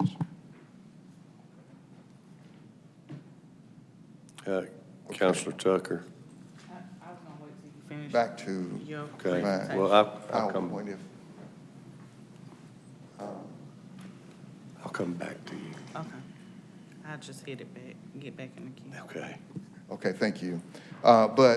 So what's next? We're here today presenting to you, and we are prepared, if you approve, to transfer all operations to Paul's Humane's effective no later than February 1, 2025. And when I say transfer, we understand that there's going to be some transition time necessary. And so our team will remain in place by February 1st for a period of 30, 60, up to 90 days. But Paul's will be in charge effective February 1st, and they will be directing and guiding our remaining staff. And in that 30 days, 60 days, 90 days, they will determine what staff, if not all, they're going to keep, what staff they're not going to keep, and it gives us a chance to work to place them in other positions in public works or in other positions in the city government. It gives them a chance to get their feet on the ground, that we don't drop the ball on anything. And so we would work with them over the next 30 to 60 to 90 days before we transition the remaining employees somewhere else. And during that 30, 60, 90 days, we would be working to place them in the event they're not picked up by Paul's. And so our goal would be to transfer operation to Paul's effective no later than February 1st. And our negotiation team on both sides would become, in my mind, the transition team. And they would work to ensure the teams a smooth transition. When we turn the keys over to Paul's and we walk out of there, we know everything's things are where they need to be. And then council, as soon as possible, we're asking you to designate a current staff or authorize hiring a new staff person as the city's contract administrator with Paul's. And that contract administrator's duties, these are just examples. They would be the liaison between Paul's Humane and the city, would serve as liaison between Paul's and Animal Care Advisory Board. They would ensure all city ordinances and State Department of Agriculture policies, rules, laws are enforced and adhered to. and serve as a point of contact for all local, state, and/or federal matters related to regulations and monitoring. That is what the contract administrator responsibility or examples of contract administrator responsibilities. And of course, you've got a copy of the management agreement that was emailed to you. And so I know that you've had it, and it's posted on the council agenda online. Any citizen can go on and pull up the council agenda and open and see this agreement right now. And so I want to just mention just a few management agreement highlights, and it's going to be quick, and it's not going to be reading the entire document to you. But on the scope of work, services to be performed under the agreement are animal shelter management and animal field services. Where there is a conflict between the requirements of the state of Georgia and/or the ordinance of the Columbus Consolidated Government, the requirements of the state of Georgia and city ordinances shall supersede the agreement and govern.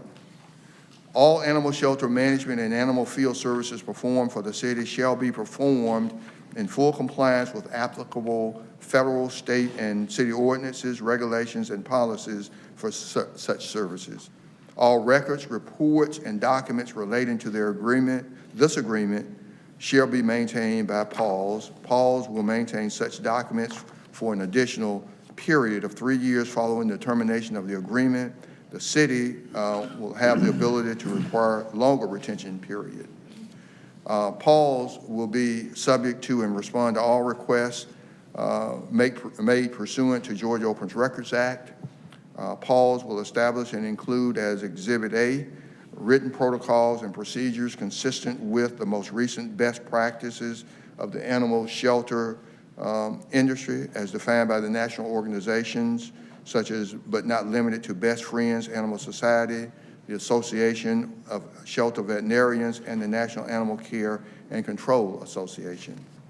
PAWS shall provide the following animal shelter management and animal field services, animal shelter operations, in accordance with all applicable federal, state, and city laws and regulations for operating and maintaining a municipal animal shelter, including but not limited to licensure by the Department of Agriculture. PAWS shall be responsible for the day-to-day care of the shelter facility and grounds. PAWS shall process animals received by authorized employees of PAWS, law enforcement, or citizens in accordance with the applicable laws and regulations of the state of Georgia and the city. PAWS shall provide an adequately trained staff of sufficient size to provide all services required under this agreement. Continuing education shall be offered by PAWS to contract staff to ensure staff is utilizing the most current and proven humane strategies in shelter operations. PAWS shall provide a system to monitor medical, length of stay, and other relevant information of each shelter animal in terms of intake of animals and other duties. PAWS will be responsible for receiving stray animals within the boundaries of the city of Columbus and Muskogee County, responsible for managing and maintaining all documentation of each animal, responsible for enforcement of state and city mandated quarantine period of any animal which has bitten or is suspected of biting a person or as directed by the local rabies control authority. PAWS will accept any animal surrendered by a resident of Muskogee County. Upon the end of the mandatory hold period, all animals will become legal property of PAWS, and the final disposition of the animal is at the sole discretion of PAWS. PAWS has the sole discretion to return any animal to its owner or caretaker, including community cats, with or without impoundment, unless seized as part of an active investigation or court order. The city shall reimburse PAWS for animals required to be held as part of an ongoing investigation past the legally mandated stray hold quarantine time. Adoption And impoundment fees shall be as provided by city ordinance. Pauls shall have the discretion to waive such fees for hardships or special promotions. All adoption fees, impound fees, and donations shall remain with Pauls. Pauls will be responsible for administering all city registration and permitting required by ordinance. Fees collected by the city registration, permitting, and enforcement of citations shall remain with CCG. When necessary, Pauls shall be responsible for the humane euthanasia of any animal using methods consistent with state law and in accordance with current humane best practices. Pauls shall maintain all necessary records and reports of animals impounded by the shelter as may be required by the state of Georgia and the city.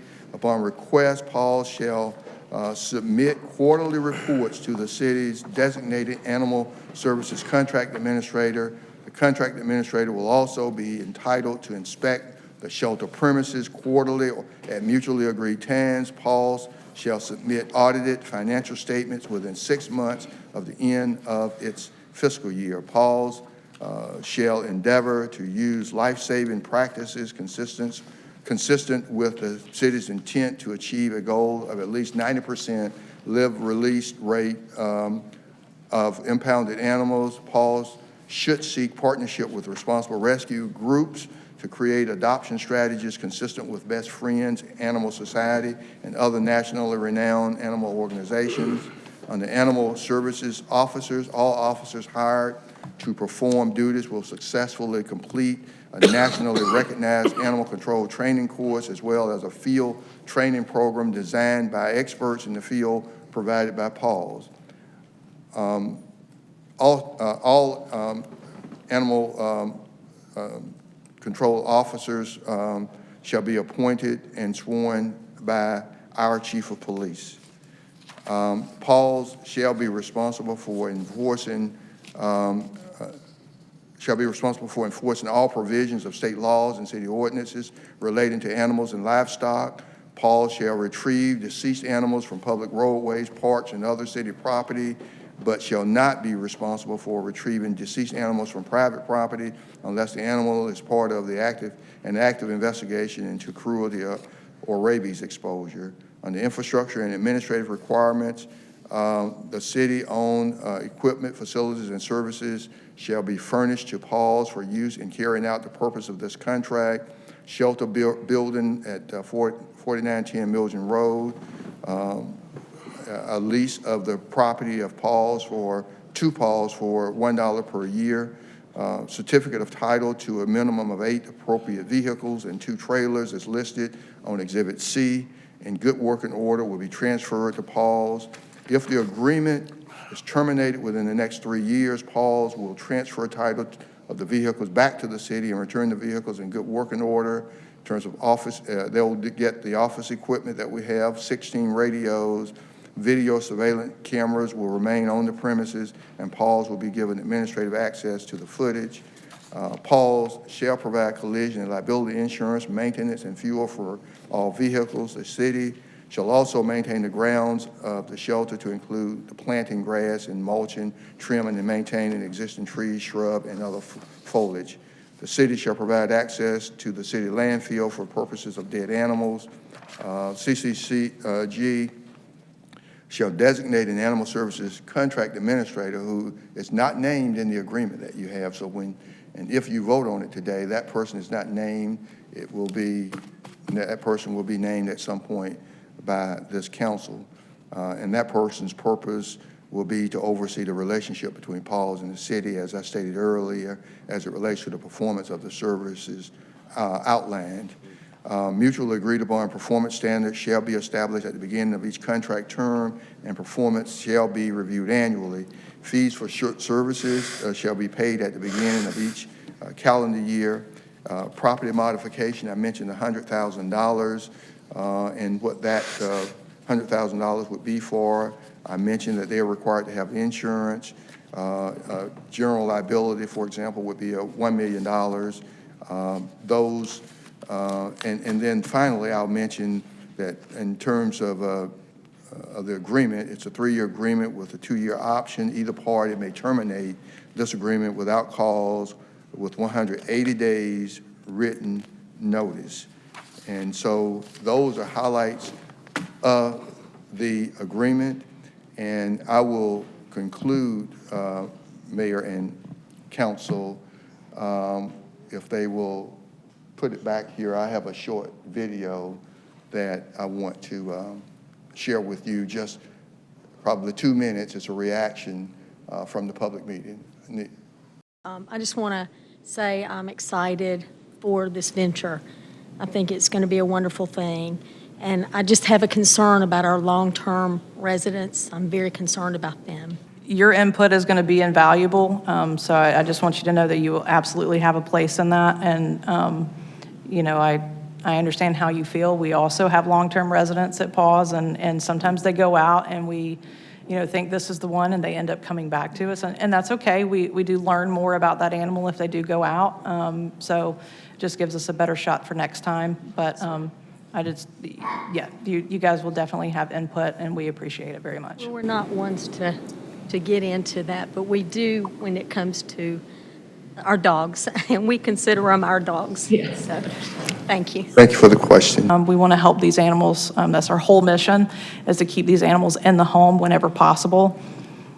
Certainly, there will be, for cruelty, true cruelty and neglect, there will be punitive action for that. PAWS Humane Society and our officers will be able to handle local ordinances. If it exceeds that level, then that's something that we would partner with the police department on. We're very excited for PAWS to be involved and take this over. And we support you 100%. Thank you so much. You've heard from PAWS, and I think Courtney has done an excellent job responding to questions and talking about what you can expect. How many of you think it's a good idea that PAWS be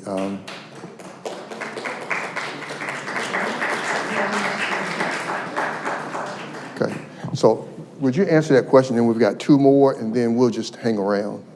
Let me just say that you all have been great. You focused on the transition, the negotiation, the proposed management agreement. I'm so impressed with this team, this negotiating team. They have blended and worked well together, and I couldn't have asked for a better negotiating team. So would you join me in thanking them?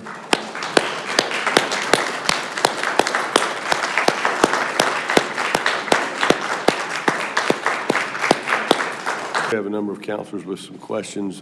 Counselor Tucker, thank you for patience. Yes, no problem. I know the Columbus Animal Allies sent several questions, I think, to all the counselors. One of the questions that was asked is in reference to wildlife services. Were wildlife services actually covered in the proposal? Yeah, and I think I mentioned livestock, and but wildlife, currently we have a contract. You come forward. Currently, we have a contract with a vendor that we call on when you got wild hogs or other. Can we basically expand on that information? I know it's been an incident with like boars digging, and so some people don't know, and for them to ask this question, they don't. So can you expand on how that wildlife services will work? Did we talk to them about transferring that over? I think you spoke with Drell in the back about it, didn't you?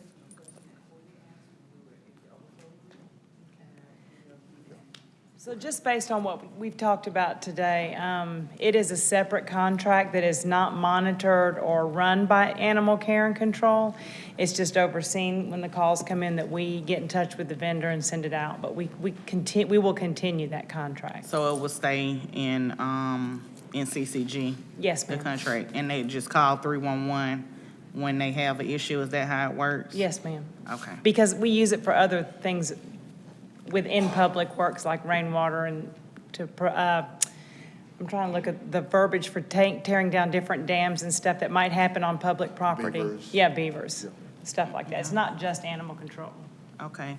The other question that they ask is in reference to the org chart.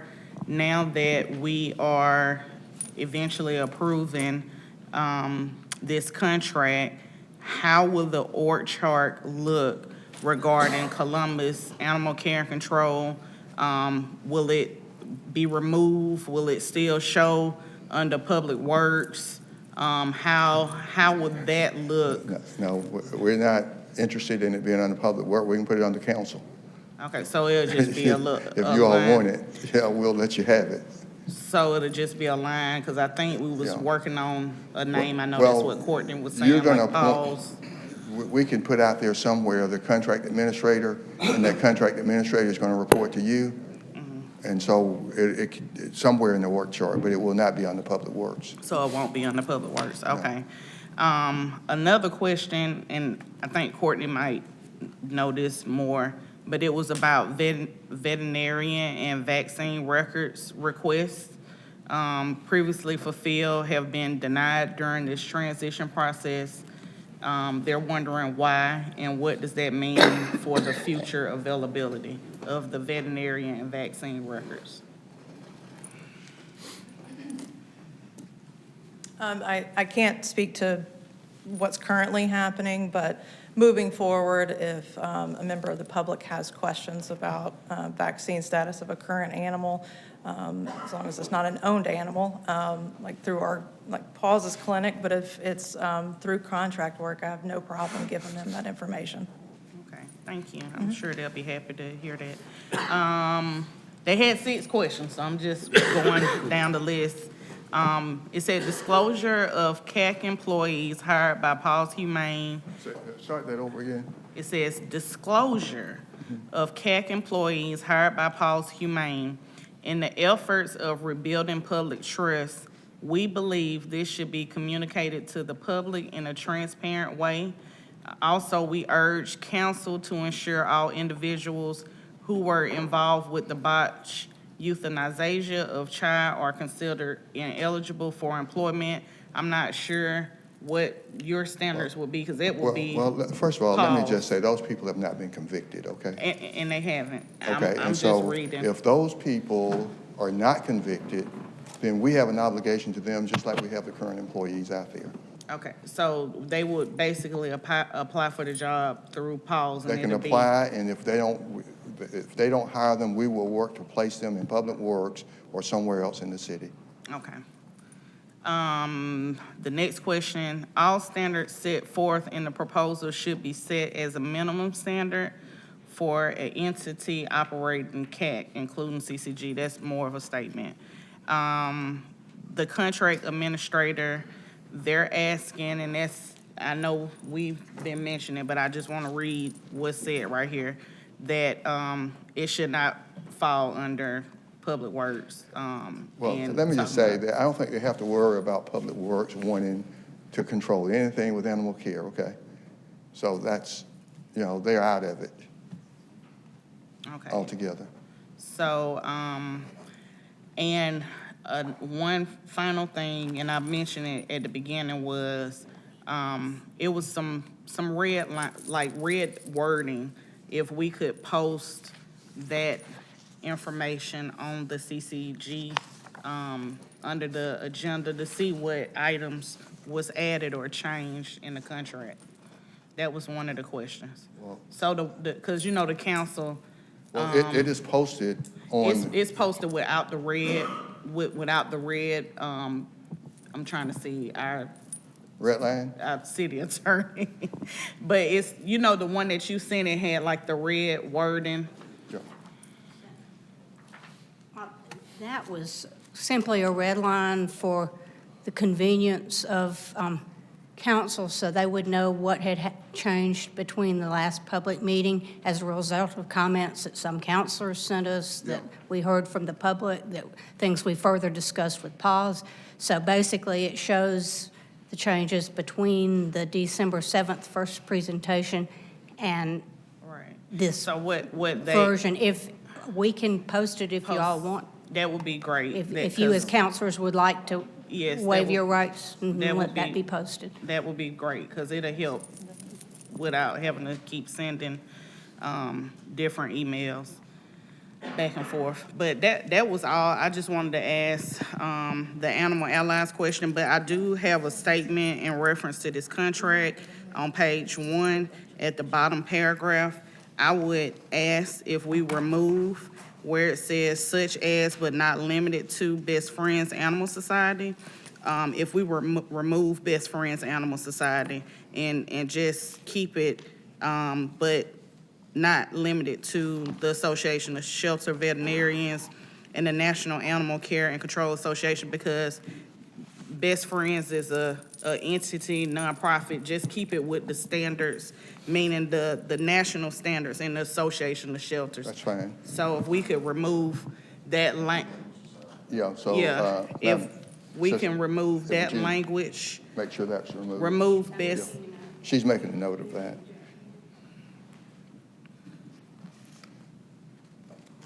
Any other you good? questions? Okay, that was it for right now. I'm still looking through. Counselor Hickey. Thank you, Mr. Mayor. This question is for Courtney. Courtney, yeah. Yeah, Courtney. The ACO officers, will they be transferring over with you all, or what would their status be? So the current ACO officers, just like the shelter portion of it, everybody will reapply for their position. So if they're interested, I know many may not be, but if they are, they can reapply. But they would have to go through the same training that any new employee would. Okay, and in the meantime, during the transition, will they be in place to assist you all before you hire on new people? Yes. Yeah, that's why I say that for 30, 60, even up to 90 days, I've said to them, she will have our people there, and they will be providing service to the citizens. They'll provide services to the citizens, but after that 30, 60, 90 days, whatever time is needed, then if she's not hiring them, they will come off our payroll unless they go to another position in Public Works or another city department. Okay. And that was one other question I wanted to ask you, Mr. City Manager. I know you said that if they're not hired over with Paul's, that we do have places within general government that we can. We have jobs, obviously, in Public Works, Parks and Rec, other city departments, and they'll have to apply. And but in Public Works, it's not difficult to go from to learn a new job in Public Works, because it's manual kind of work. To go to another city department, they've got to be hired. But I think with the number of employees we're talking about, I'm confident we'll place them. Okay. I mean, they only had 26 positions. Right. And so when you look at the number of vacancies, I mean, 10, 12 people, I mean, it doesn't concern me whether we will be able to place them or not. Okay. Thank you very much. Sure. Thanks, sir. Counselor Davis? Thank you, Mayor. Mr. City Manager, now, you're making me a little nervous when you start talking about the office of the city manager washing their hands clean of this matter. By duties and responsibilities, I will remind you, I think that the city manager's office plays an integral part in this. I agree. So I agree. there's nothing for me to be concerned I about, agree, right? but if it makes you comfortable and it makes the animal advocates comfortable. Well, no, I'm just saying by how our charter operates in this government. I agree. I know how the charter reads, and I know I have a responsibility. Okay. So I'm clear on that. I don't have to be concerned. No, I'm clear on that. I got you, all right. So let me, hang with me here, okay, because I got a couple of things. You asked for the contract administrator. I'm going to make a motion that we approve the internal auditor as a contract administrator, and the reason I'm saying that is because when I think throughout this government, and, we start putting X's by certain departments or certain people across the board, there's no better department. That's our Inspector General. That's our Inspector General's office, and there's no better department or no better person to handle that because they're trained, and whether it's finances, accounting, risk management, all the pertinent information that needs to be looked at, that's what they do. Yeah, over a period of time, And- you have the and- ability to change that appointment too. I mean, We you do could- that across Yeah. the government, You so. could change that later if you want to.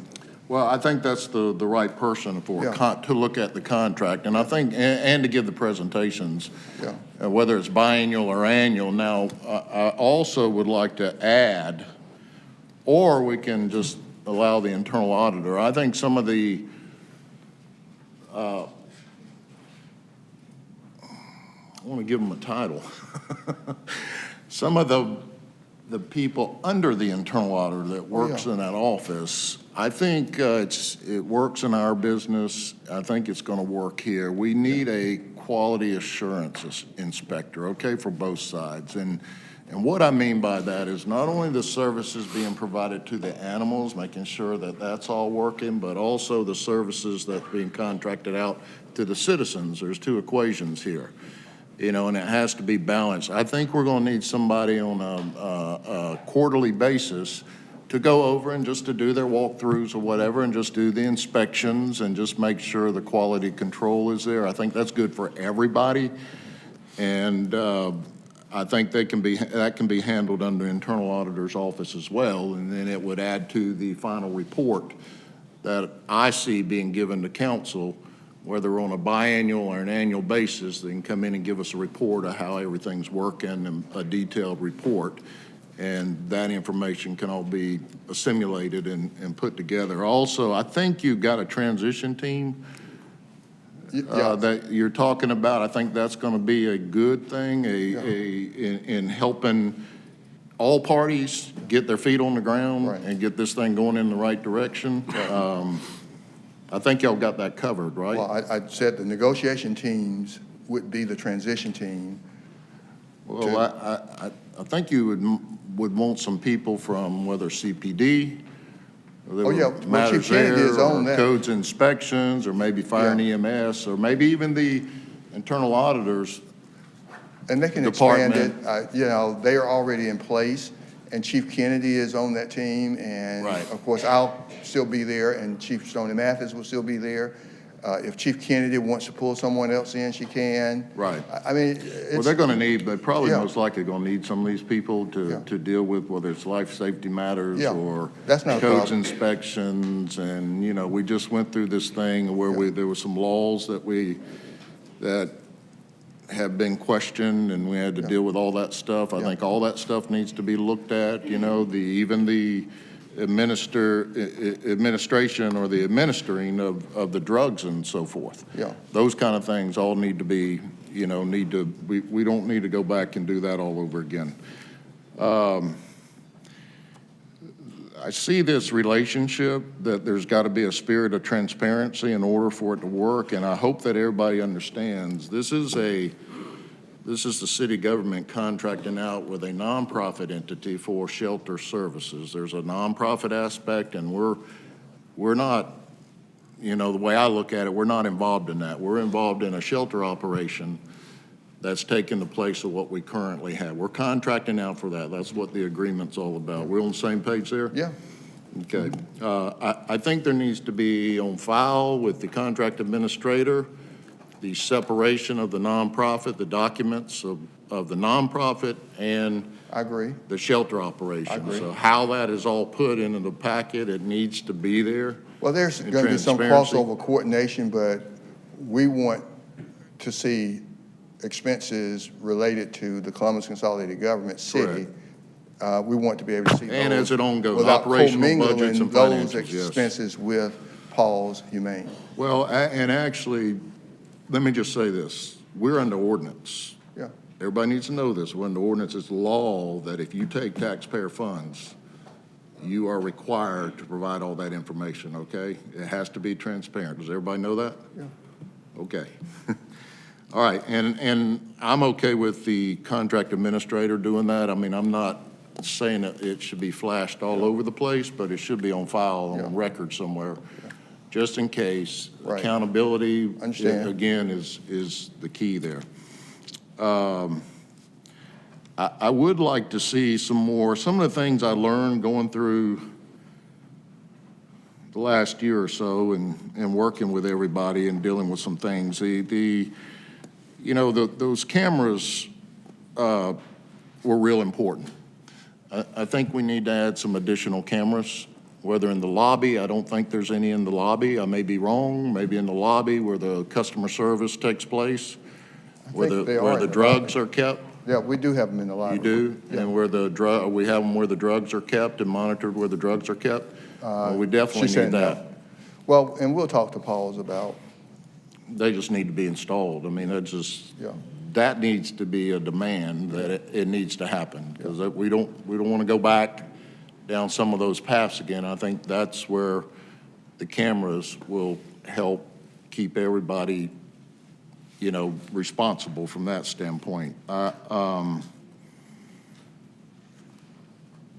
we, as the taxpayers, want to make sure, a lot of the questions that were presented to us, they want to make sure in continuation that a lot of the things we dealt with in the past don't occur. Yeah. I think that type technology is going to be very instrumental. And I agree with you, where the drugs are housed, there should be cameras. Do we, is Paul's looking at, do we have a direct line or a dedicated line that it can be recorded for quality control that goes in there? When you say, you mean when someone calls? Just like 311? No, we don't record those, no. I think we need to look into that because, look, you're going to get in situations where people are going to come in and throw rocks, and they're going to throw them at us. And you know what you do when people call us. They throw them at me every day, all day. But you know what you do when they throw rocks at us and we call you about dealing with matters? What do? You pick up that 311, you call to see if that citizen called and if they did have a complaint. Because they tell us they've been calling and calling and calling. Nobody answers the phone, nobody provides service, and nothing happens.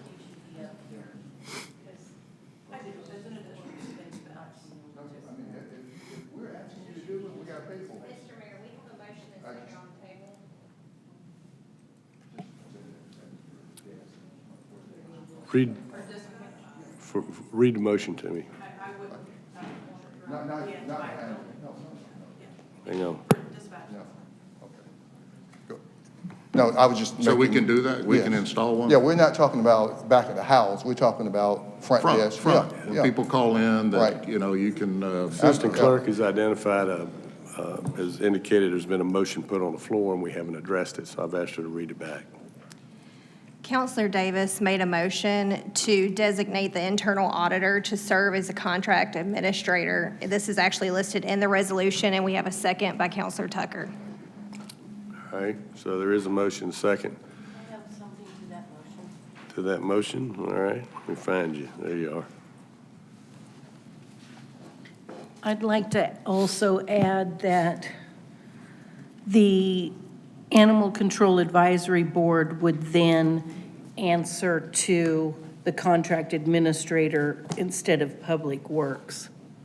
Well, Public Works is not in this anywhere. Right, so on the administrative chart, we need to change that. Oh, yeah, all of that will change. We once need to you- change that so that the Animal Control Advisory Board reports to,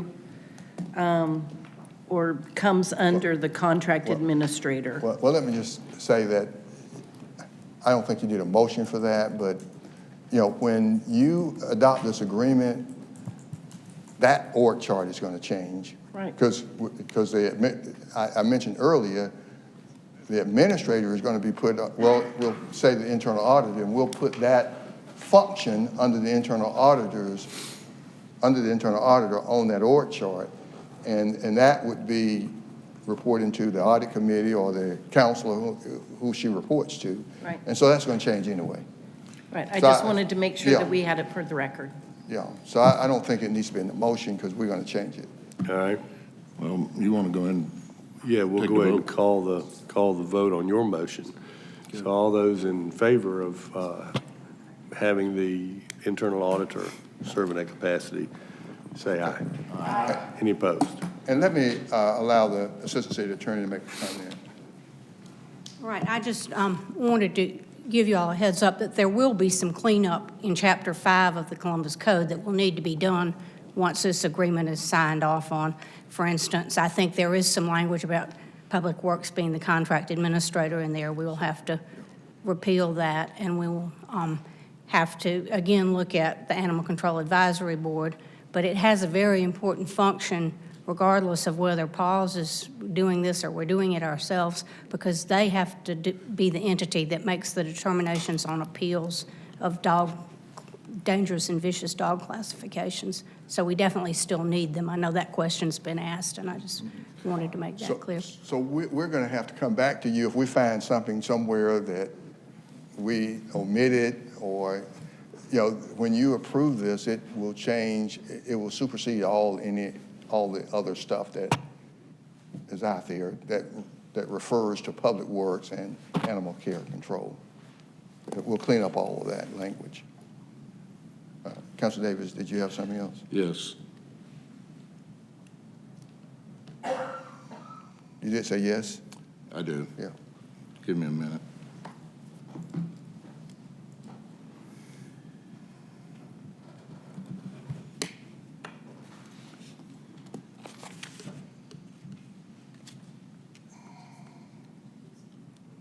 You want us to come back to you? I'm almost there, Mayor.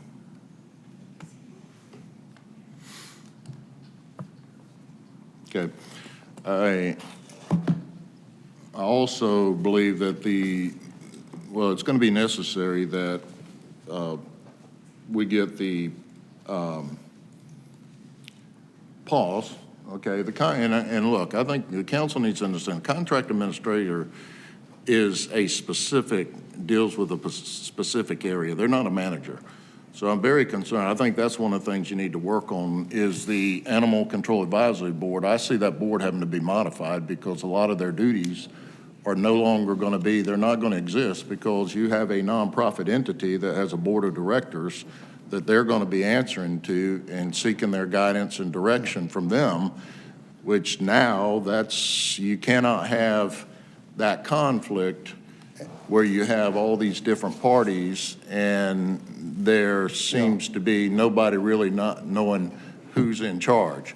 Well, the contract administrator is very clear. It's just to make sure that that contract is being adhered to. Yeah. And that's it. Other than that, I don't see them doing anything else other than quality control and inspections. Now, the way our ordinance is set up, the Animal Advisory Committee does serve that function you still have with dangerous animals, things like that go in the court, those kind of appeals and judgments and all. Yeah. See, that still has to happen. But a lot of the stuff, their duties and responsibilities, PAWS is taking that over, and they have a board of directors. Well, let me just say, Ms. Riley is on the negotiating team, and of course, Paul's board members, and I think that we discussed that. And you're clear, and they're clear, and we're clear. And so I think they've got it all worked out. Okay. Yeah. So I'm assuming the city attorney's office will work on those modifications. She was at every meeting. Gotcha. Yeah. So, yeah. Okay, and that's pretty much it. I'm looking forward to a great relationship and being productive and providing a first-class services to the citizens of Columbus. Yeah. All right, thank you, sir. No more questions from the council. And Mayor and Council, I will say, I agree with your last words, Councilor Davis. I look forward to that as well. I think this team has been amazing, and I want to, again, as I did at the public meeting, publicly thank them for the way they came together, the way they worked together, and the product that they produced in this management agreement. I think we're headed in the right direction. And so with that, Mayor and Council, I would ask you to approve item 1 on my agenda, authorizing the execution of a contract. Motion second, approve item 1. Are there any discussion items on that item? All right, I think you can put that on the board, can't you? Yeah. Let council register their votes. While they're doing that, let me just say to the negotiating committee, thank y'all for doing what you did. It was, man, it's like building a city a brick at a time, but y'all did an amazing job, both from our folks working with the community and y'all too. Just thank you so much. I think it's going to be a win-win for everybody. All right, that passes. Councilor Davis, is yours a yes vote? All right, we see if we can get Jeremy in here to help Councilor Davis figure out how to hit him with that button. Councilor Tucker? Yes, for the city attorney, will we have the ordinance on next council meetings for first read? Are we gonna work on it now, or are we waiting until next month? How's that? Which? The ordinance with all the changes for, the animal care and control. It was just approved. No, she said that it's some ordinance. Oh. That's Housekeeping. a bunch of ordinances. That's going back, going through it. February, okay.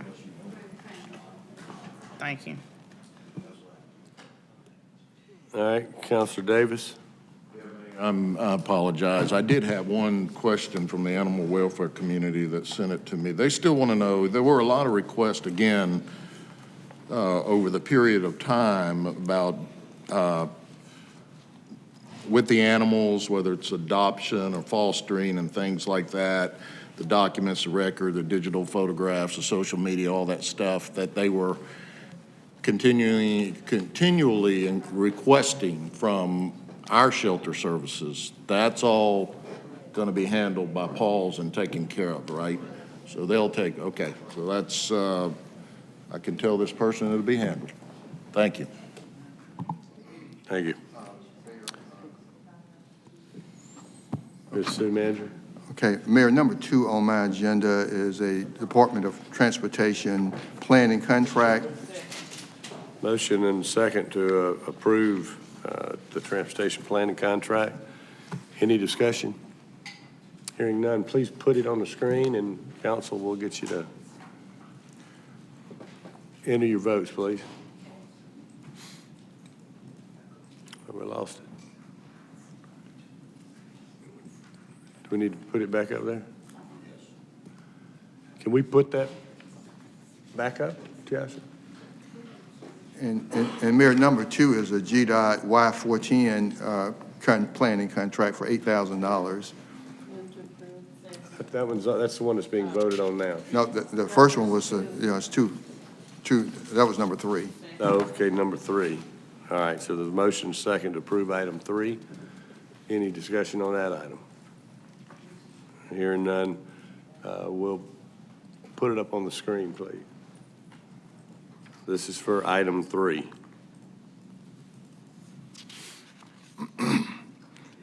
And Mayor, number 4 is a, we have a motion to approve items 4, 5, and 6. Is there any one of those that needs to be pulled for discussion? All right, then if you'd post it, if you'd post number 4 up there, this vote counts for all 3 of those items. Ms. City Manager, if you'd. so number 4, Mayor, is Columbus Fire EMS and Right Side Health Physicians LLC related to telehealth services jointly provided through the city and this group. Number 5 is lease of equipment for golf course, Toro groundkeeping equipment at Bull Creek Golf Authority, and then lease of equipment for golf course, Yamaha golf cart for the Golf Authority. And then, Mayor, I've got purchases. Got Infantry Road and follow. Yeah, we have a voice vote from, huh? No, this is for those 4, 5, and 6. So we had a yes and a yes from Councilor Garrett? Yes. And a yes from Councilor Cogle. Thank you, Lindsay. So on purchases, I've got Infantry Road and Follow Me Trail. I didn't hear that. Which ones? All right. Motion and a second to approve all of the purchases, items A through F. Is there any that anyone would like pulled for discussion? All right, please post it for item 7, and remember, you'll vote for all of these with a vote for that one.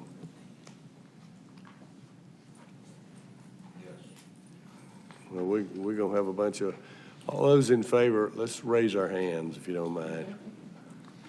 All right, any opposed? Okay, so number A was Infantry Right, Road and Councilor Follow Davis, Me you're Trail, Okay. which is $2.4 million for that project. B would be additional resource for pursuit vehicle build-out for police. You know, they're getting more vehicles in, and they need more, they need help getting those vehicles processed, built out. Georgia First Responder Post-Traumatic Stress Disorder Insurance, based on House Bill 451, $663,129. Got extension of memorandum of agreement for mental health services for Muscogee County Prison with New Horizon Behavioral Health. I've got repair of a Caterpillar bulldozer for Public Works, and annual maintenance service agreement for the camera integration platform for the police department. And those are the purchases, Mayor. With that, we've already had the updates, and so that will conclude my agenda. Councilor Tucker? Yes, I wanted to circle back to that one conversation we was having in reference to the agenda item that was, I think it was on the city attorney's agenda, the mid-year budget. One of the questions I had previously regarding the mid-year budget is, well, the question was, were there any items, even though we discussed it, was it voted on and approved by council? I see a couple of items, you know, even though we did discuss the inspection and code, the additional 2 sign and license, that's the sign removal. I know we discussed it, but we didn't say, like, yes, that was something that we wanted to go forward with. I don't recall. Can I interrupt you right there for a second? So that was a conversation we did have when we came back, and we told you that we would bring, I think, two positions back at mid-year, because that was something Councilor Davis was pretty strong on. Not sign yeah, not weekends two, and all that, yeah. but not 2 full-time. Yeah. You think we need 2 full-time? That's Councilor Allen. 2 full-time. If you want to get the job done. Taking Yeah. up signs. Yeah. So you got a concern with the 2 full-time? Yeah, I just don't think we need 2 full-time. I think we do. Yeah, I just, that's just me. I mean, I just I do don't. this every day, I just you know? don't. Yeah, I understand, and I got a lot of signs in District 4, but Well, I feel like you can kind of work yourself out of that job eventually, not 2. well. So that's just me. So I know he said. That's what. Well, I just talked about understaffed, overworked, and underpaid. That goes for this too.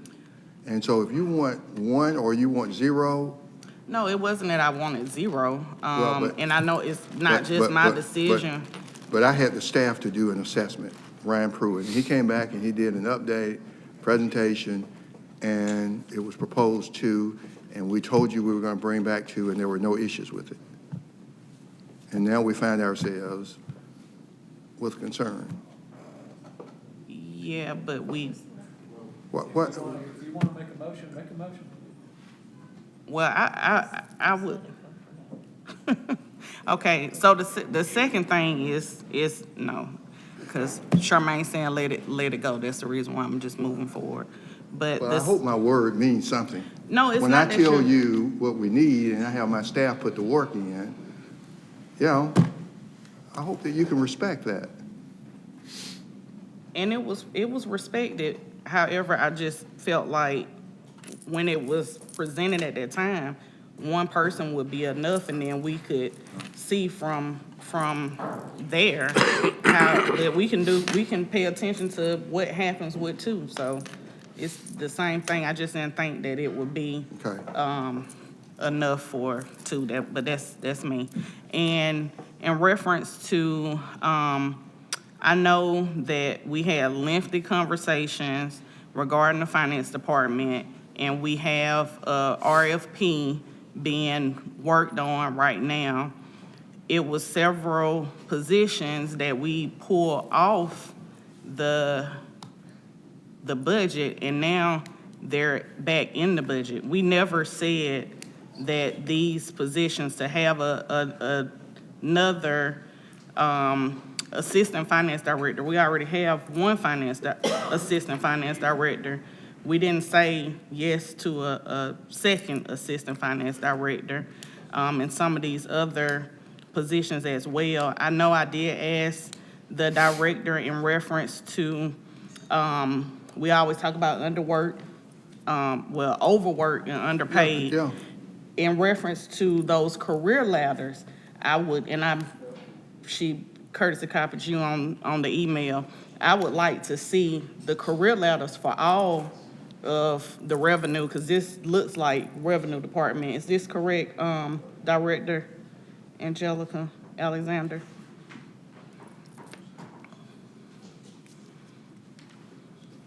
What you requested and what I provided was what was initially proposed in the budget, and most of those were for the revenue division. There was only one that's for another division in my department. That person also qualifies for a career ladder adjustment. So all of what was proposed in the budget was for all of the people that qualified for a career ladder adjustment. And it was in reference to the revenue department. Are all those listed in career ladder movements? Because I know, we've had HR updates before, and I know you've had some longevity within your department. Mm-hmm. Is everyone listed for the career ladder? Do we need to add an additional position? Only the ones that would have qualified at that time are listed in what I provided to you and what was proposed in the budget. Yep, So that would wasn't on be here. the employees that, who've been here for a while. I mean, most of the career ladder adjustments require time in position, so it doesn't include any new employees. Okay, so these right here, I know specifically we remove some of these positions. So Mayor, look. And I'm asking this, City Manager, because we pulled this off. Well, but And we're dealing voted with a on it. situation in finance and revenue where we've had challenges, and she's working at 3 and 4 in the morning, and when we asked for positions in the budget, they got moved out. She came back again, you moved them out. We need to move forward. And I don't know what it is that we don't want revenue to be successful, it seems. It's not about that, But if we're it's going to some of be these successful, we've positions. got to fund these positions and let these people go to work. Yeah, and I agree, we need. I know you whisper, but whatever we you're need- talking about, you No, know. I'm not whispering, she said something, if she say something, I'm a counselor, I can say something to Sure you her. can. Okay, but what Well- I'm telling you is, we remove these. Yes, we need worker bees, and yes, we need to ensure that we have career ladder, career progressions. That's not what's stated right now in this amendment, and I've asked that before. When we put amendments on here, have we already voted on it? We voted to remove this, So what and do you now want- it's back So what do on you here. want to do? You want to throw all the positions out for finance? That's what you want? The assistant finance director position, yes. I know you need 3 licensed and tax I know what I clerks. need. I guess you know Yeah. too. Let's, But let her finish with her thought, and then we'll pick it up, the discussion from there, because yes, but the assistant finance director, there were positions, and Councilor Crabb that's the reason why I was talking to Councilor Crabb, because she was the one that removed these positions back in, I think, June. Was it June? It was during the budget. During the budget cycle. And we have talked about doing an RFP to outsource some of the revenue department transactions dealing with business license. So we asked to postpone this until after that RFP. We actually talked about that at that time in reference to the individual coming up here presenting all the information. We asked to postpone this until after the RFP. And what is the status on the RFP? Why are we doing this first and we haven't even done the RFP? Mayor. Well, and let me interject too, because I hear where you're coming from, but I got to tell you, over the last year, this community has watched us struggle with various pieces of our finance area, right? Whether it's been the licensing for businesses or the licensing for alcohol, and there's been a lot of discussion out there on the streets. And we have not really, I'm just telling you from the mayor's position who sees this on a day-to-day basis, we don't have the staff. We're wearing people out. It's not a matter of them, trust me, I think if there's somebody else knocking on their door to hire them, they'd be gone in a heartbeat. Because we're putting people in a position and asking them to be under heightened scrutiny, because we're scrutinizing everything that goes on down there right now. And we're not giving them the tools to be able to perform that. So I get it if there's got to be a little bit of a flex here and there, but when the staff tells you, hey, I'm drowning, this is what I've got to have in our, arguably, I've heard this council call it the most important department in many ways in our city. I think you got to listen to your staff. I mean, we've never given them enough. Right now, they're wanting enough just not to drown. So And the conversation when I first got here was, we needed an assistant finance director. We got that. Now we need another assistant. When is that going to be enough in reference to assistant finance director? So that will be 2. How many departments within CCG have more than one assistant? It's not that many. How many have more than one assistant director? See, we're Several. getting top-heavy. We don't need the top. We need Well, we're not heavy anywhere in finance. We need workers. We're not heavy anywhere in finance, Mayor. But look, if you want what you've been getting, we'll keep on giving it to you. If you don't give us the resources, we're going to do what we can. And it seems that, I mean, for a department that's managing $366 million in a budget and $1.2 billion in capital infrastructure projects and federal dollars, federal programs, and doing all, it seems we don't want to give them resources. It's not that city, manager. The 3 licensed and tax clerks. Councilor Crabb, if you put your light on. Yeah. But So, the Mayor, if actual Councilor individuals Tucker doing it. wants to be the sponsor to move the positions, let her sponsor it and move on. I'll let the rest of the council speak, but it is some positions that's listed that I would like to pull out. And I do agree that we do need more workers that's actually physically working with the citizens, like the 3 licensed and tax clerks. What does the finance department director is telling you what's needed? The city manager is supporting her in telling you what's needed, but it seems it doesn't matter what we think. It matters what you think. I don't think so. It matters what we think, too. Yeah, of course it does. So we're having a discussion. I know y'all support each other, so I mean, I get it, And we support you too. I don't, when? I'm saying in I can't reference to tell. the license. I can't tell. The license and the tax clerk. But anyway, they're Mayor. needed. All right, well, let's. That's enough for me on that. We've got a few Let us- other. whatever they want to do. We got a few other counselors that want to make comments. Not on this, okay, well, Counselor Davis? I'm sorry, Mayor. Okay, Counselor Crabb? Oh, wait a minute. The only thing that I want to add to this conversation is I believe that we could possibly put the money that's being asked for in a better place. We need them down there where they're meeting with the public, they're processing the licenses, all of that kind of stuff.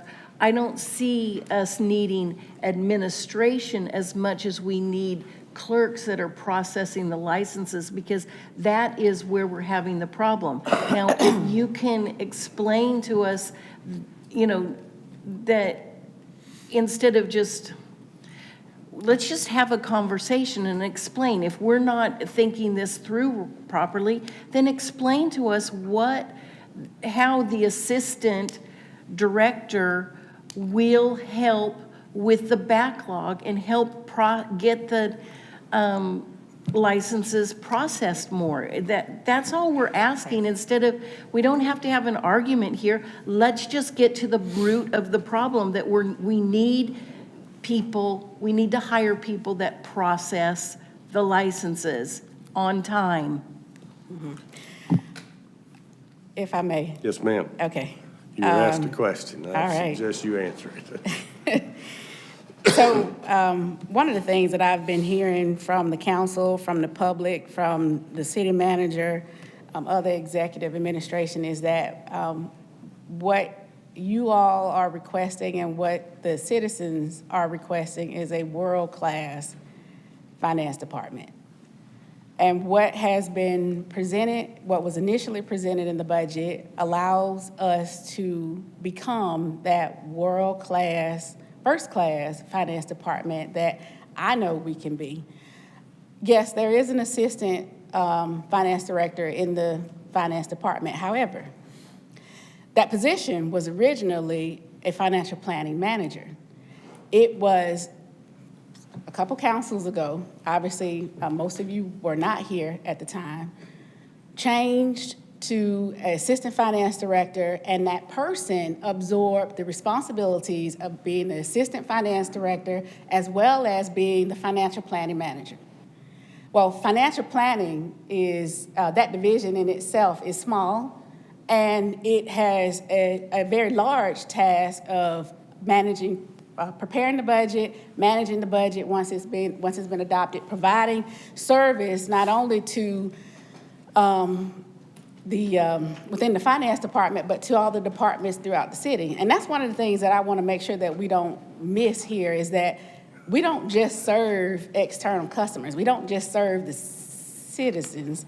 We also serve our internal customers, which are our departments and our elected officials who subsequently serve the citizens. We have been operating we've operated as a lean department since I've been here. I've been here with the city now, I think, 16 years. I started in 2008, and it was lean at that time. And what I can tell you is, as people get older, as they retire, and you have that institutional knowledge that leaves, it takes more than one person, quite frankly, I've seen, it takes more than one person to do the job of one person, a person who's been here for a very long time. And ultimately, what's happening here is a lot of that responsibility in terms of doing the work is falling on me. And if we want to be a world-class finance department, whether I'm here or not, what has been proposed is a structure that will allow this city to continue on and work towards being that world-class finance department that I know we can be. Because, at some point, I'll be here as long as, the Lord allows me to be, but at some point, Angelica will not be here. And we have got to structure this department in such a way to where everything continues on. Obviously the world will continue on when I'm not here, but I do have concerns about the amount of work and time and effort that I myself, as a director who was supposed to be strategically leading and overseeing all of these divisions within the department, and putting in terms of the amount and level of effort as far as doing the work. So these aren't just, even when you see assistant finance director, it's not just a high-level position. It is a worker bee. Because my assistant finance director is really serving as the financial planning division manager. So I don't have an assistant, truth be told. So this allows there to be more oversight and there to be a sharing of duties and responsibility from a management and oversight standpoint within the finance department. We actually have 2 departments that I can think of and some elected offices that have more than one assistant.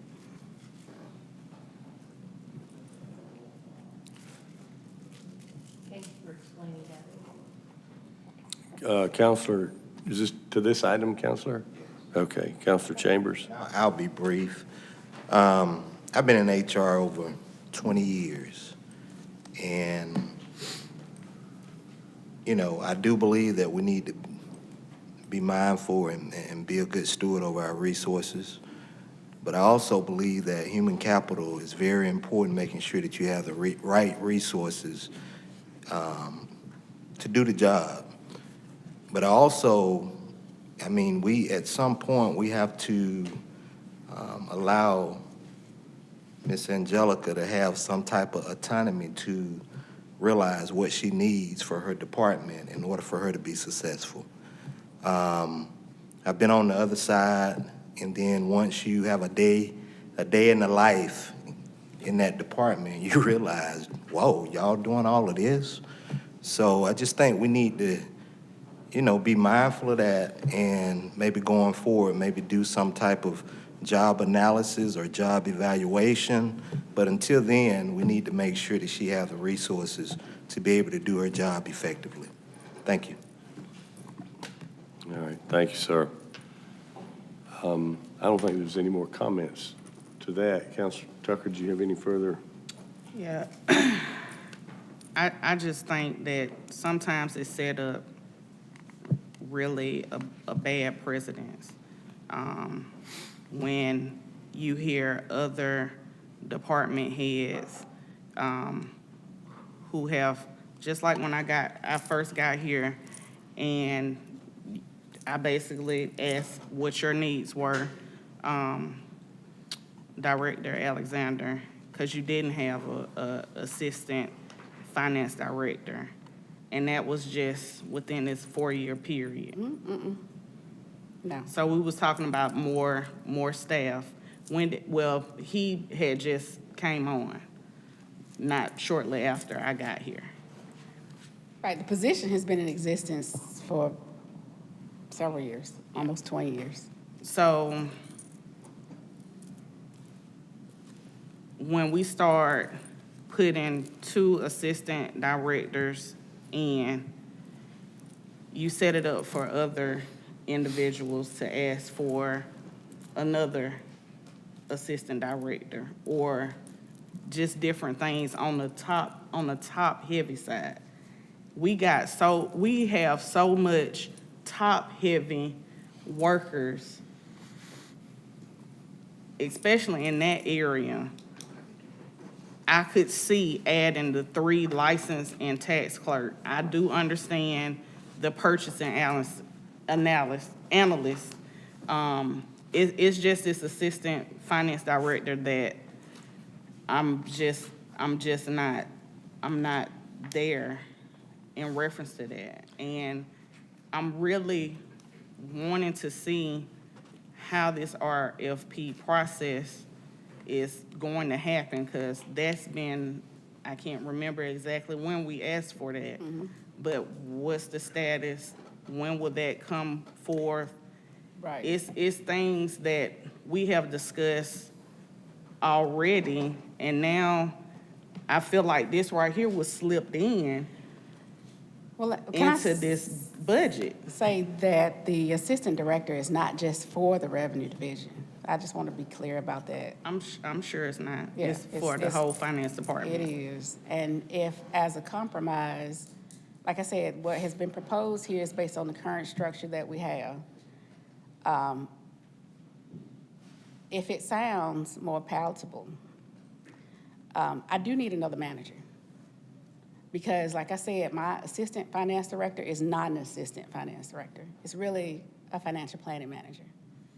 And most of his duties and responsibilities revolve around that. I really don't have an assistant director. And like I said, what has been presented here is based on the current structure that we have. Now, I know I have an assistant director in name, and also it's based on the fact that I've heard everyone say there's a need for more oversight, right? So in having another assistant who would also provide more oversight, because I'm gonna tell you too, like I said, I have people that have retired, and I have one, she's not here right now, but one more veteran manager, and then all of the managers within the finance department would have been replaced and would be new. And I, quite frankly, have not been able to personally spend as much time with those newer managers as I would like to because of what's required and what's needed in this one particular area that everyone has been really focused on. But the finance department is made up of more than just the revenue division. And even with the manager in that department, what I can tell you is having more oversight is needed. Because even with the manager, when the manager was in place, and unfortunately, she had to leave, but even when she was in place, that required more oversight. And I think, having that additional oversight and not allowing so much autonomy in that particular division will help keep things on track and help us continue to move forward as we, again, become that world-class finance department that everyone is expecting us to be. Yes, sir. Councilor Chambers. So, is it possible to have HR to go in and reassess or do a job analysis or job evaluation on the positions and let them bring us something back? Because at the end of the day, what we don't want to do is set her up for failure. Correct. We don't want to do that. Right. So only she knows, and maybe a representative from HR can go in, because we can't do it. I think that's a good suggestion, sir. And because we want to make sure that she has the tools and the resources she needs to be successful, and her team. So is that doable? Yeah, I know, and I'll let you Yeah. finish. So if HR can partner with you and they can go in there and look at your department, assess your jobs, and then they can bring something back telling us what's feasible. And we'll move forward from there. All right, is that in the form of a motion? Yes. Is it to amend, I guess, that mid-year budget? All right, well, there's a motion and a second to have the HR department reevaluate those positions with the finance department and come back with a recommendation. All right, all those in favor say aye. Aye. Any opposed? Okay. Travis, why So, you I buzzed in an hour ago? Yeah, thank you. I did, I know we had Evergreen come in and they did a excellent job. It had been suggested about using Carl Vinson Institute to do some maintenance of our actual, our plan to see, and it's really kind of in the role, but look at overall if we're on target for positions like what you're saying, and career ladders as what we've been going back and forth on email talking about. But is that something that we can look at doing, bringing Carl Vinson Institute? I would yield to the HR director, but I mean, short answer is yes, but I don't know how Carl Vinson would work on a plan that was constructed by somebody else. Mayor, it would be Evergreen. Our agreement is with Evergreen. Yeah, Okay. so just to Yes, have but Carl yes, we Vinson. should do that periodically. yeah, Carl Benson to come in. I think Councilor Davis did you have something to say in reference to that? Because I know, Well, is it to this item? Is it to this item that we're talking about? Because I know Councilor Kogel's been over here cooling her heels for a while. Okay. All right. I'm gonna have my 2 cents, Mayor. I think from my position, one of the reasons during the budget session that we didn't approve the request was because we asked for an audit update. You go back and listen to that, what I said was that we need to get the audit update, get all those things, the proper processes in place and done. Once we get out of the way, we can determine. There are some needs that was recommended during, both from our internal auditor and both from the outside auditors that Acuitas that came in. And we also talked about the need of the questioning around why we were not retaining and why we were not holding positions and hiring and getting those people. And we gave a directive to the city manager to go out to the private sector and utilize temporary services, professional temporary services or temporary services to come in, assist, and help. And they've done that.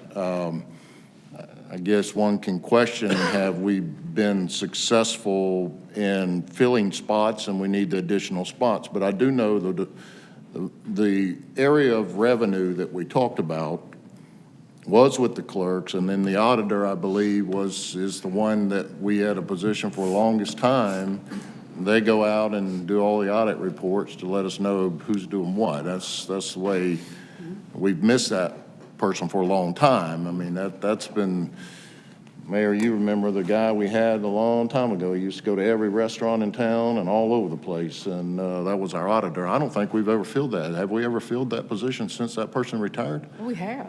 We did? Yeah, but just the work doesn't allow us to go out It's and do those additional things. one. Right. It's just this would be an additional, Now, yes. I do have concerns and questions like my colleagues over going out of the revenue department and to another level. I do, at that level, I think it's a G123 or whatever, and, you know, I would probably have questions around that, but I think we did say that whatever the needs were in that department, based on the audit updates and reports, that we would try to address. At the same time, we have asked the city manager to go out and do an RFP and look at what it would take to contract out with the private sector and look at that, the same services. So somewhere that's got to be playing into all this. And I think that's the concern, you know, which one, are we still doing all this?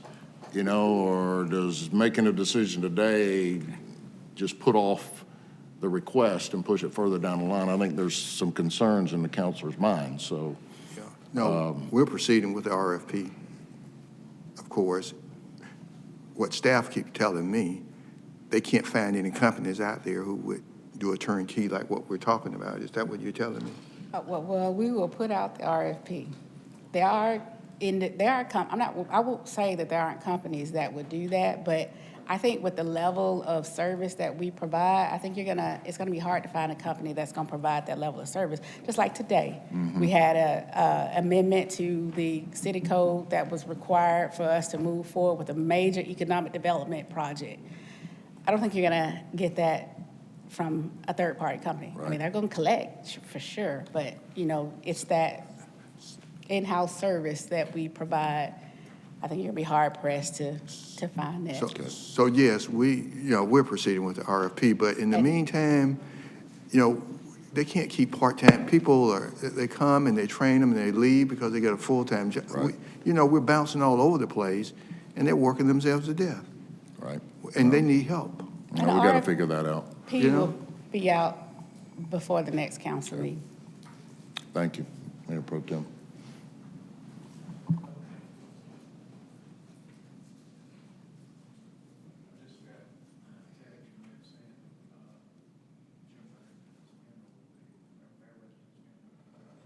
Thursday?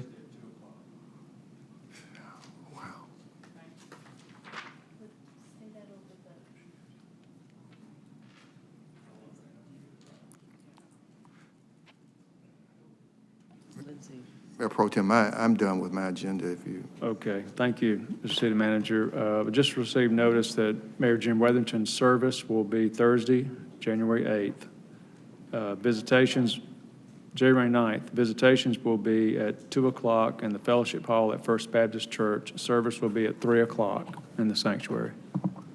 First Baptist Church, sanctuary service at 3 o'clock on Thursday the 9th. It says 8th, but that's wrong.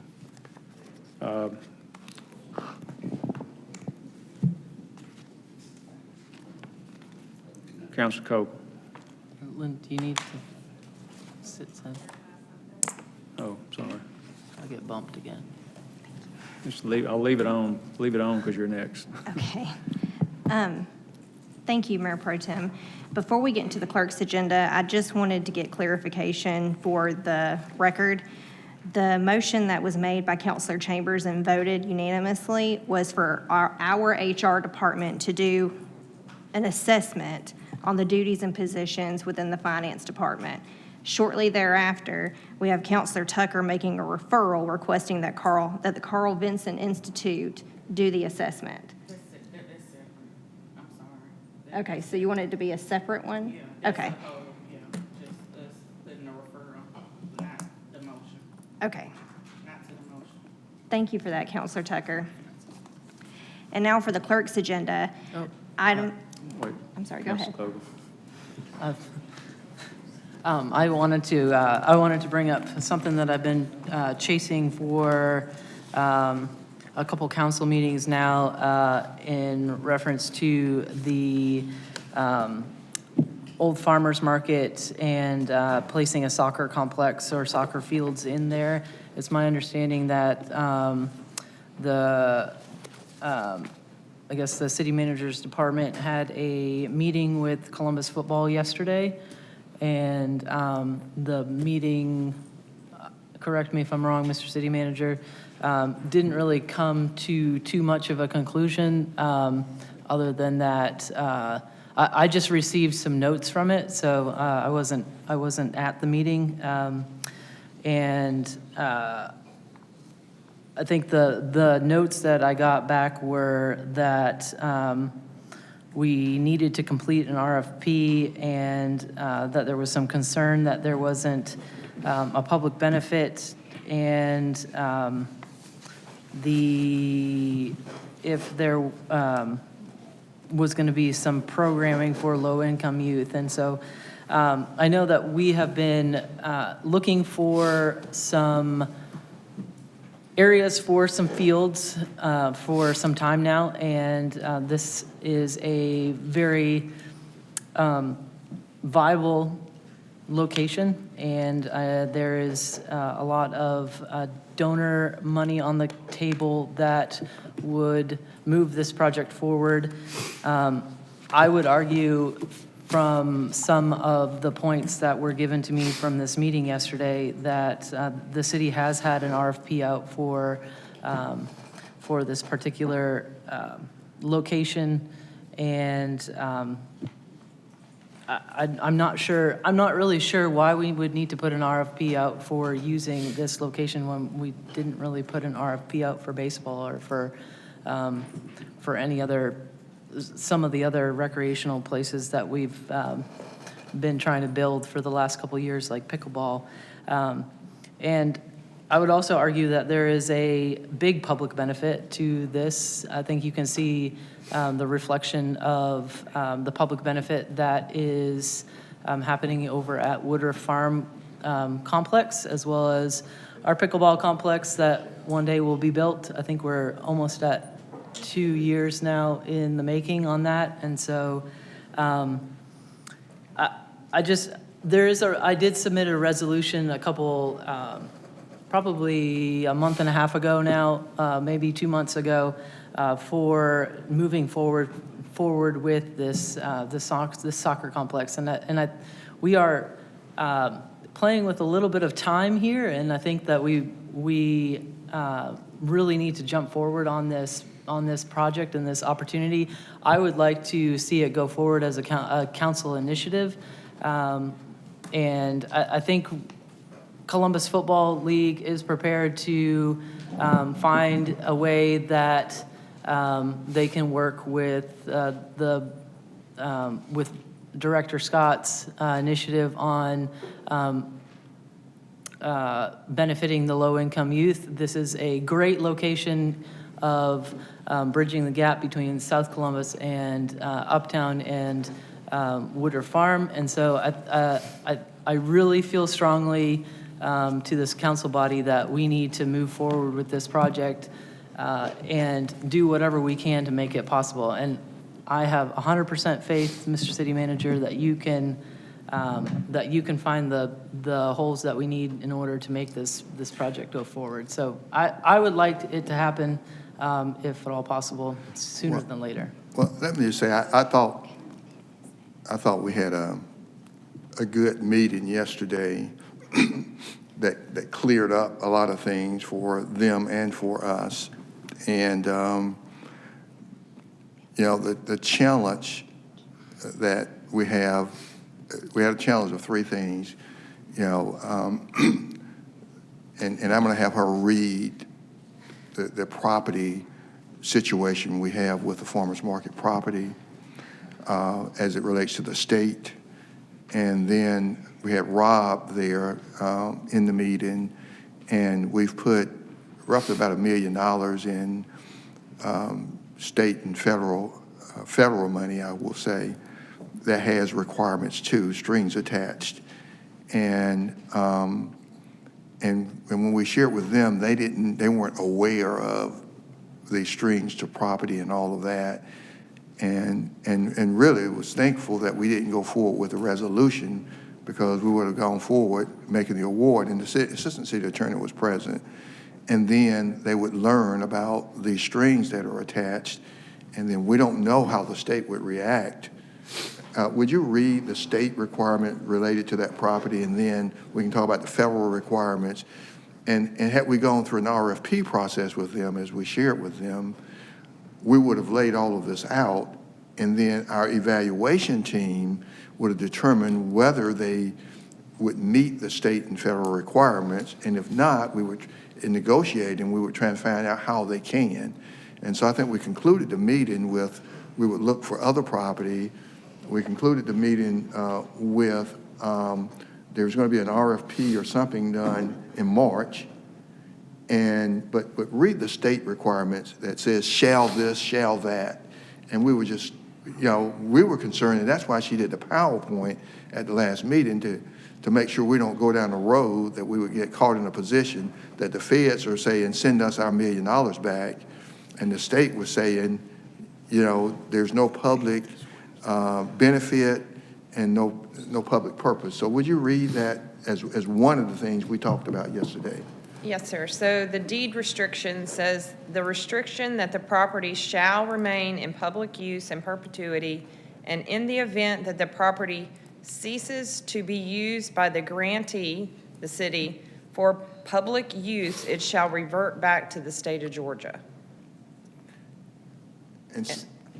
So what is but like, there's no definition for public use, and I am really failing to see how this is not public use.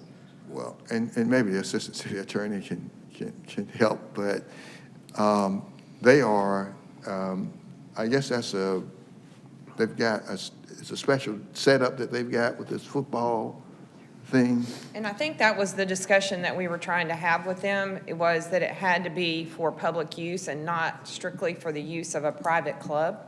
And that was the discussion that we had with them, and how would they make this facility available to the public, not just allow people to sign up, but when you're restricting the use with just the members of a particular club, then it's not technically open to the public. So that was the discussion that we were having with them, was to get a better understanding. What is the policy with Peach Little League over at Lake Bottom?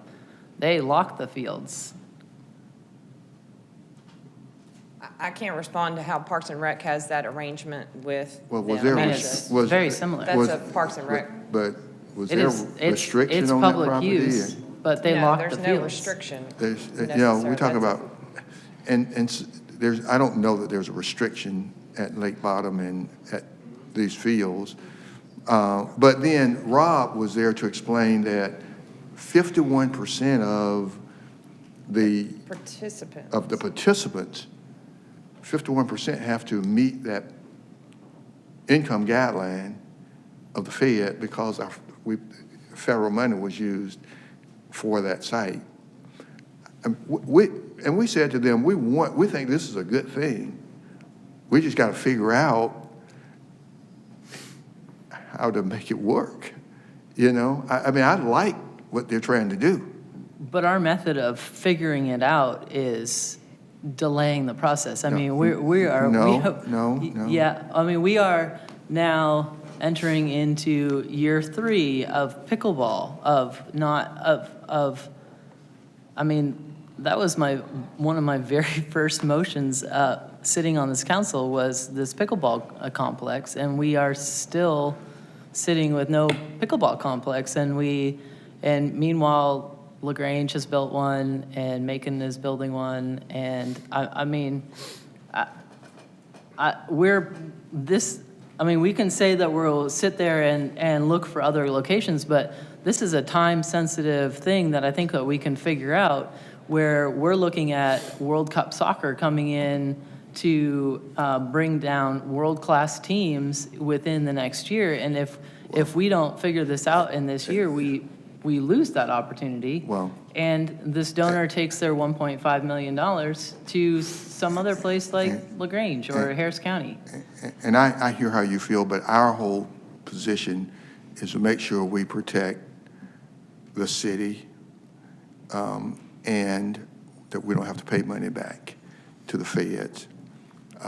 We know how the feds will come in and monitor, and they found one little thing wrong, one little one. And they, yeah, I mean, I don't have a problem. If the council decides today you want to pass that resolution, you can do it. I don't advise that because we got to get past these issues. Now, I want it as much as you do. And if football comes back with a way that they can accommodate the underserved youth, then is that a change? If council, if they come back with a way that they can fulfill the requirements of the feds and we can meet the requirements of the state, you can do a resolution. So what is the city attorney? What is this? You can ask the assistant city attorney her opinion. She was there and she's been involved in this. She knows. Would you like to speak to it, Madam Assistant City Attorney? Because, I mean, we're not trying to hold it. I shared with them yesterday that I like what you're doing. We just got to figure it out, if we can. Well, we don't, I mean, I'll let some of my other colleagues speak, but it does not appear that we are trying to figure this out in a timely manner. I mean, this is the 3rd time that I've brought this topic up, and it just gets punted down the road. And so, I mean, I hate to bring it back up, but if this were baseball, it would be done. Well, I can just tell you what we're trying to do, and of course, council can pass a, vote. I mean, I just wouldn't advise that, not based on, because we haven't worked all this out. So we just met with them yesterday, which was the first conversation that I've had with them to explain the CDBG requirements and the state requirements, which they were not aware of. The CDBG requirements. They were not aware. Typically, utilization of CDBG funds requires them to document any participant in the program meets low to mod income, which is typically pay stubs. And I think that was an issue for them. Now, if they have had a conversation with you about being able to document all the participants in the program in order to meet the 51%, that is not really what they conveyed to us yesterday.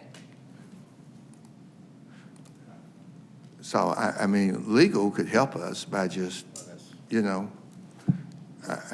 mean, it is what it is, and our goal is to try and work through it. We cannot do it as timely as the council member. Is there some type of historical data that shows different types of usages that have met the requirements yet didn't have the ability to identify every single person and their income that has used it? I mean, there has to be some access, whether it's I mean, to something that we can use as a reference. I mean, Well, because there's a lot of different, I think it's a great program. I just think the problem we've got is that if it's federal funds. and state That's tied regulations. to Yeah, this so particular there's, property. but there's got to be, there's other folks that have bumped their heads on these too, I'm sure. And there's got to be a resource that we can access, whether it's the GGFOA or whether it's GMA, and ask them if they've run into something like this, how did they satisfy it? And again, Mayor, we just met with them yesterday. I know, I and- was supposed to be and there. I didn't Director make it. Scott and I have not had an opportunity to have a discussion about Okay. how we can work with them on this particular project, so. All right. Well, Can we continue to have that conversation then over the next timely manner of couple weeks? Like I said, I have not had a conversation with Director Scott since the meeting yesterday, Yesterday. so. We need to reach well, out to him this week. can we, I mean, if we can figure it out, we just, We've got few others. Counselor Davis? Yeah, look, I am in complete support of this project. I'm just going to let it be known now. For a number of reasons. I don't know why it's so complicated, okay? And I can't understand the federal government, state government not allowing children and people enjoying a park-type atmosphere and playing. I just don't see where restrictions come in and hinder that. I mean, who's going to stop that kind of a activity where these kids can have a place to enjoy growing up? There's no places around in that area. I mean, really, think about it. There's no park-type settings where the kids can come, a place that they can go, and a lot of these kids are going to be underserved children.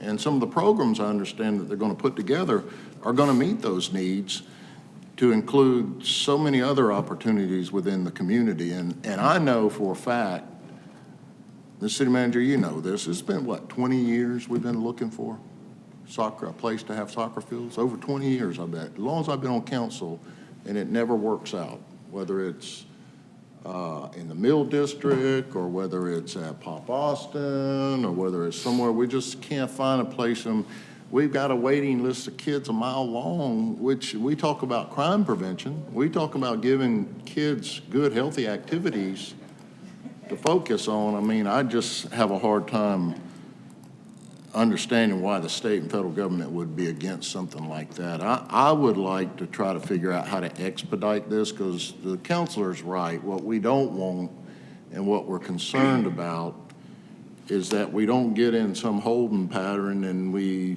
have a conversation and then nothing's done for several months. We don't want to do that. We want to expedite this thing because there's money. It's my understanding there's funds available, and there's going to be more funds available to make all this happen within our community. And I mean, I already know in the past, just by some of the things that have happened in that area, that there was plans to have recreational fields there. It was part of a plan that we were about to approve at one time, but it didn't work out. Can we, Ms. City Attorney, can we get one of our law firms who's connected with the state and federal government and let them research this and pull it together and tell us how we need to do this?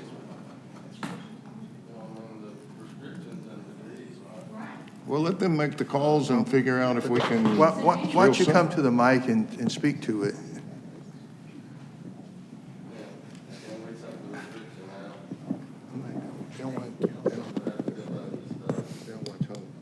We get Chuck Palmer to work on it. The thing is, this is not property that the city already owned or acquired for any legal purpose. It was specifically deeded to us from the state with a restriction on it that said it had to be used for public purposes. It went further to enforce it by saying if we stop using it for public purposes, the land just goes back to the state. Well, the soccer folks don't want to take that risk, you know, so they were talking about that yesterday. So we just want to make sure that there's a process and that the compliance with the public purpose requirement is handled, and the requirements from the CDBG grants, so that we don't have to pay back $1 million are met. And the RFP process could be used to have them propose how they are going to meet those standards, and then that would be a good faith vetting of the way the standards are met. Well, Madam City Attorney, I mean, that's what we just said, but I mean, South Commons had restrictions on it for public purposes, or recreational purposes. I mean, you had issues there. I just don't see how, if you have a facility there for the citizens to use recreational purposes and the enjoyment of just quality of life, I just don't see the state coming in and just saying, you know what, we don't like that anymore, we're taking it back.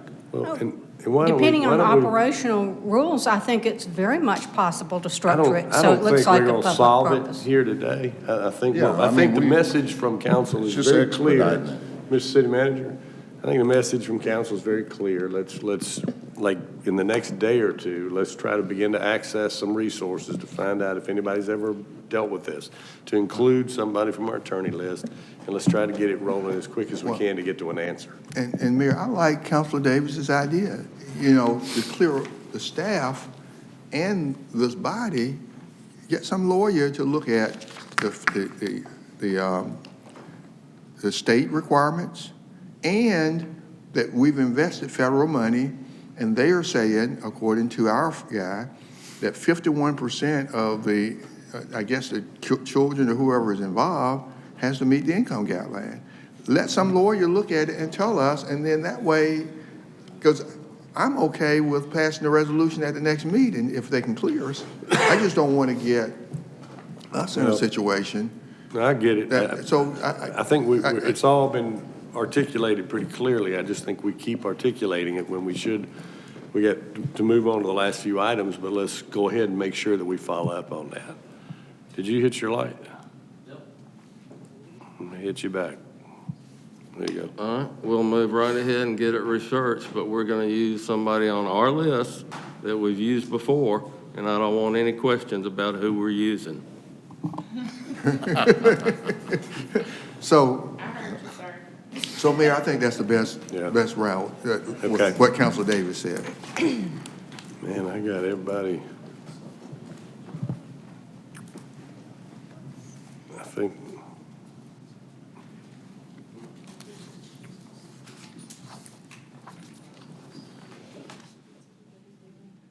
Okay.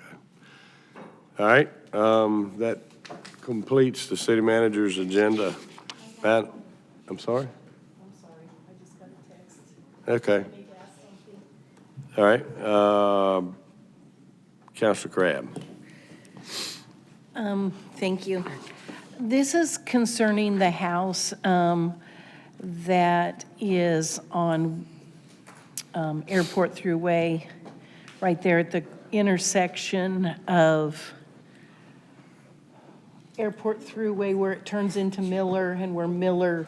Is this the house we've been talking about? Yes. Okay. Well, he just sent me a picture of what was done. And this is what was done. Just two more small little, that's not going to do anything. No, that's not going to do it. No. Well, So Isaiah, hit your light again. I thought we were looking into purchasing that.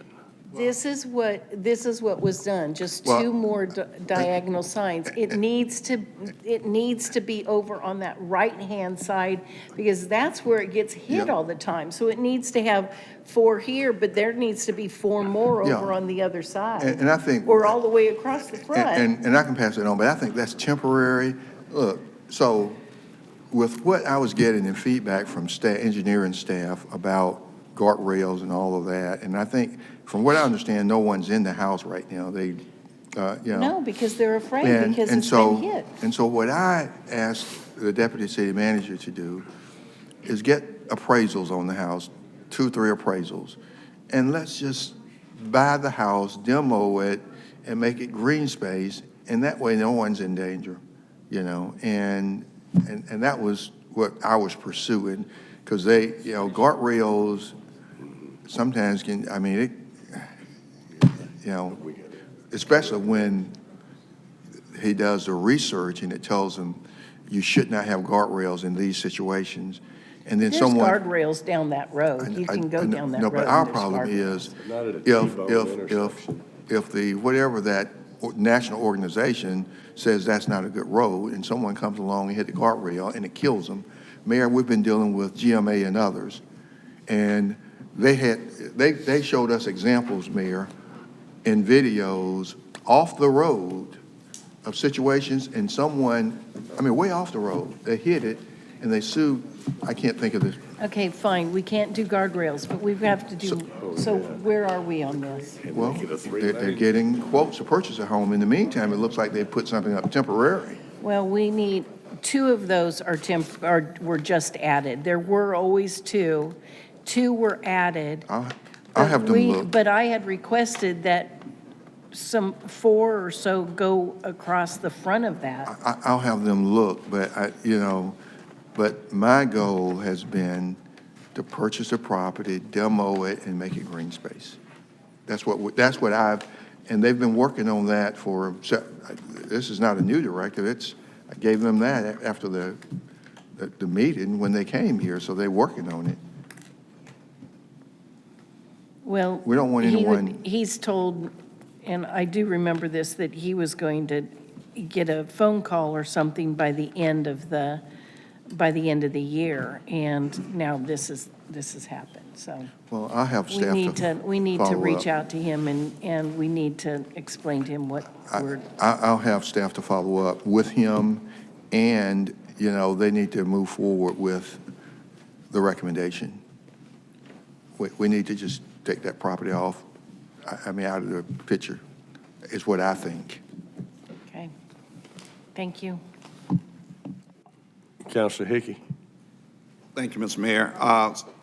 While we're still on the city manager's agenda, the question that I called you about, Mr. Mayor, about the feral hogs out there, I still hadn't gotten a response on that yet, about out in Chatham Woods. They're really getting bad out there. Well, they've gotten bad. And this been going on now for about a month. And I forwarded that and copied you on that, so I really don't have an answer for you as to why we hadn't heard.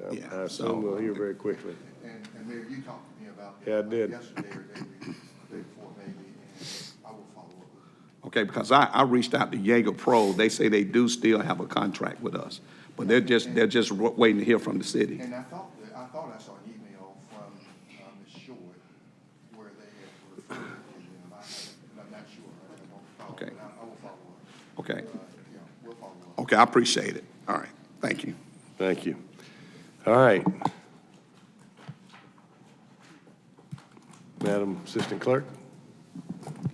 Thank you, Mr. Mayor. Very quickly, on behalf of Clerk of Council Davis and myself, I want to say thank you for putting your faith in us and reappointing us for 2 more years. On the clerk's agenda, item 1 is a letter from Mr. Alfred Hayes Jr. resigning from his seat on the Board of Zoning Appeals, and this will be effective January 30th of this year. Yeah, is there a motion to accept with regrets? We have a motion. Motion from Councilor Second. Tucker. Is there a second? Have a second. All in favor say aye. Aye. Any opposed? Okay, thank you. Item 2 is a resolution, excuse, Motion second to approve. All in favor say aye. Aye. Any opposed? and this was to excuse Counselor Thomas. Number 3, we have minutes of various boards. Is there a motion to receive the minutes? Second. All right, there's a motion and a second. Are there any that anyone would like pulled? All in favor say aye. Aye. Any opposed? The minutes received. And I would like to request council to do an add-on resolution to excuse Counselor Huff from today's meeting. Motion second to excuse Counselor Huff. All in favor say aye. Aye. Are there any opposed? Thank you. Under board appointments, item 4, we have the vacant seat for the Public Safety Advisory Commission. This is Council District 5, and Counselor Crabb is nominating Pete Berry. I have a motion. Can I get a second? All right, there's a motion second to confirm Mr. Berry. All in favor say aye. Aye. Are there any opposed? All right, Counselor Hickey, did you have something? Yeah, I just want to quickly make mention, since we're on the clerk's council agenda. We had put in a while back for the honorary board to approve the public safety building being named after Chief Wellington. And the holdup on it at the time was because he was still living. But since we received notice that he's passed away, I spoke to Ms. Lindsay about it, and I just want to try to expedite that and get that on the end so that we can vote on it to get it done. Send that notification to the Board of Honor, I guess, because they've Yeah. already received it once, have they not? There was a hold on it because there are some stipulations. And so I actually serve as the secretary for that board, so I'll be reaching out directly. Okay, great. Okay. Thank you. Thank you. For item 5, A, we have the Historic and Architectural Review Board. We have the seat of Tony Johnson. He serves as the Historic District Preservation Society representative, and they are recommending this reappointment. And they can be confirmed. Motion is, no, this is Tony. Tony He's being Johnson. All right, motion is second to confirm Mr. Johnson for reappointment. All in favor, say aye. Aye. Any opposed? All right, he's reaffirmed. Then we have another one for the seat of Alex Griggs. He served as the architect representative on this board and is actually rotating off. We had a recommendation from Alex Griggs for the appointment of Alan Klein, so if someone wanted to nominate him, okay.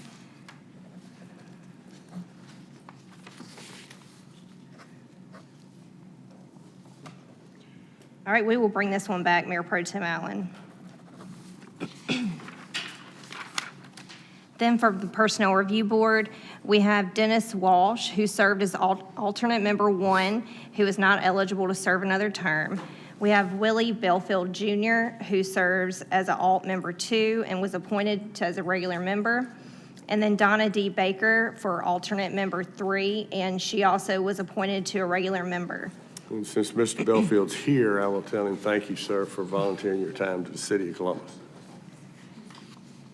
And then for the Valley Partnership Joint Development Authority, we have Monty Galbraith that resigned, and this is for a term that will expire in 2026. And that's all I have, Mr. Mayor. All right. Miss Elamine, back for your 3 minutes. Yes, ma'am. Thank you for waiting.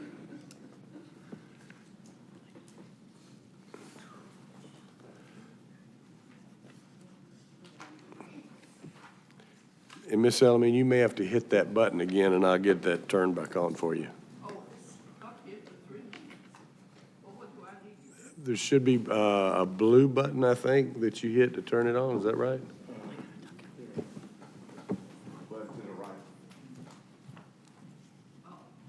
There you go. Thank you, Mr. Mayor. Yes, ma'am. I see that the done deal with Paul's Humane was a done deal. I sent out an email to all of you with the resolution from 2021, which I didn't understand. It was an annual contract with Paul's Humane with 9 years open for renewal. Well, Courtney, I'm comfortable that she will continue the transparency. She did give me her number and her email, and I do want to understand, because this was not clean. It was a bit messy. There are going to be quite a few things in that contract that are going to need to be tweaked, because you can't do something like this in the kind of hurry that it was done. It's just too many open questions. I watched the questions coming from the community that unfortunately, Mr. City Manager, you were trying to shut people down when they were trying to talk, and I found that quite disconcerting. But you have to let go of this connection with animal care and control. You don't do it well. So I want to talk to Courtney about what it takes for them to really take it over.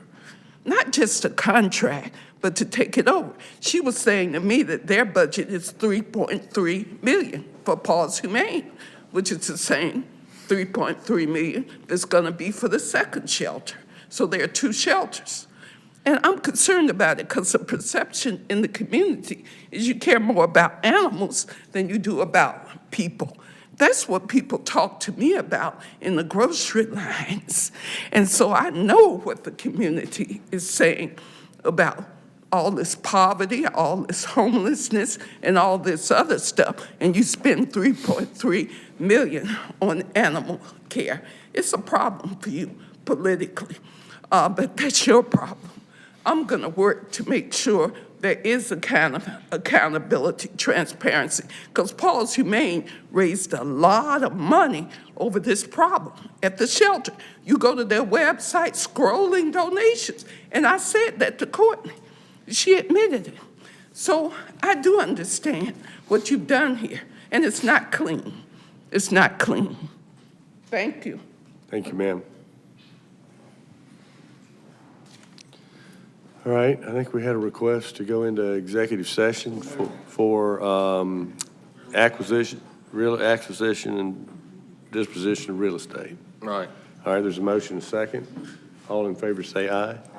Any opposed? All right, we will reconvene in executive session. We have been in executive session, but we are back in regular session. No votes were taken. We discussed acquisition and disposal of real estate. And before I ask for a motion to adjourn, let me just tell folks again that the passing of Mayor Weatherington is an incredibly sad moment for our community and for our state. The arrangements, I think, for his funeral is going to be Thursday at 3 o'clock, I believe, at Edgewood Baptist. First Baptist, I'm sorry, I said Edgewood, sitting next to you. First Baptist, and visitation is going to be at 2. That came, by the way, from Councilor Thomas, who, although she couldn't be here today, she was watching this entire council meeting. So, all right, Andy, I'll entertain a motion. Motion second to adjourn. All in favor say aye. Aye. All right, we're adjourned.